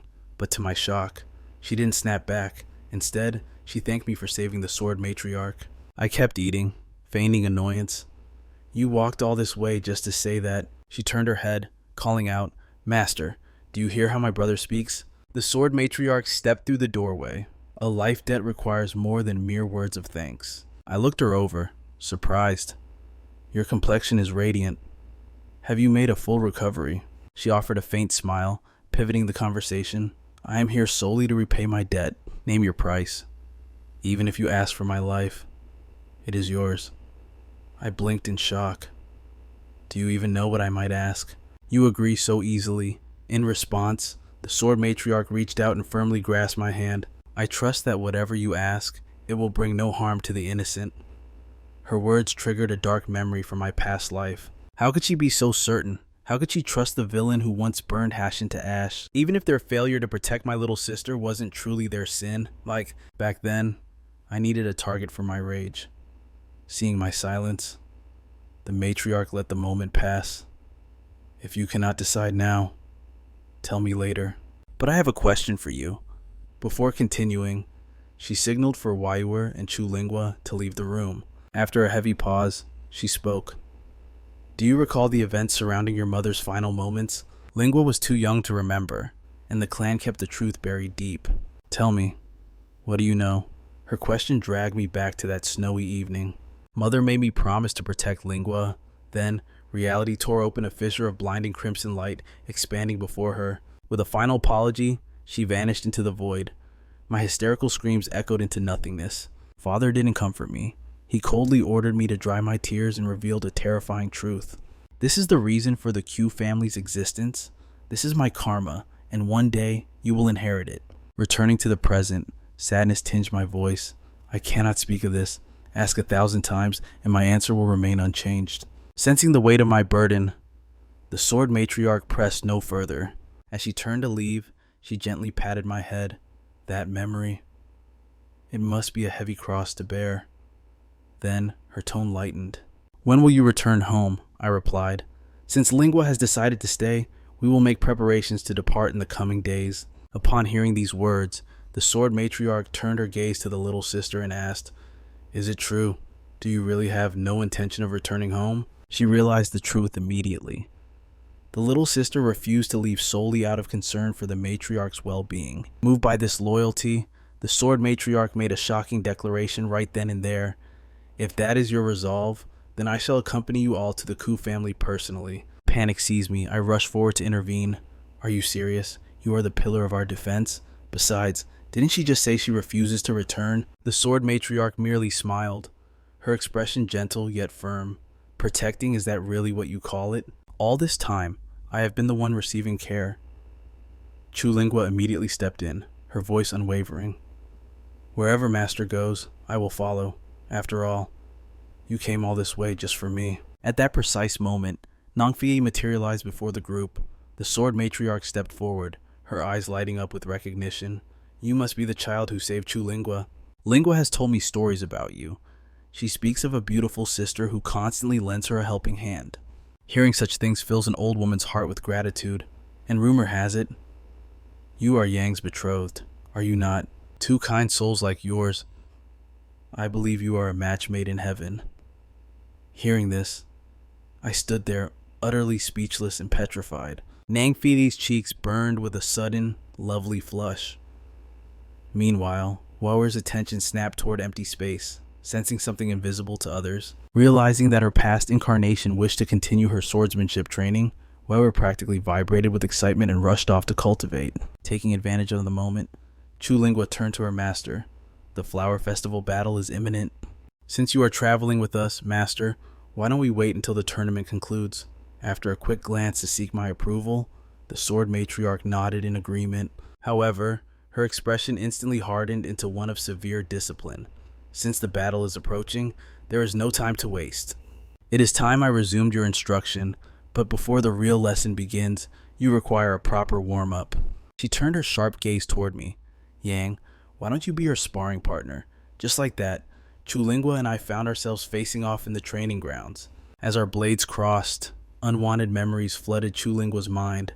A scene from the past clawed its way to the surface. Can't you tell me even now? Mother has been missing for days. No one seems to care. Does my own brother not worry for her safety? In that memory, my patience snapped. I overturned the table with a crash. Why do you keep asking me the same damn question? It is annoying me to death. Mother is dead. She is gone. Is that clear enough for you? Never mention her again. If you do, I will no longer consider you my sister. Fueled by this agonizing memory, Chulingwa's hand moved on its own, swinging her long sword with raw emotion. That moment was the seed of her hatred. It was the reason she refused to leave Mount Hashan. Only there could she escape the memory of her mother and her detestable brother. Back in the present, although she poured every ounce of her soul into the strike, it was futile. She was defeated. As I turned to walk away, she called out to my retreating back, her voice trembling, "Brother, can we ever go back to the way we were?" Her words forced me to pause. Silence hung heavy in the air before I replied coldly, "What nonsense are you spouting? It is already too late." With that final decree, I vanished without a backward glance, leaving Chulingwa alone in the quiet expanse of the training ground. She did not try to deny it. As the sun dipped below the horizon, bringing the evening chill, Wuian was furiously practicing his swordsmanship elsewhere on Mount Hashan. His strikes were fierce, yet heavy with regret and self-loathing. His thoughts raced. I know the young master deliberately acts without me. I know he has reached a realm of power where I am no longer needed. But my duty does not end until my heart stops beating. I cannot allow him to be harmed yet. Where was I when the young master was risking his life to protect everyone else? Consumed by these dark thoughts, Wuian channeled all his fury and strength into a single, desperate slash. Boom! The force of the blow struck the water, detonating the surface into a massive, towering curtain of spray. I am incompetent. I trained the sword to protect, yet I protect nothing. But in the depths of his despair, a sound suddenly pierced the air. He snapped his head toward the noise, and the sight that greeted him froze the blood in his veins. "Is that Attendant Wire?" She appears to be speaking, but to whom there is no one there. I thought she was just a servant girl obsessed with steamed buns. So why do her movements carry the noble bearing of a grand master? Has she been concealing her martial arts all along? His grip tightened around his hilt until his knuckles turned white. No, focused distractions are meaningless. I must only focus on sharpening my blade for the path ahead. This is my sole mission as a guardian. But just then, a voice shattered his concentration. Is that really enough? It was Wire. She had appeared behind him like a ghost. Before he could react, she gently extended a finger toward his chest. Flash golden internal energy surged forth in a blinding burst. As Wuian stared in utter confusion, Wire whispered, "The sword cannot be rigid. Sometimes, you must simply break through the limits." Just like that, time seemed to blur. When Wuian finally came back to his senses, he opened his mouth to question her, but she was already gone, vanished like mist. Meanwhile, anticipation filled the air. With the flower festival battle drawing near, the night market at the foot of Mount Hashan was more vibrant than ever before. As endless plum blossoms drifted across the sky, I couldn't suppress the groan rising in my throat. To think I'm stuck in this place until the flower festival battle actually begins. But since our fate is sealed, I might as well enjoy the downtime. Nongong Fei seemed to agree, nodding off before collapsing onto my shoulder in a deep slumber. Meanwhile, deep within a secluded chamber on Mount Hua, a heavy silence hung between the divine physician and the swordmaster. The physician's face was grim. "I understand your request, but do you mistake me for a deity? They call me divine, but I am merely mortal." The swordmaster understood the weight of those words, yet desperation edged his voice. "Is there truly no other path?" A weary sigh escaped the old healer. Altering a person's natural aura is defying heaven itself. And for that child, it is nearly impossible. Every martial artist holds a vessel within their body, but that child's vessel is an anomaly. It is an abyss vast, deep, and terrifyingly empty. That is why her very presence feels so faint, like a ghost in the mist. Yet, the swordmaster's concern lay elsewhere, rooted in a far darker reality. His resolve was iron. He had to crush her desire to wield the sword. She had to live as a normal girl, no matter the cost. Even with that resolve, the divine physician looked deeply conflicted. The cost of such a procedure, he warned, would consume time and resources enough to bankrupt a great clan. But the swordmaster didn't flinch. "Name your price. If you need the 100 ultimate demon stones for your grandson, I will tear through hell to get them." The physician's eyes widened in shock. "How? Did you hear about that from Dewa?" The swordmaster offered no explanation, only a solemn pact. "Let us both fight for the sake of our children." Still, the healer couldn't grasp the logic. But why go to such lengths in this chaotic era? Is learning the sword not a means of survival? A heavy silence stretched before the Swordmaster finally unveiled the heartbreaking truth. For her, martial arts is not a gift. It is a curse. Manual labor is fine, but the moment she channels internal energy, the fire of her lifespan ignites. To put it simply, every time she draws her sword, she draws closer to death. Cold sweat beaded on the divine physician's forehead. That sounds like the cursed bloodline of the demonic cult. Realizing the gravity, he offered a final, desperate solution. Seek out the Taiyuan Jiang family, where the Martial Alliance leader resides. They possess the Demon Sealing Stone. Use its power to seal her Dantian permanently. That is the only way to save her life. Yet, worry lingered in the old doctor's eyes. The Alliance leader's action would cripple her martial future forever. If she realizes her wings were clipped before she could ever fly, she may grow to hate you for eternity. Is the Swordmaster truly prepared to bear that hatred? Back in the present, Nongong Fei suddenly woke up, pointing excitedly into the distance. Before I could even ask, she darted off into the crowd. That's when something sparkled at a street stall a hairpin. Later, as Wei Shuer returned to the residence, a stern voice froze her in her tracks. Where have you been wandering all day? I just wanted to see the market, she stammered, bowing her head in apology. But then she saw the object in my hand. It was the very same butterfly hairpin I had spotted earlier. You've been working hard lately, I said, gently placing the ornament in her hair. Consider this a reward. If it doesn't suit your taste, feel free to toss it. It wasn't expensive anyway. But before the words left my lips, she leaned in and kissed me. Thank you, young master. The next morning, we rose before dawn for the flower festival battle. While Nangong Fei was bursting with energy, I was barely awake. She frowned, leaning in close. Young master, are you sick? You look terrible. My mind instantly flashed back to the kiss. No, that couldn't have been real. It had to be a hallucination. Besides, I'm a grown man. Why would a simple peck flush me like this before I could spiral further? We arrived at the arena. The crowd was buzzing with electric anticipation. Will the Sword Dragon fight this year? He sat out the last tournament. Does anyone even remember who won last year? Suddenly, a familiar voice cut through the noise. It was Ying Feng. Wait, why was he here? Shouldn't he be preparing for his match? Just then, his eyes locked onto mine. He hurried over, ignoring the crowd. Young Master Chu, you came to watch the battles. Isn't this crunch time for you? I asked. Should you really be wandering around? But before he could answer, a voice rang out from nearby. The tournament is imminent. Where has everyone disappeared to? Ying Feng's question hangs in the air, thick with awkward tension. Sensing the mood, he quickly offers, there is still time before the opening ceremony. Shall I escort you all to the arena? And so, under Ying Feng's guidance, we arrive at the legendary Flower Festival battlegrounds. Suddenly, Ying Feng drops a bombshell. By the way, junior sister Chu Linghua is also participating in today's battle. My heart instantly tightens with worry. Who could she possibly face? I pray she survives the first round. But before I can speak, Ying Feng delivers the killing blow. Her opponent is me. The words hit me like a physical strike. I freeze in shock. This is the absolute worst case scenario. How can Linghua possibly stand against him? Who orchestrated this bracket? Is someone deliberately setting her up for failure? Suddenly, a booming voice cuts through my thoughts. The Flower Festival is commencing. We invite the sect leader to the stage. While the crowd buzzes with anticipation, I wear a mask of pure disdain.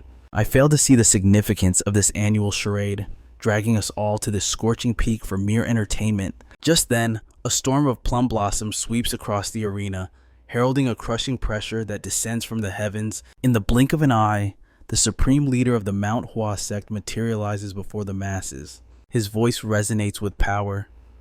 My gratitude to all who watch over our young disciples, and to those who have shielded Mount Hua through the ages, I hereby declare the first round of the Mount Hua Flower Festival has officially begun. As his command falls, the crowd erupts into a deafening roar. The battle for glory starts now. Meanwhile, backstage, two male disciples crowd around Chu Linghua. Hearing her polite gratitude, their faces light up with foolish delight. One boasts arrogantly, Junior Sister Chu, Behold, I possess a supreme killing technique just for you. Allow me to demonstrate, but their posturing is cut short as a cold voice pierces the air, calling Linghua's name. The disciples grit their teeth in anger. Who is this insolent brat? They hiss, offended that I dare address their goddess so casually. I simply smirk. I am her brother. After swiftly silencing the pests, I turn to my sister and get straight to the point. I know your opponent is the Sword Dragon. If the Sword Matriarch forced this upon you, I advise you to forfeit immediately. He's the strongest of the third generation. The result of this duel is already written in stone. But to my astonishment, she shakes her head. Thank you for your concern, brother, but if I continue to run, I will forever remain in debt to this sect. Her eyes burn with new resolve. Victory or defeat matters not to me today. Because, for the first time in my life, I am choosing not to flee. On the stage, the previous bout concludes, and the announcer's voice booms. From the gold camp, the rising star of Mount Hua, the sword dragon, Yingfang, and facing him from the silver camp, the sword matriarch's direct disciple, Chu Linghua. Let the duel begin. As Linghua steps onto the sacred tiles, her mind drifts to a haunting question. When did I begin to resent my brother? Was it the day his rage consumed him, and he shattered our home? Fear replaced love. That fear festered into resentment, until I grew to hate not just him, but the entire world. But after walking this path alongside him recently, I realized the chains binding me were not his doing. They were forged by my own cowardice. She steals her heart. I may despise my lineage. I may resent my brother. But today, I will stand my ground. The signal fires instantly. Two figures clash in a blur of steel and spirit. Yingfang's power is overwhelming. He lives up to the title of Sword Dragon, displaying strength far beyond Linghua's darkest predictions. Blades dance and spark, though Linghua's swordsmanship is breathtakingly beautiful and terrifyingly precise. Her rigid forms betray her. Yingfang's experienced eyes instantly identify the opening in her defense. He sidesteps her thrust. He could end it with a single lethal strike, but instead, he merely blasts her back with a wave of force. He lowers his blade, smiling. Lady Chu, your hesitation is gone. Now show me your true power. Unleash your trump card upon this stage. Hearing his challenge, my sister's aura explodes. She holds nothing back. Amidst the flashing steel, phantom plum blossoms begin to drift through the air.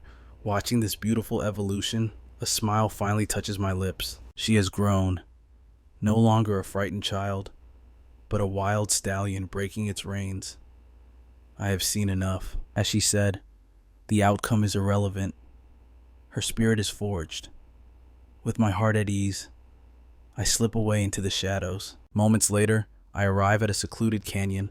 With the entire sect distracted by the tournament, the path is clear. Now's the time. I must locate the Night Palace branch discovered by Mount Hua, before the Martial Alliance interferes and ruins everything. Stepping into the cavern's maw, the chaotic scars of battle instantly seize my gaze. Had the remnants clashed with the Mount Hua sect here, but didn't Mount Hua only arrive to clean up the dead? Why would the Palace of Knights linger in such a place suddenly? A familiar, sinister demonic energy pierced my senses. My instincts screamed, this was the place. Memories from my past life whispered of a secret chamber concealed within these walls. And that secret room would be located exactly where the flow of chi converged most intensely. Persistence bore fruit. My fingers brushed against a stone chair, triggering the hidden mechanism with a heavy clunk. As the heavy doors groaned open, the sight within froze the blood in my veins. Before me lay a nauseating sea of blood, filled with the mangled bodies of Mount Hua's martial artists. A wave of revulsion hit me. What kind of monster could commit such a cruel atrocity? My eyes locked onto a solitary flower, blooming defiantly in the center of that crimson lake. Was this carnage? All for that single blossom? But something felt wrong. I reached into the thick red pool and hauled up a submerged corpse. My breath hitched. It was a disciple of the Martial Alliance, and his body was still warm. The horrifying truth slammed into me. The Martial Alliance hadn't ignored the flower festival. They were slaughtered before they could even arrive. Before I could process the shock, killing intent spiked from behind. I threw myself sideways, barely evading a fatal blow. A chilling voice echoed through the chamber. Not bad.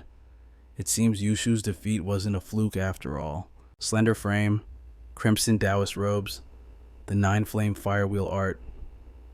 So, You must be Ku Yangtian. Perfect. You were on my kill list anyway. This saves me the hunt.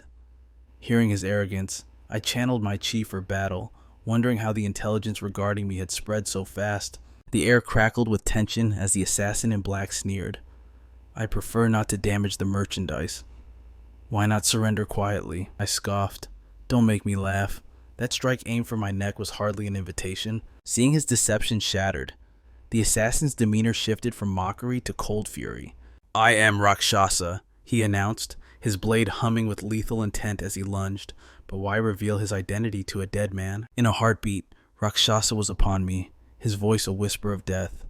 At least have the courtesy to know the name of your executioner. I unleashed the 9-flame fire dragon to incinerate him, but he vanished. He reappeared instantly behind my back with terrifying speed. Cold sweat trickled down my spine. The exit was miles away, and in a head-on clash, I was woefully outmatched. I danced on the razor's edge, barely deflecting a barrage of strikes that sought to end my life. Rakshasa cackled, his blade weaving a web of steel. To think Yushu fell to a coward who can only run. How disappointing. What a waste of breath. With a thunderous impact, his palm strike connected, blasting me across the chamber. Pain blinded me, but as darkness encroached, a familiar presence awakened in my soul. Really, I just woke up, and you're already at death's door. Stand up. Let's do this again. It was Elder Shen meanwhile. Rakshasa stalked toward me like a predator cornering its prey. Game over, the assassin sneered. Though, surviving this long against me proves you're a monster in your own right. He raised his blade for the final stroke, but suddenly, a crimson tide erupted from the ground, shielding me in a massive curtain of blood. Rakshasa froze in shock as a voice, ancient and terrible, pierced the air. What was that you said about knowing your killer? Then please, burn this name into your soul. I am Shen Jin. An overwhelming pressure crushed down, sending Rakshasa into instant panic. A swordmaster, Rakshasa stammered, retreating. The intel said Ku Yangtian was a brawler, not a swordsman. Was the information wrong? Before he could finish, a beam of sword light sheared past his ear, slicing away his mask to reveal the face beneath. His identity exposed, Rakshasa's composure shattered. Roaring like a beast, he abandoned all defense and launched a frenzied assault. Elder Shen's voice echoed calmly in the sanctuary of my mind, watching the desperate charge. His strikes are deadly, yes, but once rage consumes the heart, the sword becomes chaotic. Anxiety dulls the edge. A true grandmaster needs not brute force. With the right intent, a single breath can shake the heavens and sunder the earth. My hand moved on its own, effortlessly parrying the strike. In that split second, illusion became reality. Dazzling plum blossoms burst forth where steel met steel. As the storm of spectral petals swallowed Rakshasa whole, I watched in utter disbelief at the power flowing through my own hands. Elder Shen's spirit form slowly materialized beside me. This is the essence of martial arts. Do you understand now? You who have walked against the river of time. My heart stopped. Elder Shen knew I was a regressor. While his spirit slumbered within the mysterious energy of my body, he had been watching. Tethered to my soul, he had seen my memories and inadvertently learned the darkest secret I held my rebirth. Questions swirled in his mind like a chaotic vortex, yet clarity struck him like lightning. Only one thing mattered, destroying the Rakshasa. The beast, thrown back by the impact, grinned with a twisted mixture of shock and bloodlust. You were hiding this power, the creature sneered. If you had started with this, our dance would have been far more entertaining. With a roar, the Rakshasa lunged, dual blades screaming through the air. Suddenly, Elder Shen's ancient voice resonated within the protagonist's mind. Listen well, boy. Do you know why disciples of Mount Hua forge bodies of steel? It is to perfect the vessel. Once the vessel is whole, you can unleash devastating power using only a whisper of internal force. With a sword, this truth becomes absolute. Plum blossoms do not bloom alone. They erupt in a magnificent chorus. Now, let this mystery etch itself into your soul. Watch closely. Guided by the elder, the blade flashed a single strike that severed the Rakshasa's arm. The beast roared, plunging into a berserk frenzy. But something had changed. Though Elder Shen piloted his body, not a single drop of internal energy was wasted. As the protagonist braced for the counterattack, the elder scolded him. Stubborn fool, in your past life, you were merely putting on airs. Without your energy, you were a walking corpse. That is the fatal flaw of all who walk the demonic path. He saw right through the protagonist's history. Desperate, the hero snapped back. Lecture me later. Help me kill this thing first. But the elder remained calm. Are you still blinded by arrogance just because you possess a sliver of power? Sensing the boy's realization, Elder Shen laughed, a sound like thunder. Look at him. The beast bleeds. He is finished. You can end this yourself, or do you need me to hold your hand? The words struck home. Dropping his long sword, the protagonist closed his eyes, recalling the lesson. Do not rely on the energy. It didn't matter how much the elder knew of his past life as a puppet of the demon palace. One truth remained clear. When a warrior loses his mind to rage, death follows. Focusing, he channeled a tiny thread of energy into his left fist. No hesitation. He drove his fist into the Rakshasa's chest with the weight of a mountain. The impact was catastrophic. Maximum destruction achieved with minimum effort. The Rakshasa collapsed, broken, but victory was short-lived. A razor-sharp agony suddenly exploded within the protagonist's core. The 1,000 absorption technique was backfiring. Internal force raged through his meridians like a chaotic storm. One slip in concentration would mean instant blackout. Just then, the elder's voice cut through the pain. I teach you the supreme way, and you still falter. The scolding snapped him back to reality. He gritted his teeth, desperate to replicate the sensation of the elder's control. Breathe, suppress, condense. He forced the rampaging energy into a single point, guiding the river of power. With a sudden crack, the middle dantian burst open. Blazing energy erupted like a volcano from within. The transformation was terrifying. His eyes flew open, wide with disbelief at the sheer magnitude of the change. Was this the peak in his past life? Laziness and stupidity had barred him from this realm. Back then, he had brutally forced his way through with demonic chai, mistaking corruption for true strength. Enough reminiscing. Elder Shen's voice shattered his thoughts. We have urgent business. Focus on the prize. We must deal with that flower. He stared at the bloom. Why sacrifice countless lives for this? It pulsed with a sinister, toxic aura. Was this an artifact of the demon palace, sensing the darkness? Elder Shen's spiritual form frowned. It seems the common rabble cannot sense its true nature. The elder mused. Should we return it to the Manhwa sect? The protagonist asked. Absolutely not, the elder commanded. That brings only trouble. The current sect master is a fool who would lock it away in the Plum Blossom Cave to rot. Then, the elder dropped a bombshell. Devour it. Make its power your own. Are you insane? The protagonist gasped. The energy inside is chaotic. Silence. Foolish boy, the elder roared. Do not hide behind fake righteousness. You know exactly how to honor the dead. You must become strong, by any means necessary. Trembling, the hero reached for the snowflower. The elder spoke the truth. He had vowed to live this life without regret. There was no turning back now. Without a second thought, he swallowed the blood-red flower whole. As the essence dissolved, reality warped. A pain worse than death tore through his soul, confirming his worst fears. Internal energy, the Tao, and demonic aura. To think a single flower could house such conflicting powers. Consuming this would destroy a normal martial artist. Without hesitation, I ignite the 9-flame wheel technique. The flames shift in color, hotter and brighter. My eyes widen. I've broken through to the 5-star realm. Leaving the cave under the cloak of twilight, I mask my presence and quicken my pace. I need to get back before anyone notices. I slip silently into my room, only to find Nangong Fei waiting on my bed, fighting off sleep. Elder Shen chuckles in my mind. Seems you two got quite cozy while I was gone, didn't you? Suddenly, Nangong Fei stirs. Why do you smell of blood? You said you'd be right back. I panic and check my sleeve. How did she detect that? I definitely burned away the scent with my chi. Before I can explain, she speaks again. Linghua lost the battle at the flower festival, but she seemed at peace. It was the first time I'd ever seen such a look on her face. Before I can reply, she pulls me into an embrace, burying her face in my chest to confirm the scent of blood one last time. Her eyes flutter shut. I won't ask what happened today, she whispers. Just let me hold you like this for a moment. Inside my head, Elder Shen scoffs. Tch, what a lecher. Meanwhile, the Martial Arts Alliance discovers the cave. The lead investigator freezes at the sight of the charred corpse, but quickly recovers his composure. Return to the main force and alert the elders. He commands his subordinate, I will file a classified report myself. Once alone, he kneels to inspect the body with a grim expression. There is no mistake. This charred husk is the corpse of the Rakshasa. He was sent to retrieve the origin liquid, yet he was incinerated in this remote cave. But by whom? His gaze shifts to the empty stone dais in the center of the blood pool. The origin liquid is gone. Sensing the lingering heat and fading smoke, a thought strikes him. Could young Master Chu be the one who killed Wei Shuer? But the demonic chi on the Rakshasa's body has vanished completely.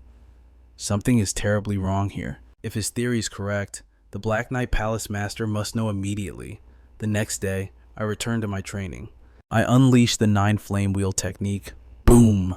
A massive explosion tears through the training grounds instantly. Staring at the scorched abyss I created, Elder Shen asks, does such overwhelming power not bring you joy? When I remain silent, he probes deeper. Tell me, what exactly is the heavenly demon? Your memories are locked away, but the ones regarding the heavenly demon are darker.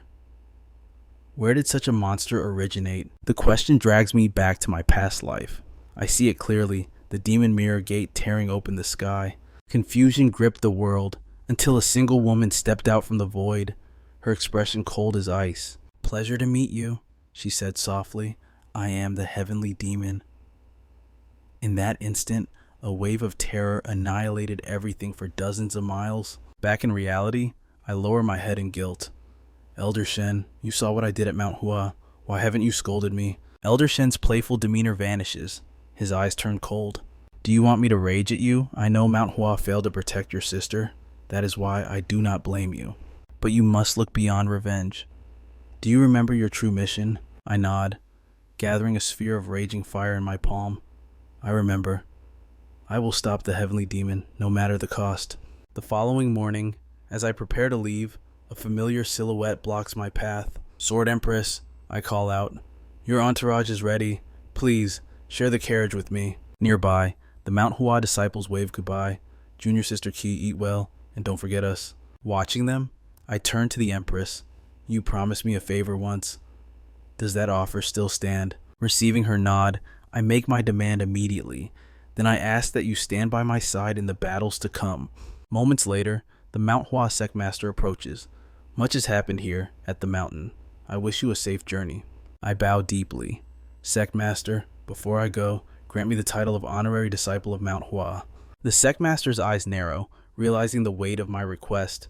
Is this about the power residing within you? The title is easy to grant, but be warned I cannot teach you how to control that force yet. Suddenly, the Sword Empress interjects. Give him the title. After all, she adds, we all owe this child a debt. With her support, the Sectmaster officially grants me the identity I need. He tosses a rough sack into my hands. 9 Wheels asked me to pass this to you. If it were valuable, I would have kept it, but it seems worthless. With the dust finally settled, I embarked on the long journey back to the Chu estate, accompanied by my motley crew. Inside the carriage, gazing at that peculiar sack, my mind drifted back to the chaotic events at Mount Hashin. It all began when Elder Shen took control of my physical form. Then came the encounter with this life's Ying Feng. We were joined by Yashwedi, Rakshasa, and the imposing Sword Empress, whom I had the privilege of healing. Yet, 2 figures truly caught me off guard. The first was Zhu Xi. What on earth happened to him? The man was actually mute. It was a massive deviation from the timeline of my previous life. The second surprise was none other than the legendary Divine Doctor. Why were all these heavyweights gathering at the Chu clan? Before I knew it, deep autumn had painted the world in gold, and we finally arrived safely at the family estate. My younger sister stepped forward to greet father. He walked past her with a solemn expression, his voice low. The journey back must have been exhausting for you. Taken aback by his unusual concern, my sister retreated into the inner courtyard, her heart a tangled mess of complex emotions. Then father turned his piercing gaze to me. I received your letter. It seems a storm truly brewed during your time at Wuian. As he spoke, his eyes shifted to the figure standing beside me. And who might this be? Hearing the question, Nangong Fei immediately snapped to attention. I am Nangong Fei. I am deeply grateful for young Master Chu's protection throughout our journey. Watching her act so dignified, Elder Shen couldn't resist a snarky remark in my mind. Is this really the same brat who was drooling in her sleep just an hour ago? Father's eyebrows shot up in surprise. The Nangong clan has been searching high and low for you. I will send word to them immediately. After exchanging brief pleasantries, Father dropped a bombshell.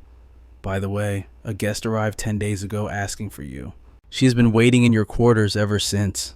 With that, he hurriedly moved to pay his respects to the Divine Doctor and the Sword Empress. Moments later, I returned to my room to change, but what I found stopped me in my tracks.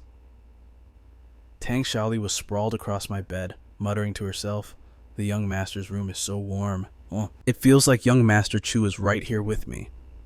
Oh, I hope he returns soon." At that exact moment, she locked eyes with the very person she had been fantasizing about. A piercing scream shattered the silence, and I silently backed out of the room. After the chaos settled and we took our seats, I broke the ice. "Long time no see, Miss Tang. What brings a scion of the Tang clan all the way to the Q estate?" Tang Xiaoli ignored my pleasantries. Instead, she glared at me. Her cheeks puffed in anger. "You aren't Kwai at all. Just what is your real name?" It turned out that 10 days ago, she had visited under the guise of finding this Kwai, only to discover that the person she knew was a complete fabrication. With a wronged expression that could melt stone, she demanded, "Why did you deceive me like that?" I immediately offered a sincere apology for the deception.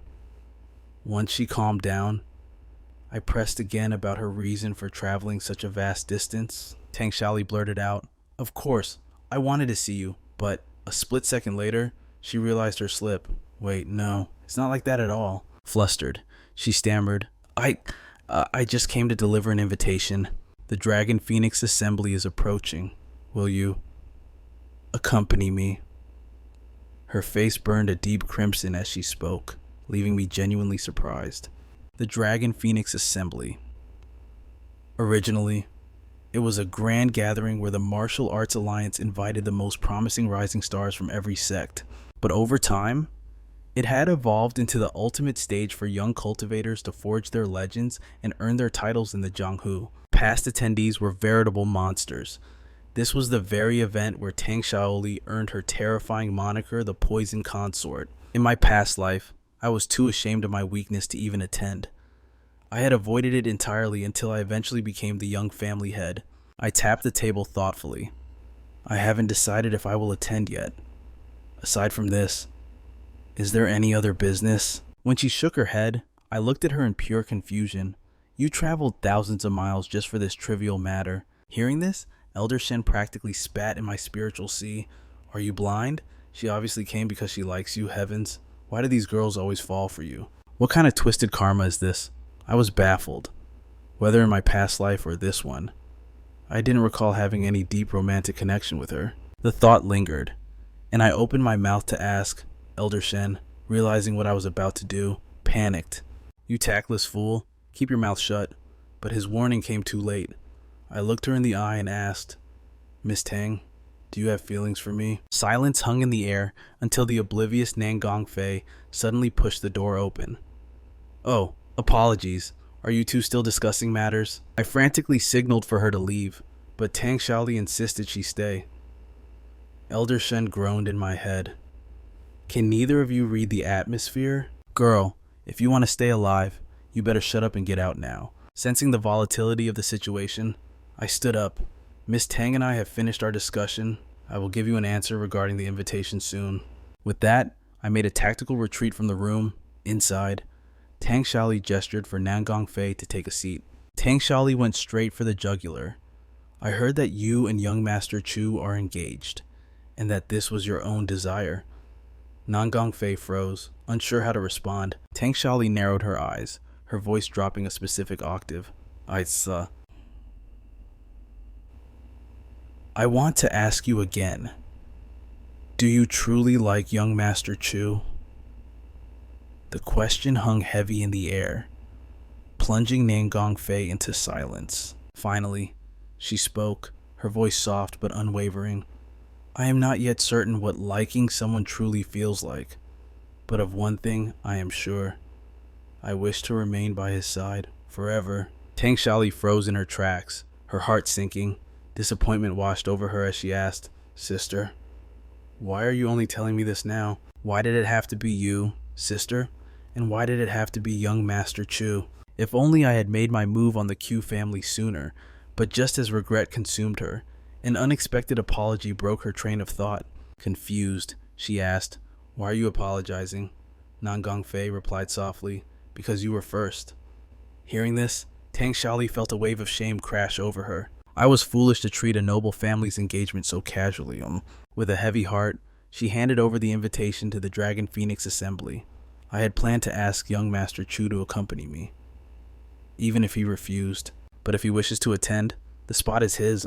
Suddenly, Nan Gongfei declared, "If young Master Chu goes, then I shall go as well." Those words struck Tang Xiaoli like a blinding flash of light. What happened during the time we were apart, elder sister, who always shunned worldly affairs, has completely changed. Is this the legendary power of love? I have been utterly defeated. But the words that followed were a thunderclap that shattered her world. I think I might already be carrying young Master Chu's child. Meanwhile, as I strolled through the courtyard, a chill of foreboding ran down my spine. Surely, they aren't discussing anything absurd, right? As Nan Gongfei recounted the events of that fateful night, Tang Xiaoli's sorrow turned to suspicion. Wait, besides holding hands and sleeping, what else did you do? Seeing Nan Gongfei's confused expression, Tang Xiaoli let out a massive sigh of relief. It seems elder sister is completely innocent in the ways of men and women. Gathering her wits, she said, "Sister, I must explain something crucial. Doing only that will not create a child." Witnessing Nan Gongfei's shock, Tang Xiaoli calmly began to educate her on the true origins of life. And Nan Gongfei listened with intense focus, drowning in a vast new ocean of knowledge. Shortly after, Nan Gongfei emerged, but her aura felt strange. Concerned, I slowly raised my hand. "Are you all right?" At the sight of me, her face exploded into a crimson red, and she fled without a backward glance. I stood there, baffled. What on earth is wrong with her now? Elsewhere, the Sword Empress stormed into the Q family head's chambers. "Captain," but the Q family head cut her off instantly. "Correct your form of address. I have no patience for your nostalgia games." Realizing his coldness, the Sword Empress got straight to the point. "I came to demand the truth about what happened that day inside the demon mirror." Boom! A terrifying internal force erupted from the Q family head. "Have you forgotten the oath you swore to me?" The Sword Empress stood her ground. "I promised not to ask about Tianyi. I never swore silence regarding the demon mirror." "I am not jesting," he warned. She countered, "Think of the Sacred Dragon Team. Think of the Alliance protecting the people. Remember the subordinates who swore to follow you, their captain, to the very gates of hell. So please, tell me, what exactly did you see inside that accursed mirror? What madness drove those children to slaughter one another? Even the survivors are trapped in an endless nightmare." Hearing this, the Q family head's killing intent slowly faded. "If I told you I saw the exact same horror you did, would you even believe it?" To find Tangzi, I entered the demon mirror, and there I saw a tree of unimaginable strangeness. A single glance was enough. Foul, impure chi invaded my meridians instantly. That unspeakable, oppressive terror. It still haunts me. You felt it too, didn't you? That is why everyone lost their minds. That day, while you lay unconscious, we followed the Swordmaster's orders and marched into the demon realm. Suddenly, the Sword Empress shouted, cutting him off, "You are clearly lying." When the Sacred Dragon Team disbanded and the Swordmaster stepped down, I heard no such thing. The Swordmaster only went to the demon realm to find a cure for his dying daughter. The Alliance leader told me this himself. It was all for his own selfish desires. How tragic. The world's greatest Swordmaster bowing down for personal gain. Those lives weren't sacrificed for righteousness. They were mere pawns, used by the Alliance leader's lies and selfishness. Seeing the truth laid bare, the Q family head, who knew everything, fell silent. "Leave for now. Even if you press me, I have no answers for you." Seething with frustration, the Sword Empress vowed to return. She turned and stormed out of the room in a rage. However, the Q family head remained in the shadows, burdened by the dark truth. The Swordmaster's mind was already fractured back then. It was as if he had been bewitched by something ancient.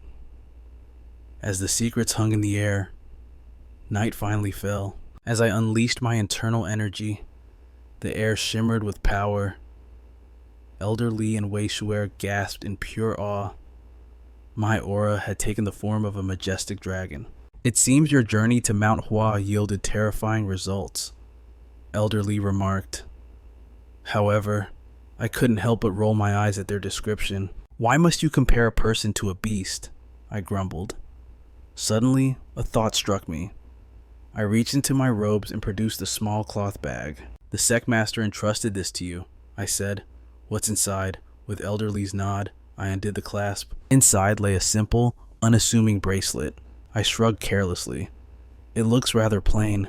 Since it's nothing valuable, I'll just gift it to Shuer. Wham! A heavy fist introduced itself to my skull. Elder Li roared. You ungrateful brat, I finally give you a gift, and you try to re-gift it right in front of my face. Before I could retort, his expression turned serious. The Nangong family has arrived, he announced. Your fiancée is waiting. The news sent a jolt through me. I dashed out immediately. Nangong Fei was finally returning home. This should have been a joyous reunion, yet a cold knot of anxiety tightened in my stomach. Why did this feel like a prelude to disaster? I burst into Nangong Fei's quarters, only to freeze in horror. A sharp crack echoed through the room. The patriarch of the Nangong family had just slapped her across the face. Seeing the pain and injustice etched onto Fei's delicate features, a volcano of rage erupted within my soul. Memories of my past life flooded back. I remembered standing in the moonlight, telling her, You are cold and distant, just like the moon. After that day, she would spend hours gazing at the night sky, lost in a sorrow I didn't understand. Even on her deathbed, her final question was if the moon had risen. It had haunted me for a lifetime. What was she thinking in those lonely moments? I never found the answer in my previous life. But in this timeline, I swore I would not let her suffer in silence again. I charged forward without a word, intent on stopping him, but before my strike could land, a terrifying burst of thunderous chi exploded from his body. With a mere flick of his wrist, he shattered my fierce attack as if it were nothing. Who dares interfere in my family matters? He bellowed. The pressure was immense, but I knew exactly who this monster was. This was Nangong Gen, the ruthless patriarch. I retracted my aura, standing tall against his killing intent to introduce myself. I am Gu Yangtian, your daughter's betrothed, and I demand to know why you are striking her. He scoffed, looking down at me. Since when is a father disciplining his child a crime? And do you think it is wise to attack an elder? I didn't back down.